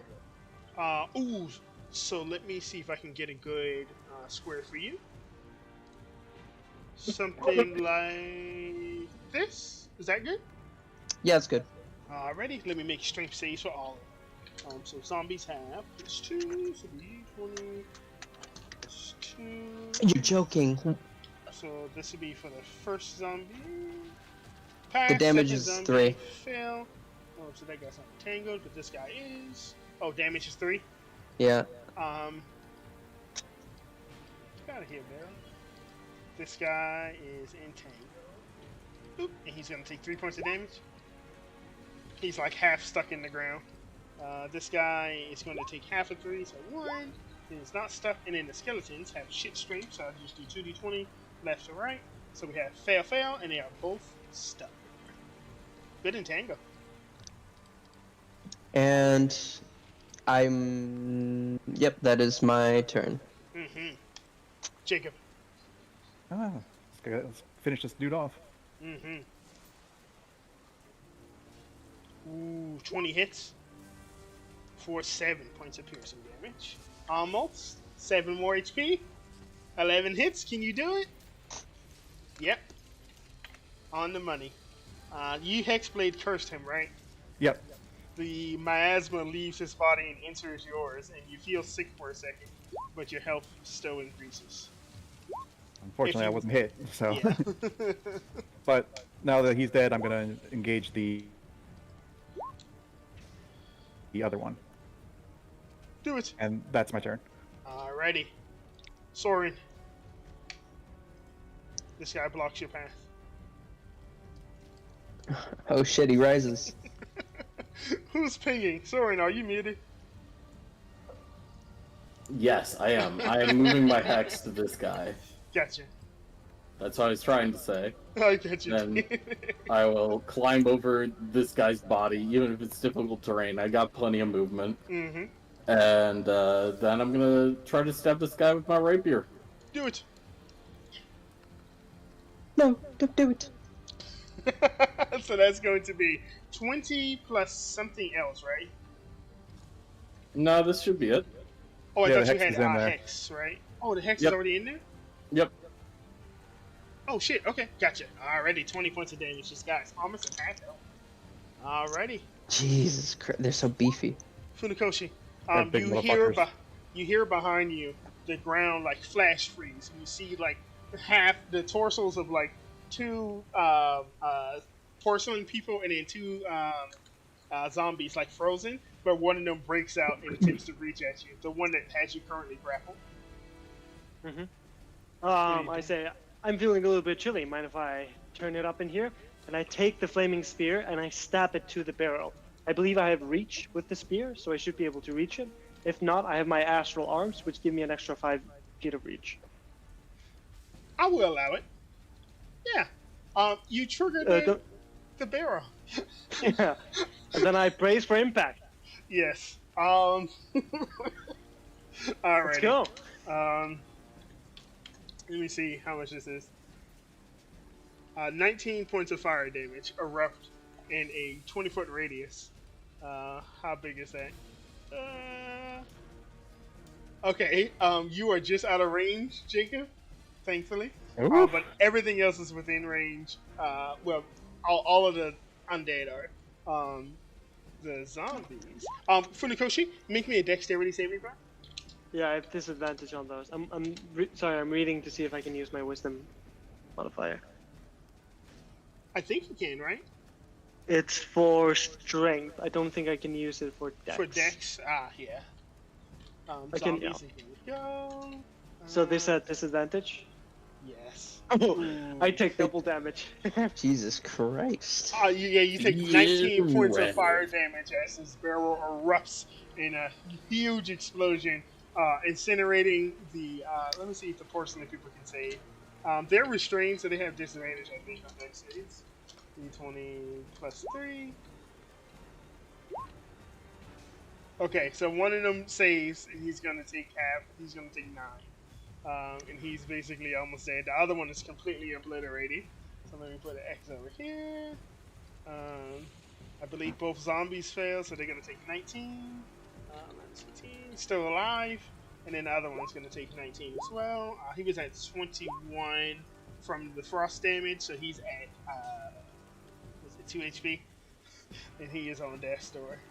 Both zombies are still alive, and one skeleton is still alive. Funikoshi. Anything else? So the guy that's grappling me, he died, right? No, he is at 4 HP. He's at 4 HP. Mhm. What a am I able soldier. to use? Am I able to use patient defense here? Yeah. Well, no, because in order to take the dodge action, you have to have movement, and you are when you're grappled, your speed is 0, so you don't have any movement. Sure. Damn. My attack was to do that. I don't think I can do anything really with my bonus action. Yeah, not really. I used the pendant on the guy that's grappling me, so put the hunter's mark on him, and end my turn. Gotcha. I'm so happy I got to do that though. It was so much damage. Yeah, it was so much damage. This guy is going to attempt to bite you for the It's for 14. Misses, I believe. This guy is no longer stuck under the barrel, but he is still restrained. But well, Saphir, can you give me like a saving throw for your ice? It's 15, yeah? Yeah. Give me like roll like a d20. If you roll like 12 and above, your ice will be fine. Yeah, you're fine. Your ice still manages to hold despite the massive fiery explosion.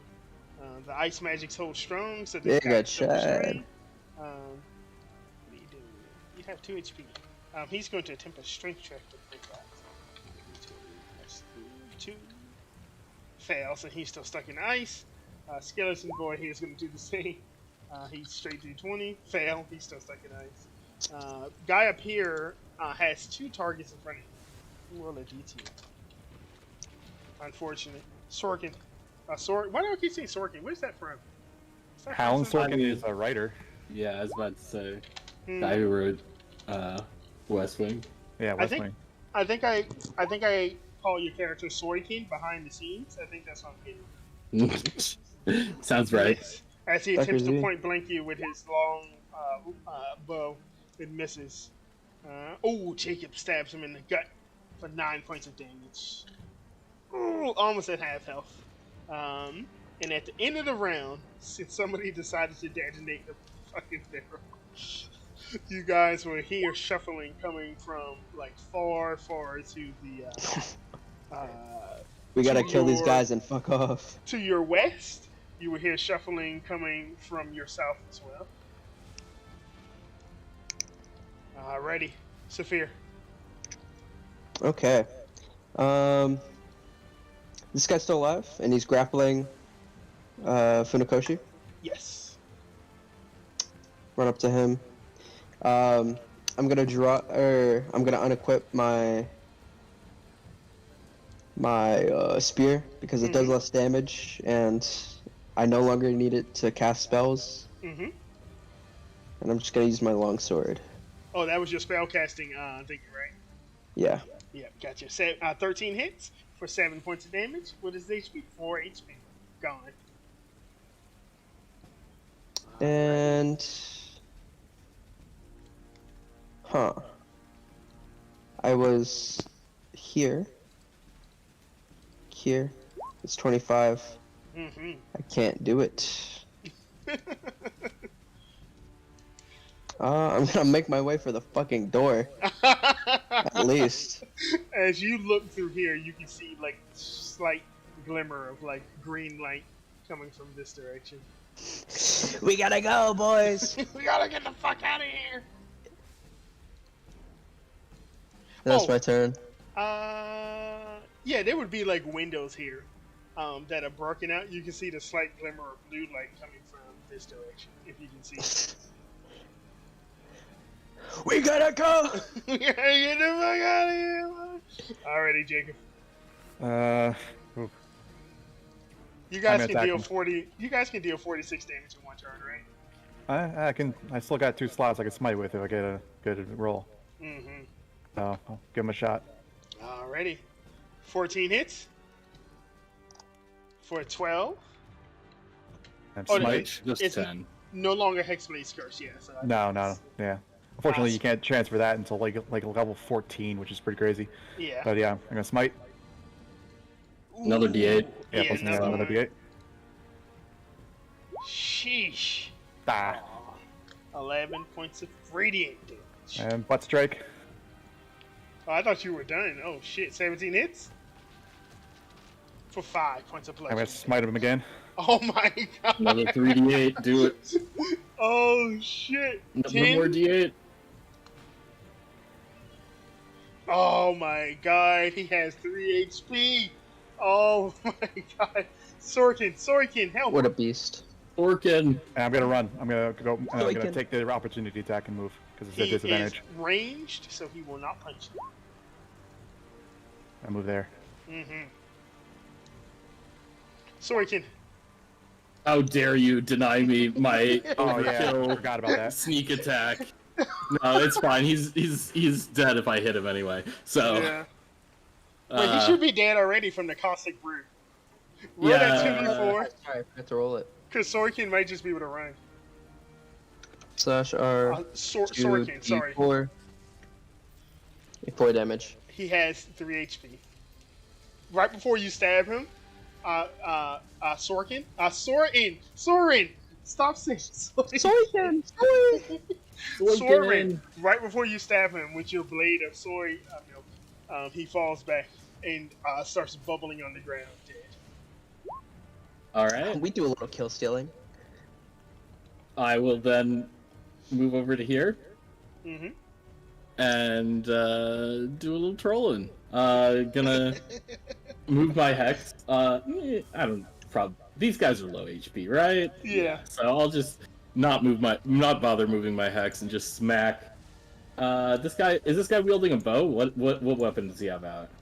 He has the porcelain people have like bone spurs that they basically Okay. pull from their arms and throw. So he just has ranged weapons. Well, Sure. you might as well move the hex if you're not going to use your bonus action for Well, anything. I'm else. gonna use my bonus action for something. Okay. else. So Oh, I'm shit. gonna just smack this guy with my rapier at double advantage because things. Elven accuracy. We'll Oh crit my his ass. I god. think he dies. He literally explodes. Okay. All right, and then I'm gonna bonus action dash to get the fuck out. Let's go. Alrighty. That's difficult terrain, my friend. Yeah. This guy will attempt to stab you with a bonus with disadvantage because he is restrained. That is going to be a 17. 17. Is a hit. Oh shit. There's a 68. Chad. 5 points of piercing damage. Alrighty. Funakoshi, you can see that glimmer of green light coming from that house over there. From the house over there. Which house would that be? Okay. You know what? This guy's still alive. I'm gonna punch him. Fuck it. Hedonism. Pow. Oh my god. You crit him 11? and he literally Do I fucking get explodes. advantage? Yes, he is restrained. Oh, sweet. Okay, bonus action. Step of the wind. I get the fuck out. Okay. You guys managed to kill all the people in this house before the end of the round. So I think you'll be able to get out of here without much trouble. The fastest creature they have is the Flame Skull. But I don't think he's Oh. going to risk basically We outrunning kite him. everybody else and getting basically one turn or gang banged by everybody. So Yeah, if he he's gets just- isolated, he's fucked. Yeah, exactly. So he's just gonna, as you Yeah, we're guys skedaddling. run, you hear, "Damn you, Forsaken!" Fuck you! You guys are able to. Fuck me, no, fuck you. You bloody fucking bloody You bloody fuck bloody bastard! you, buddy. Fuck you. And you guys are able to escape Jerry's farm after fucking with one of his mini generals. Bloody Uh-huh. fucker. Bloody fucking fuck you. And that was your first hex movement of the day. Did anybody grab? Oh, you have that flaming spear, don't you, Funikoshi? Yep. Take it with me. Alrighty. And let me cut the skirmish music. And see how far you guys are from the area. See if we can make it back home. God damn it! Stop moving around. Yep, you guys can make it within 2 hexes of the vault opening, so you're able to make it back safe and sound. Probably with what feels like a undead horde sort of like nipping at your heels, chasing behind you. You can sort of hear like the pitter patter of several different like gauntleted boots, and hear like the ranting screamings of a mad flame skull. We laugh all the way home. Yeah, but you like at least 2/3 of the party, 2/4 of the party has more movement speed than they do, so you're able to get home before they can catch you. Well done, everybody. You were able We to got go. in. Yeah, We fuck fucked shit up. Get Yeah. the fuck out. Huge session. We stole a magic item. Yeah, we made an ally and we fucked up a. And you skeleton guys general. got the information that Jerry is coming back, and he is putting together a militia with explosives to basically blow open the vault and fuck you guys up. So Yeah, we should deal with that sooner rather than later. I think. Yeah, we uncovered a conspiracy. Yeah, and a lot of things. And we know how much one barrel does. It's, 66 in that 20-foot radius. It's probably going to be the weak spot. 2 magic items. Mm-hmm. Formal We got alliance. 3 magic items, Yeah, right? 3 magic items. And then how much XP was that fight? Wait, with? pendant, spear, and... Quarterstaff. It's 375 Oh, yeah, true. for the whites. So Oh, and there was a Currently hold- crossbow. Oh, yeah, and Oh, the yeah. crossbow. so So four. Currently Whoa. holding 3 I new know- magic items. I know Jacob has to go pretty soon, so let's go ahead and roll off on Yeah, those I things. can get like maybe 10, 15 if. So let's do the light, scorching sun light crossbow first. This is a +0 crossbow. But basically, if you attune to it, you can essentially just will into existence a crossbow bolt made out of radiant energy, and it just deals the normal light crossbow D8 plus dexterity damage when you shoot it at somebody. It allows Can anyone you use a crossbow? I just want it. I like cross. No ammo management. That sounds nice. It is also an uncommon item, so you can also trade it in for gold. So whoever wants to roll on it, roll your D100. Can I mean, anyone use the quarterstaff, or do you need a proficiency in it? I think It's a simple anybody can weapon. use I think quarterstaff. anybody can use it. Yeah. Yeah. Okay, It's a cool. simple weapon. Same with spear act too. Oh, Mm. then Simple we weapon. we got 4 magic items, right? Yeah. Jeez. We got the amulet. We got the fire spear. We got the light crossbow, and then we got the what was the Lightning fourth one? quarterstaff. Yeah, lightning quarterstaff. Okay. I'd so rather we not got- roll in the amulet because I think it just makes super, like, a lot of sense that Funakoshi gets it. It just really works well with his character. Funikoshi, was that for the crossbow? Yeah, that was for the crossbow. Mhm. I don't really. I've used the bow like once. This entire my plan was to roll and everything, and then trade the crossbow for the amulet. But if everyone here is willing to just hand the amulet to me, I'm willing to null this roll for the bow, right? Based. Yeah, I'm willing to give it to Does you. that Nah, sound good? I have no interest in the Okay. amulet. Okay, cool. Sounds good. Then so I neglect this roll for the bow, and then you guys can roll for it. Jacob and Soren, neither one of you want the light crossbow? Nope. Gotcha. If Okay. I'm so gonna ever that's- attack from range, it's gonna be an Eldritch Blast. Yeah, that's going to Saphir then. I think I'm fine letting it Cool. go that way. Why can't it be Right. one hand? Why couldn't it be a hand crossbow? Come on. I'm sorry. I rolled it, so. If it were a hand crossbow, it would have been based. The next one is going to be the lightning quarterstaff. Basically, you can either do a non-magical bludgeoning damage, or you can change your weapon damage type to lightning with it. It also gives you resistance to lightning damage. Can we roll on multiple items? Yeah, if you want it, yeah. Okay. I would like greet this item. It's not going to be like a direct upgrade for me in any way. I have a normal quarterstaff that I barely use. Mhm. It's just for the resistance. Yeah. But I guess Yeah. that nobody here. is Do you have gonna to have use it in your for- hand to get resistance, or just attuned? You have to. I have attune like to it. 4 hands. so- Attuned? Okay, so Yeah. I'm gonna hella roll for it if it just needs to be attuned. Yeah, you just have to take an attunement slot. Funakoshi, did you want to Rolling. roll on it? Yeah. Oh boy. Jacob, did you want to roll on it? Oh shit. Nice. Jacob out of nowhere. Watch out, watch out, watch out. Alrighty. The lightning quarterstaff is going to go to Jacob. Once again, just like with the rest of them, this is an uncommon magic item. The flaming spear. So let me get the description for you guys specifically. I believe it works just like the quarterstaff. Instead of non-magical piercing damage, you can basically will it to do fire damage instead. And then I think you can use the Burning Hand spell twice per day. First level. All right. Who wants to roll off on that? Ooh. Get a I'm sorry, Jacob. which item is this?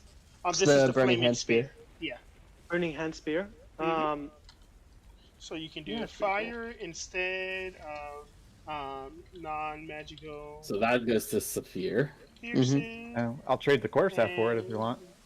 Nope, I'm good. Yeah, you guys can do trading like in the Discord afterwards, and you get Burning Hands level 1 twice per day. All right. There we go. And the DC for it is 14. Sorry. DC 14. Put that in the chat. See if it's added. And that's going to go towards. It looks like Saphir. Mhm. Alright, Saphir. You have the.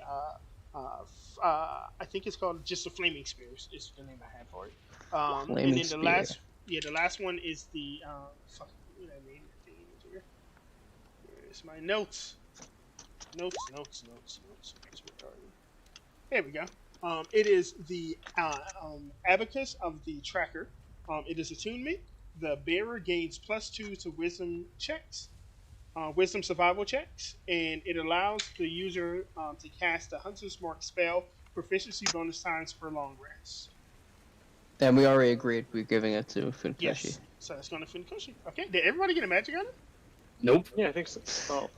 Wait, sorry. Wait, did someone get 2? I got 0. I'd be willing to give you the crossbow if you want.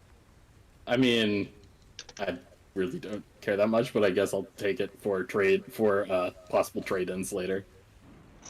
Yep. So Then he's I'll just gonna give him the hand you crossbow. the light crossbow. Soren, you have all of those items that everybody has is uncommon rarity. So if you ever want to trade it in, expect, I think uncommon is anywhere from like 100 to like 500. Expect anywhere in that range for your item if you want to trade them in. In addition to that, let me tally up the XP. The gold you guys are going to get because you didn't have enough time to loot those bodies at the Jerry's farm. You're just going to get that gold that you had before, the 37. 37 divided by 4. It's going to be, so everybody gets 9 gold, so that's not that much. And then you guys are going to get for XP 250, that's 200, that's 375, and 4. Oof, and everybody only gets a measly 206 XP, unfortunately. This is not a Pepe hands. XP heavy mission, yeah. But you guys Any get goal some- experience? we switched from doing goals. We're doing discoveries. and you guys got 250 for discovering. I think the Jerry stuff. And then you would have got another 250 if you had cleared the farm as well. Additionally, I gave you guys extra 200 for the lady encounter, and then I gave you guys 375 for the white combat. So that's why it's so Wait, low. how much did we get? Nothing for the what about the other combat? We beat up those guys. You beat up that general, right? Bullied him. Oh, thank you for reminding me. Fuck yeah. Sorry. Yeah, you're right. I can get to that really quick. I'm sorry. I'm trying to rush to get Jacob out of here. But thank you for No reminding worries. me because you guys deserved it. It's sweet. So we got 2 skeletons. We got 1, 2. And then we got zombie. And that is... Yeah, you guys killed 7 zombies. Oof. And then 2 ogre zombies. We have 1, 2. Alrighty. Yeah, so that is going to be an extra 350 per player. Extra 350? Sweet. Yes. Oh wait, okay. So in total, how much XP did we just get? Per player, you will each get 556 hits. 556. Mm-hmm. Yeah, that last combat actually went for a lot. So thank you, Soren, for reminding me about that. Thank you, Soren. Like, Listen, I just really want to get to level 5, okay? Mm-hmm. oh yeah, that's such a cute. I get stunning strike. I'm at not 5. even at level It is 4, but I unbelievable. want level 5. My focus is there. Thank you guys for playing with me today. It was a blast. We have next week is off, but the week after that we are going to have Imrig and his group are going to be traveling to the marshes to the south. Any of you guys who played in this game, there's an extra spot open for that game. You're more than welcome to sign up for that one. And then there's also an opening for a game on the 11th of June, if any of you guys want to sign up for that one as well. But yeah, thank you guys for playing with me. Thank you everybody for watching. Wait, the 21st? The 11th of June. But there's an open spot for a game on the 21st of Oh, May. dips. I already yoinked that. Nah, No. we did it in advance. If multiple people want it,